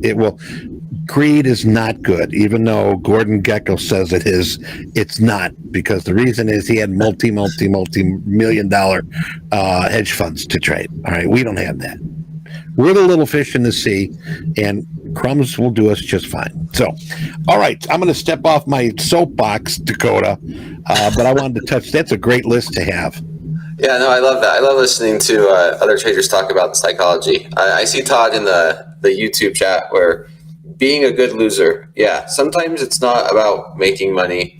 It's about how you lose. And I heard you guys talking to MP or Mike one of the mornings, I can't remember, right when you first started doing the Topstep TV, about, you know who the new traders are who join that floor. And until they have their first loser, you can see the type of trader that they are. And like you said as well, it's very easy to get in the market. That's probably one of the easiest parts, because as traders, we can control those two things. We can control when we get in, and we can control when we get out. And it's a lot easier for us to get in than when we get out, because us as humans, we're connected to that money. And as soon as we put our money towards something, then it's very hard for us just to cut a loss until one of two things happen. We get what we want out of the market, or we're forced out. And to be able to sit there and say to yourself, I'm a good loser. And as soon as you feel like the market's not going in your direction, or as maybe feel is not the correct word, because feeling can be evolving emotions. One, it's as soon as it breaks your strategy, and as soon as your strategy says, get out of the market, just get out. The small commissions is nothing compared to blowing your account or hitting your daily loss limit. Trust me, I think a lot of us have already been there, where you're like, I'm just going to hold it for a little longer. What's an extra $100? What's an extra $1,000? And that keeps snowballing until, you're forced out of the market. And looking back, I wish I would have got out when I first wanted to, right? And just taken the loss, or the commissions would have been so small versus a daily loss limit. And those are a lot of like those newly funded traders and the types of emotions they have. On the flip side, scroll down because this is a bigger document. We have repeat funded traders, and I made it very generic because each trader, it goes through emotions differently, and it's very hard to cater to the entire group because everyone is different. But I decided just to do, maybe you're funded and this is your fourth time being funded or more. We start to experience a lot more emotions. Some of the emotions that we had as a new funded trader, they still might be there, but we start to see different emotions show up, and they're a lot more, defined, and they come to light. And that's being scared, hesitant. You have maybe a lot lower expectations than you did when you were first. You do have a lot less ego because the market has humbled you. You've blown through a few accounts, and now you're a lot more humble. You have hopefully more realistic expectations. There is still some greed. Whenever you pass a combine account and get to a funded account, there is a little bit of greed, regardless of whether you think so or not. You are now available for a payout. The money that you actually make, it can be real. And if you make, say, $100, you could have $100 in your pocket. Third, you have that third time's a charm mentality. You see people in Vegas do it all the time, right? Put your money on red. Well, then it's black. We're going to put it on red again, and then it's black. Well, third time's a charm. And they keep doing that. And the definition of, what was it? Is it psycho, where you keep doing the same thing over and over again? It's insanity. It's insanity. Yeah, you keep doing the same thing over and over again, expecting or hoping for a different outcome. And sometimes the repeat funded traders go through that. They keep blowing accounts, doing the same thing again, hoping that they'll have a different outcome. Part of that can be desperation. It can't happen again. It can't happen to me. I've been trading and the market just crashed because some new war or some dramatic world event, and then you go into the mentality, it's like, oh, that's not going to happen again. Well, then it does, right? We just seen oil spike up dramatically, and now I need to go fill up my gas tank before those start reflecting at the pump. But yeah, that's a bad mentality to go through it. I'll do better this time. That could be a good one, right? Some of these can be good emotions to be feeling, like you said. If I go to the grocery store, yeah, maybe we're excited because we just got paid and we get to go buy food for the week or the month. Maybe my girlfriend gets really excited when we walk through the mall, and she is actually, that new trader where you're very excited just to go spend some money. You're more experienced now. That could be better, or worse, just depending, right? You might not have that ego, and you have more experience. You've been there, you've done that. This one kind of goes with, being scared, being hesitant, or even being nervous. We start to do over-analysis, right? And going to some of these consequences, you second-guess yourself. You get in too late to the market, to where the market's going, and then you over-analyze the market, and that's paralysis by over-analysis. And it's a good time to get in the market, but you just want to wait a little bit longer until the market, the market's going to go in your favor, and you just get in too late. Maybe you're just waiting for indicators, whatever the reason is, you end up missing some of that move, and it's even worse off for you emotionally. Exact opposite of maybe a newly funded trader. Maybe you undertrade because you're too nervous or hesitant or scared. Anytime you let emotions get into your trading, you have bad risk management. That's going to be there. We share some of the emotions as newly funded traders. You can have bad risk management whenever you let emotions affect your trading. You hold on to losers, maybe because you have that mindset. Third time's a charm. You're desperate. You second guess yourself, and then, like I said, the same mistakes. And these are, like I said, top down, bird's eye view of what a lot of repeat funded traders will go through. And it's just a reality. I go through some of these as well. I'm sure everyone who has been around for a while has had that transition, who has experienced many different types of emotions that they've went through, and then they start going through new emotions, and then they don't know how to handle it. It's some of the reasons why we have trading buddies or mentors or people we can talk to or chat rooms. I got to give, props to everybody that here in the YouTube channel has sort of put on the table, hey, you know what? I screw up a lot because I do this. There's a lot of us that won't open up like that. But the thing is, you got to get it off your shoulders. You got to share it with somebody. Hopefully the person you're sharing it with can give you a heartfelt, honest answer. One thing too, when I talk to traders and they ask me a question, I'm not going to mislead you. If I can't get an answer for you, I'm going to point you in the right direction. But most of the time, just through the experience that I have had, and through talking with many different circumstances with many different traders, there always is an honest answer or an honest venue that you can be directed to. It's not going to be just because your coach or your trading buddy or your mentor says something that it's going to fix it right away. You've got to be open to that fact of what they're saying and adopt it and use it. Bring it with you each trading day. I cannot do this. What are some of my issues here? I'm over trading. Yesterday I had a revenge trade. Well, ask yourself, Dakota, this is one of the things that I like to sort of tell traders to do is have that second voice. Question yourself. Why did I move my stop? Have a good answer for it. If it's not a good answer, you're just sort of improvising. Why did I put this bid in again? Okay. It's not in my game plan. I just lost $300. I'm trying to get it back. Revenge trading. Okay. Ask yourself your actions. Why am I doing this? Is this part of the game plan? Is this part of my strategy?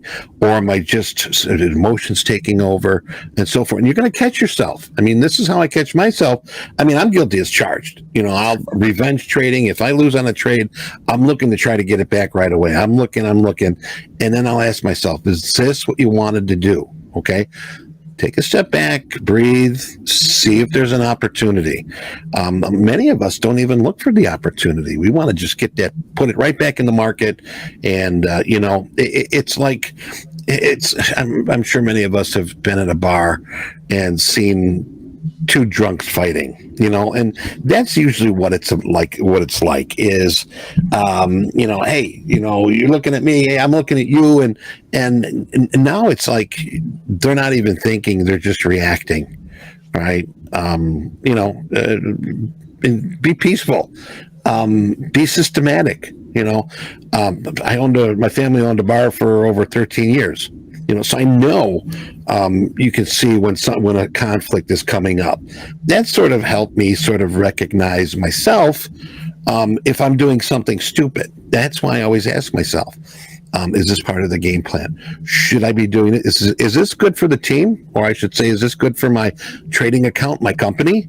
Not what's good for me, but is this going to progress my account? And that's a question you got to ask yourself. Let's see here. We got any other questions? I thought we had some questions, but I really enjoy when people can sort of lay it on the table. Like Pablo Escobar, we did an interview with him. When you don't have money, you crave everything. But when you have more purchasing power, you think calmly about how you're going to spend the money, especially if you are a consistent trader. Okay. Litzy is saying about definitely got to recognize your good wins, but keep on moving. Let's see here. There was one up here that I wanted to share. Chris talks about the market will truly humble you. Definitely be grateful on your big wins, but always know the market will blow that cash out of your hands in a heartbeat. Yes, the market is a beast. It will chew you up and spit you out, not even within a blink of an eye. And it's too big. Don't fight the market. Another thing I say, Dakota, if you catch yourself fighting the market, all right, you don't want to do that. We're not warriors, all right? We're not here to battle the market. We're here to trade. So if you're trading and your day is going smooth, you're a trader. But if you're constantly banging your head, that trade didn't work, this trade didn't work, you're fighting the market. And that's one of the worst things you could do. And taking a look at the markets here, it seems like we've got a nice little bull market jumping in here in the ES and the NASDAQ. But I digress. So I'm going to pass it back to you. Yeah, no, that's beautiful. Whenever you play that game with the market's pretty undefeated whenever you get into a fight with it. I believe I've submitted like a phrase for a weekly email that Topstep does. And I always like to say, we're here to trade the markets and not let the markets trade us, because it's not a fighting competition. We're not in a battle. If it's a bar fight, the market's going to win. And that's how we're going to be humble. But to your point, if we scroll down here on this document, we have some emotional tools, and then we also have some indicators. I'm going to skip to the signs or indicators, like you said, because that's the question that we need to ask ourselves as traders. And what you said, how do we know when to take the step back? How do we know when to be able to notify to ourselves that we're being emotional and we're not going to be getting into that bar fight with the market?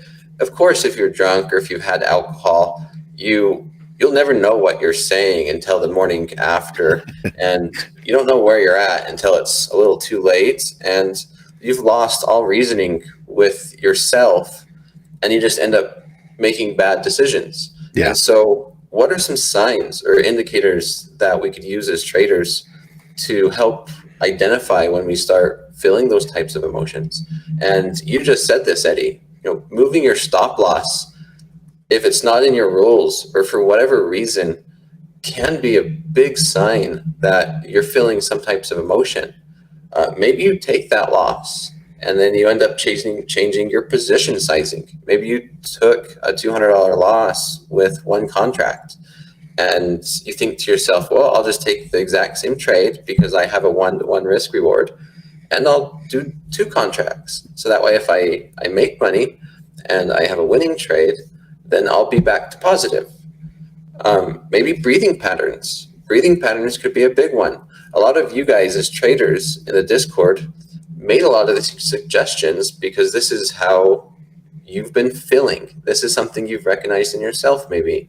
And to be able to share it with the entire group here at Topstep is big, right? As like you said, we have trader buddies, we have these chats to help us out.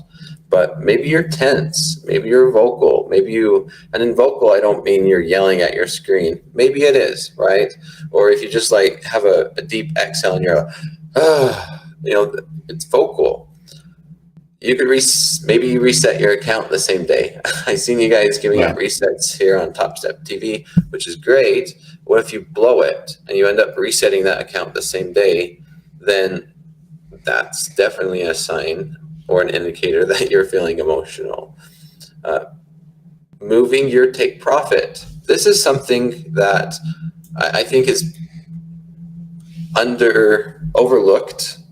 Is everyone's focused on moving your stop loss, but this goes hand to hand with having realistic expectations. If you're following your trading strategy, and if there's something in the market or a feeling where just like you move your stop loss, you also move your take profit, then that could be a sign or indicator, whether you think about it or not, because you usually don't think of adjusting your profits as emotional. You usually think of adjusting your stop loss or changing something if you're down money.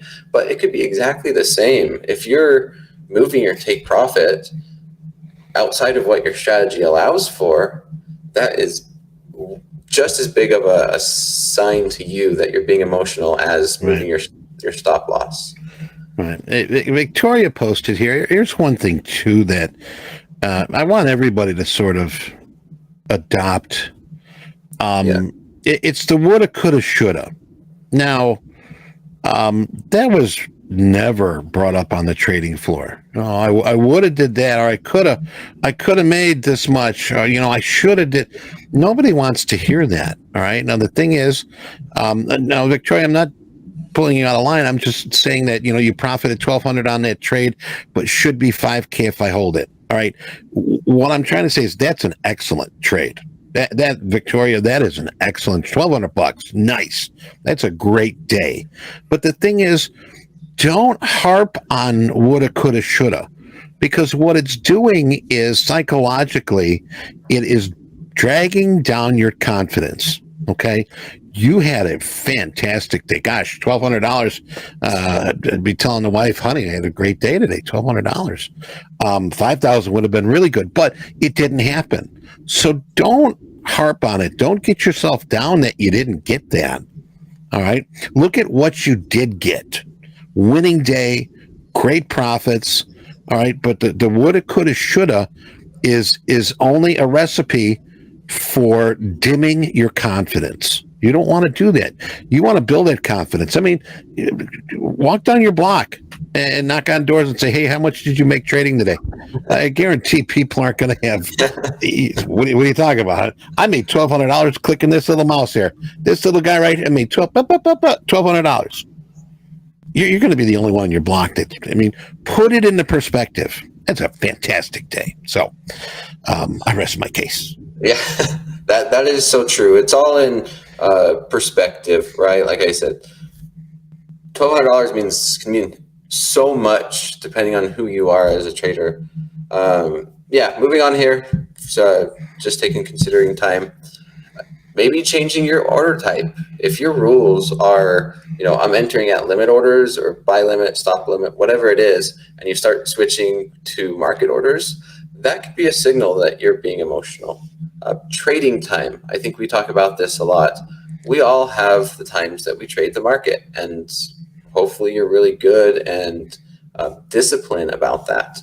If you're used to trading for 2 hours and you notice that it's been 3 hours, then something could be wrong. You might be feeling emotional. Something's feeling off. That could be, you don't have to define it. It does not have to be black and white. If you wake up in the morning and you start trading and you just don't feel good or you don't feel right, then it might be best just to not trade. Take the day off, go relax, go on a hike, do whatever it is. You don't have to trade. And I'll be talking about this later and maybe into some of my future classes, is there's a huge difference between trading as a part-time job, if you already have another job that's paying your bills, versus switching to a full-time funded trader and using the funded trading profits as a full-time job to pay your bills, like a power bill, your car payment, or whatever it is, then you're going to have a lot more added pressure on yourself. And I'm hoping to do a class. It's not going to be just one class. I feel like that deserves a series of classes, because transitioning from a combine to a funded is one thing, but then transitioning from trading funded part-time to a full-time trader is a whole separate beast in and of itself. And then we have aggressive behavior. Maybe you're being a lot more aggressive than you normally do. We're clicking your mouse, but you're hitting your keyboard a little more aggressive, whatever it is. Maybe the way you sit, right? You guys seen me adjust my chair. I was a little down here. Maybe I'm sitting up. Maybe it's the way you sit as a trader, because we're sitting behind our computer desks. And if we're sitting one way and then you notice yourself to maybe adjust when you're down, maybe you're sitting up when you're excited, that could be an indicator as well.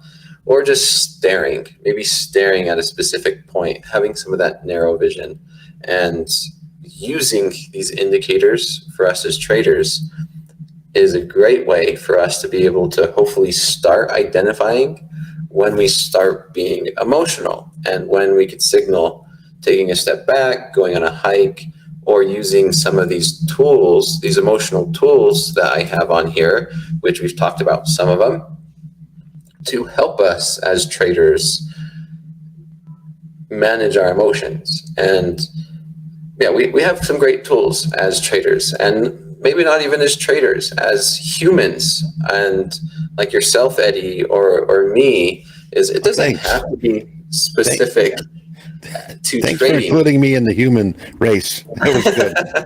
I mean, I don't know about Chicago Bears fans. I mean, All right. Hey, my Green Bay plays tonight. Fingers crossed. Monday night. Good luck. Yeah. So Sorry, I didn't mean to step on you, but when you included me in the human race, I feel honored. Oh, yeah. So we have these different types of emotional tools. We have technology to help us, like our trading platform, and we have our own personal health care, or what we do in just our normal day-to-day lives. So let's go on briefly some of these technology tools. We have the platform risk management system. Topstep has amazing risk management system. And I know a lot of traders on Discord, and I see a lot of traders sometimes be upset because they hit their daily loss limit or they get locked out and they want to trade and then they get frustrated. But that's a good thing, because as a trader, if you feel frustrated, then you have to sit there and figure out what you did wrong.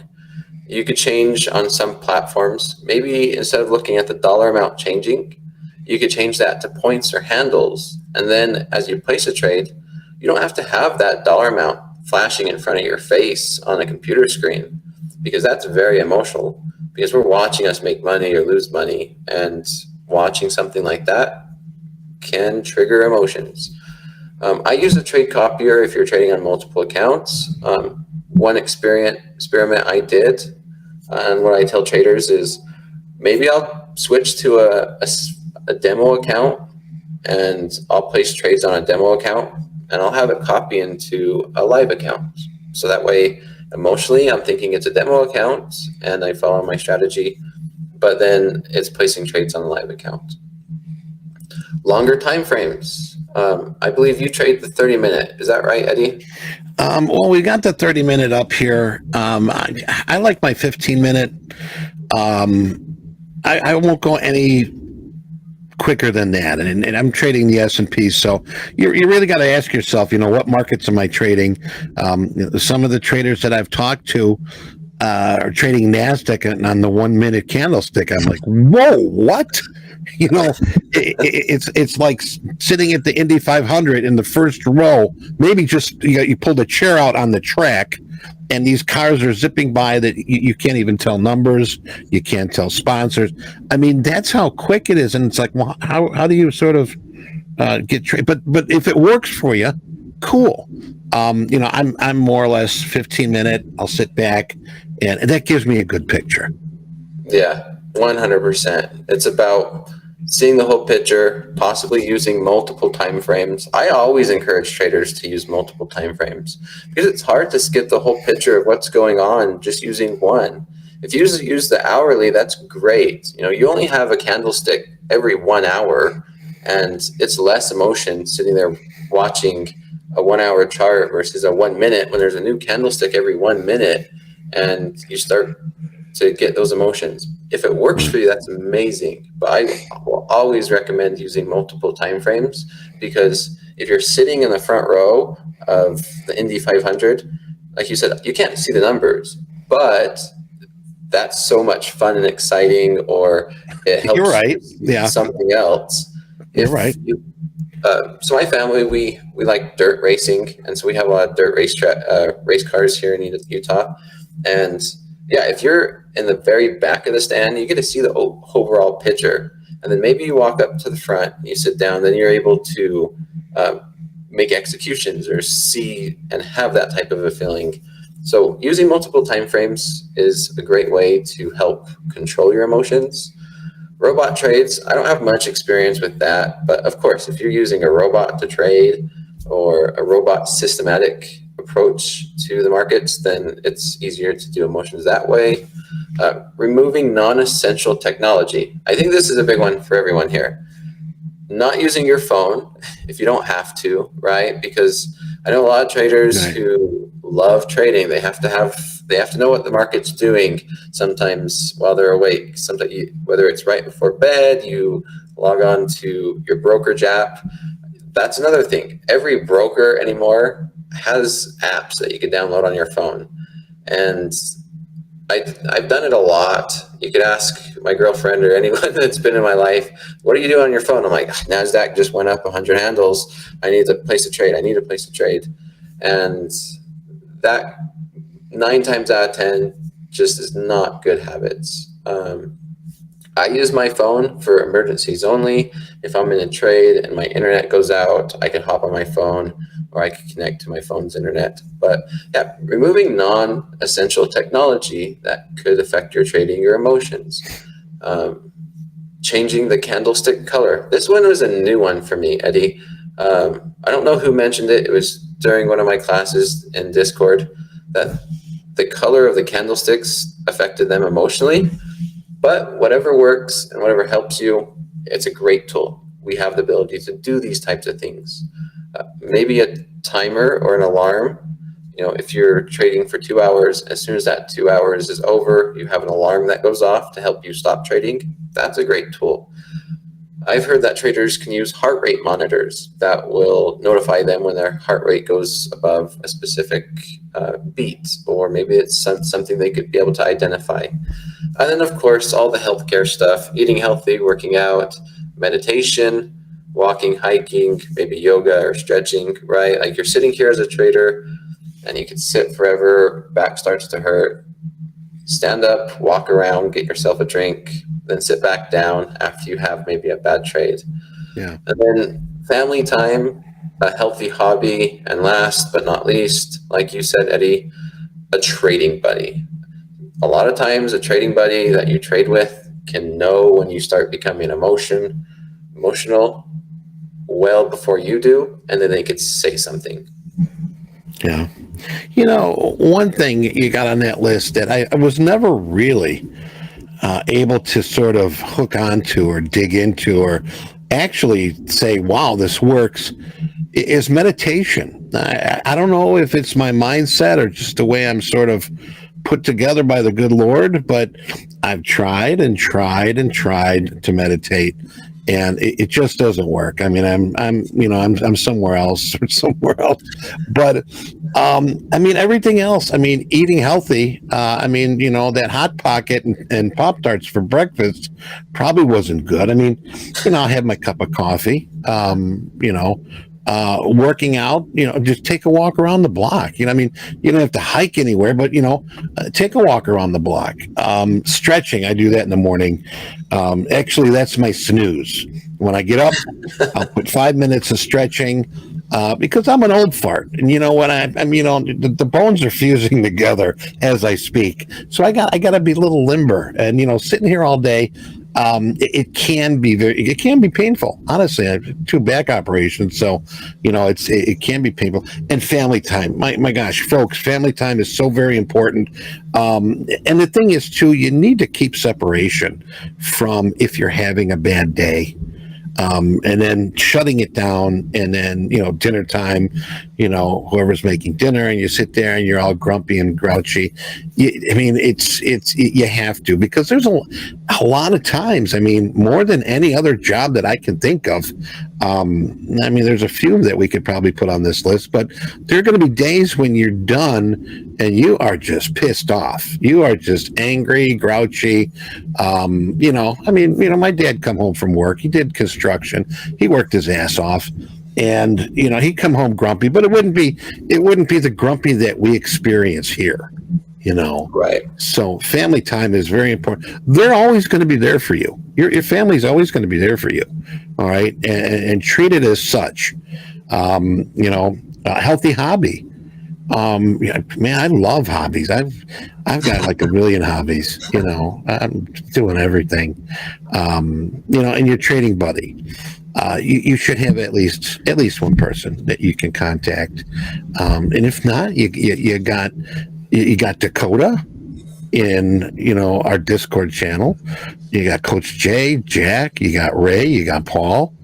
Hook up with them. There's a lot of people out there.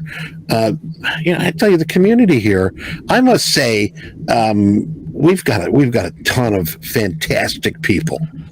And I honestly have to say that. I mean, I'm not blowing smoke up anywhere, but from what I read and from what I've seen, and of course there's a few trolls with bugs up their ass, but that's part of social media. You're going to have that, anywhere. But we got some really good people that, are in the program, that follow Topstep and are very positive. And, hey, let me just remind you, what goes around comes around.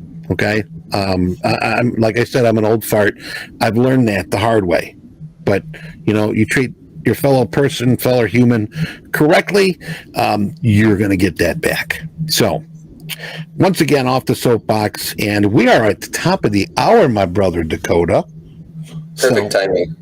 I really hope. Thank you, Eddie. Well, wait a minute. You got to go right now? You got a bus to get? No. I'm. All right. I was gonna talk on what you were saying. Go ahead. Finish up. Yeah. No. Tell me I'm an old fart. Like you said, Eddie, our community is amazing. That's what drove me to Topstep and to be a coach for you guys, is the community. It's amazing. A little motivation for our traders who are not on Discord yet, though. I'm going to drop it here on YouTube TV, is I've been trying to find ways, and I have been doing it, to reward our traders in Discord who are active, who are nice, who are helping other traders out, because we want to see that. I love to see it. I did a combine giveaway last week. This week, I'm having something similar. We're in talks about maybe trade against a coach. That sounds a little bit fun, but yeah, ways that we can motivate traders and have that community, whether it's sharing different strategies or emotions or being there for one another. We really have to have that. It's amazing. That's why I'm here, because we all go through the psychology part, and it's maybe the unglorified part of trading, because everyone's thinking about the money aspect, how much you can make, becoming a funded trader, getting these payouts. But having the emotional side, having friends, having the great community is what drives us and what keeps us here. Right. It's beautiful. Well said. Well said. Real quick here before you go, Lindsay's got a question. Do certain personality traits make individuals unsuitable for a career in trading? If so, which traits might be considered a hindrance? I mean, I can't sort of pinpoint that. But I mean, there's all shapes and sizes, and unless you're a off the handle psychotic, that escaped from the local asylum, I would say that probably it's not best for you to trade. I mean, honestly, and I've there's been some people that, like I said, I've thousands of trade reports, and you're a coach and you're going to give somebody good direction and graded, positive advice, what needs to be done. And I've talked to traders numerous times and look at the trade report, and it's the same thing over and over. Greed, revenge trading, over trading, breaking the daily loss limit, reset. And I mean, honestly, there's been a handful of people I said, well, maybe this isn't right for you. We've been here, I've talked to you about 4 or 5 times, about the same thing. And, we come back to it again and done it again. So, but otherwise, those people that are here, you're moving forward. And if you say, hey, he's talking about me, get a hold of one of these coaches if you haven't already. Get in that Discord channel, all right? Hook up with Dakota. Hook up with Jay, hook up with Ray, hook up with Paul, hook up with Jack, hook up with Vince. Vince is here, I think, every day in our YouTube chat. When you see Vince, he's a coach too. And he's giving good advice as we go through the show. So, I mean, hang around with Topstep, and I guarantee you're going to move yourself forward. So, I am done here. We are about 5 minutes after. Dakota, any closing last words? Nope. I think you said it best, is we've all been there. If not, there's someone else that I'm pretty sure in our community that has been there, and feel free to reach out to us. Us coaches, we love talking to you guys. I've learned a lot, and you might think that's surprising, but us coaches just teaching, just helping other traders, we learn a lot. I've learned about a lot just talking, starting back at my roots of understanding what trading is and those emotions. So whether you're brand new or you've been here a while, we all have something to learn. We're never done learning, regardless of what age we're at or where we're at around the world. If you're worried about time, because I've seen some traders say, I'd love to be on Discord, but it's 2 a.m. for me when you guys are when you guys are live. Well, everything's recorded. We have coaches on Discord at different times. I'm a late night guy here from the United States in Utah. And so it might be 1, 2 a.m. for you. I'm on there. I'm trading the Asian session. We have coaches during the New York session. And everything's recorded for you guys. You could always go on Discord and watch all these recordings. And it's there. We have traders around the world. And we are here for you. We are here for you, and we're going to end it on that. Totally agree. Eddie, one last thing. I'm just going to announce real quick the 5 random winners that got the questions right. And you got CL Trader Zeb, DJ Teddy Jets 86, JS, and S Swanee. So I guess you did, Mr. Jets, send your email because I have that. But yeah, I'll email you guys tonight.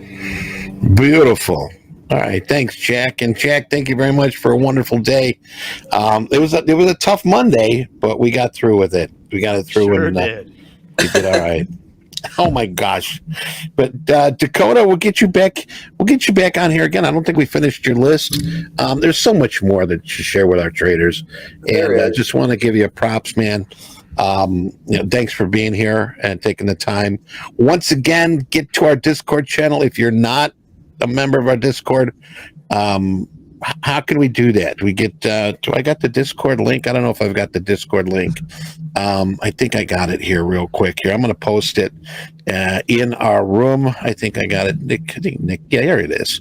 Okay, if you're not a member of our Discord, you're missing out on a bunch of good advice, free information, all right, and some great camaraderie. A lot of good people in there. And remember, if we come across a troll or somebody with a bug up their ass, you know what? It's, c'est la vie. You know what? Move on. But anyway, Coach Dakota, I salute you, my friend. Thank you for Thanks, I appreciate it. I think I'll be seeing you next Thursday, or this upcoming Thursday is when I'm scheduled to be on left. I'll double check my schedule, but let's take a look here. Thursday. Yeah, check that out because it says TBA.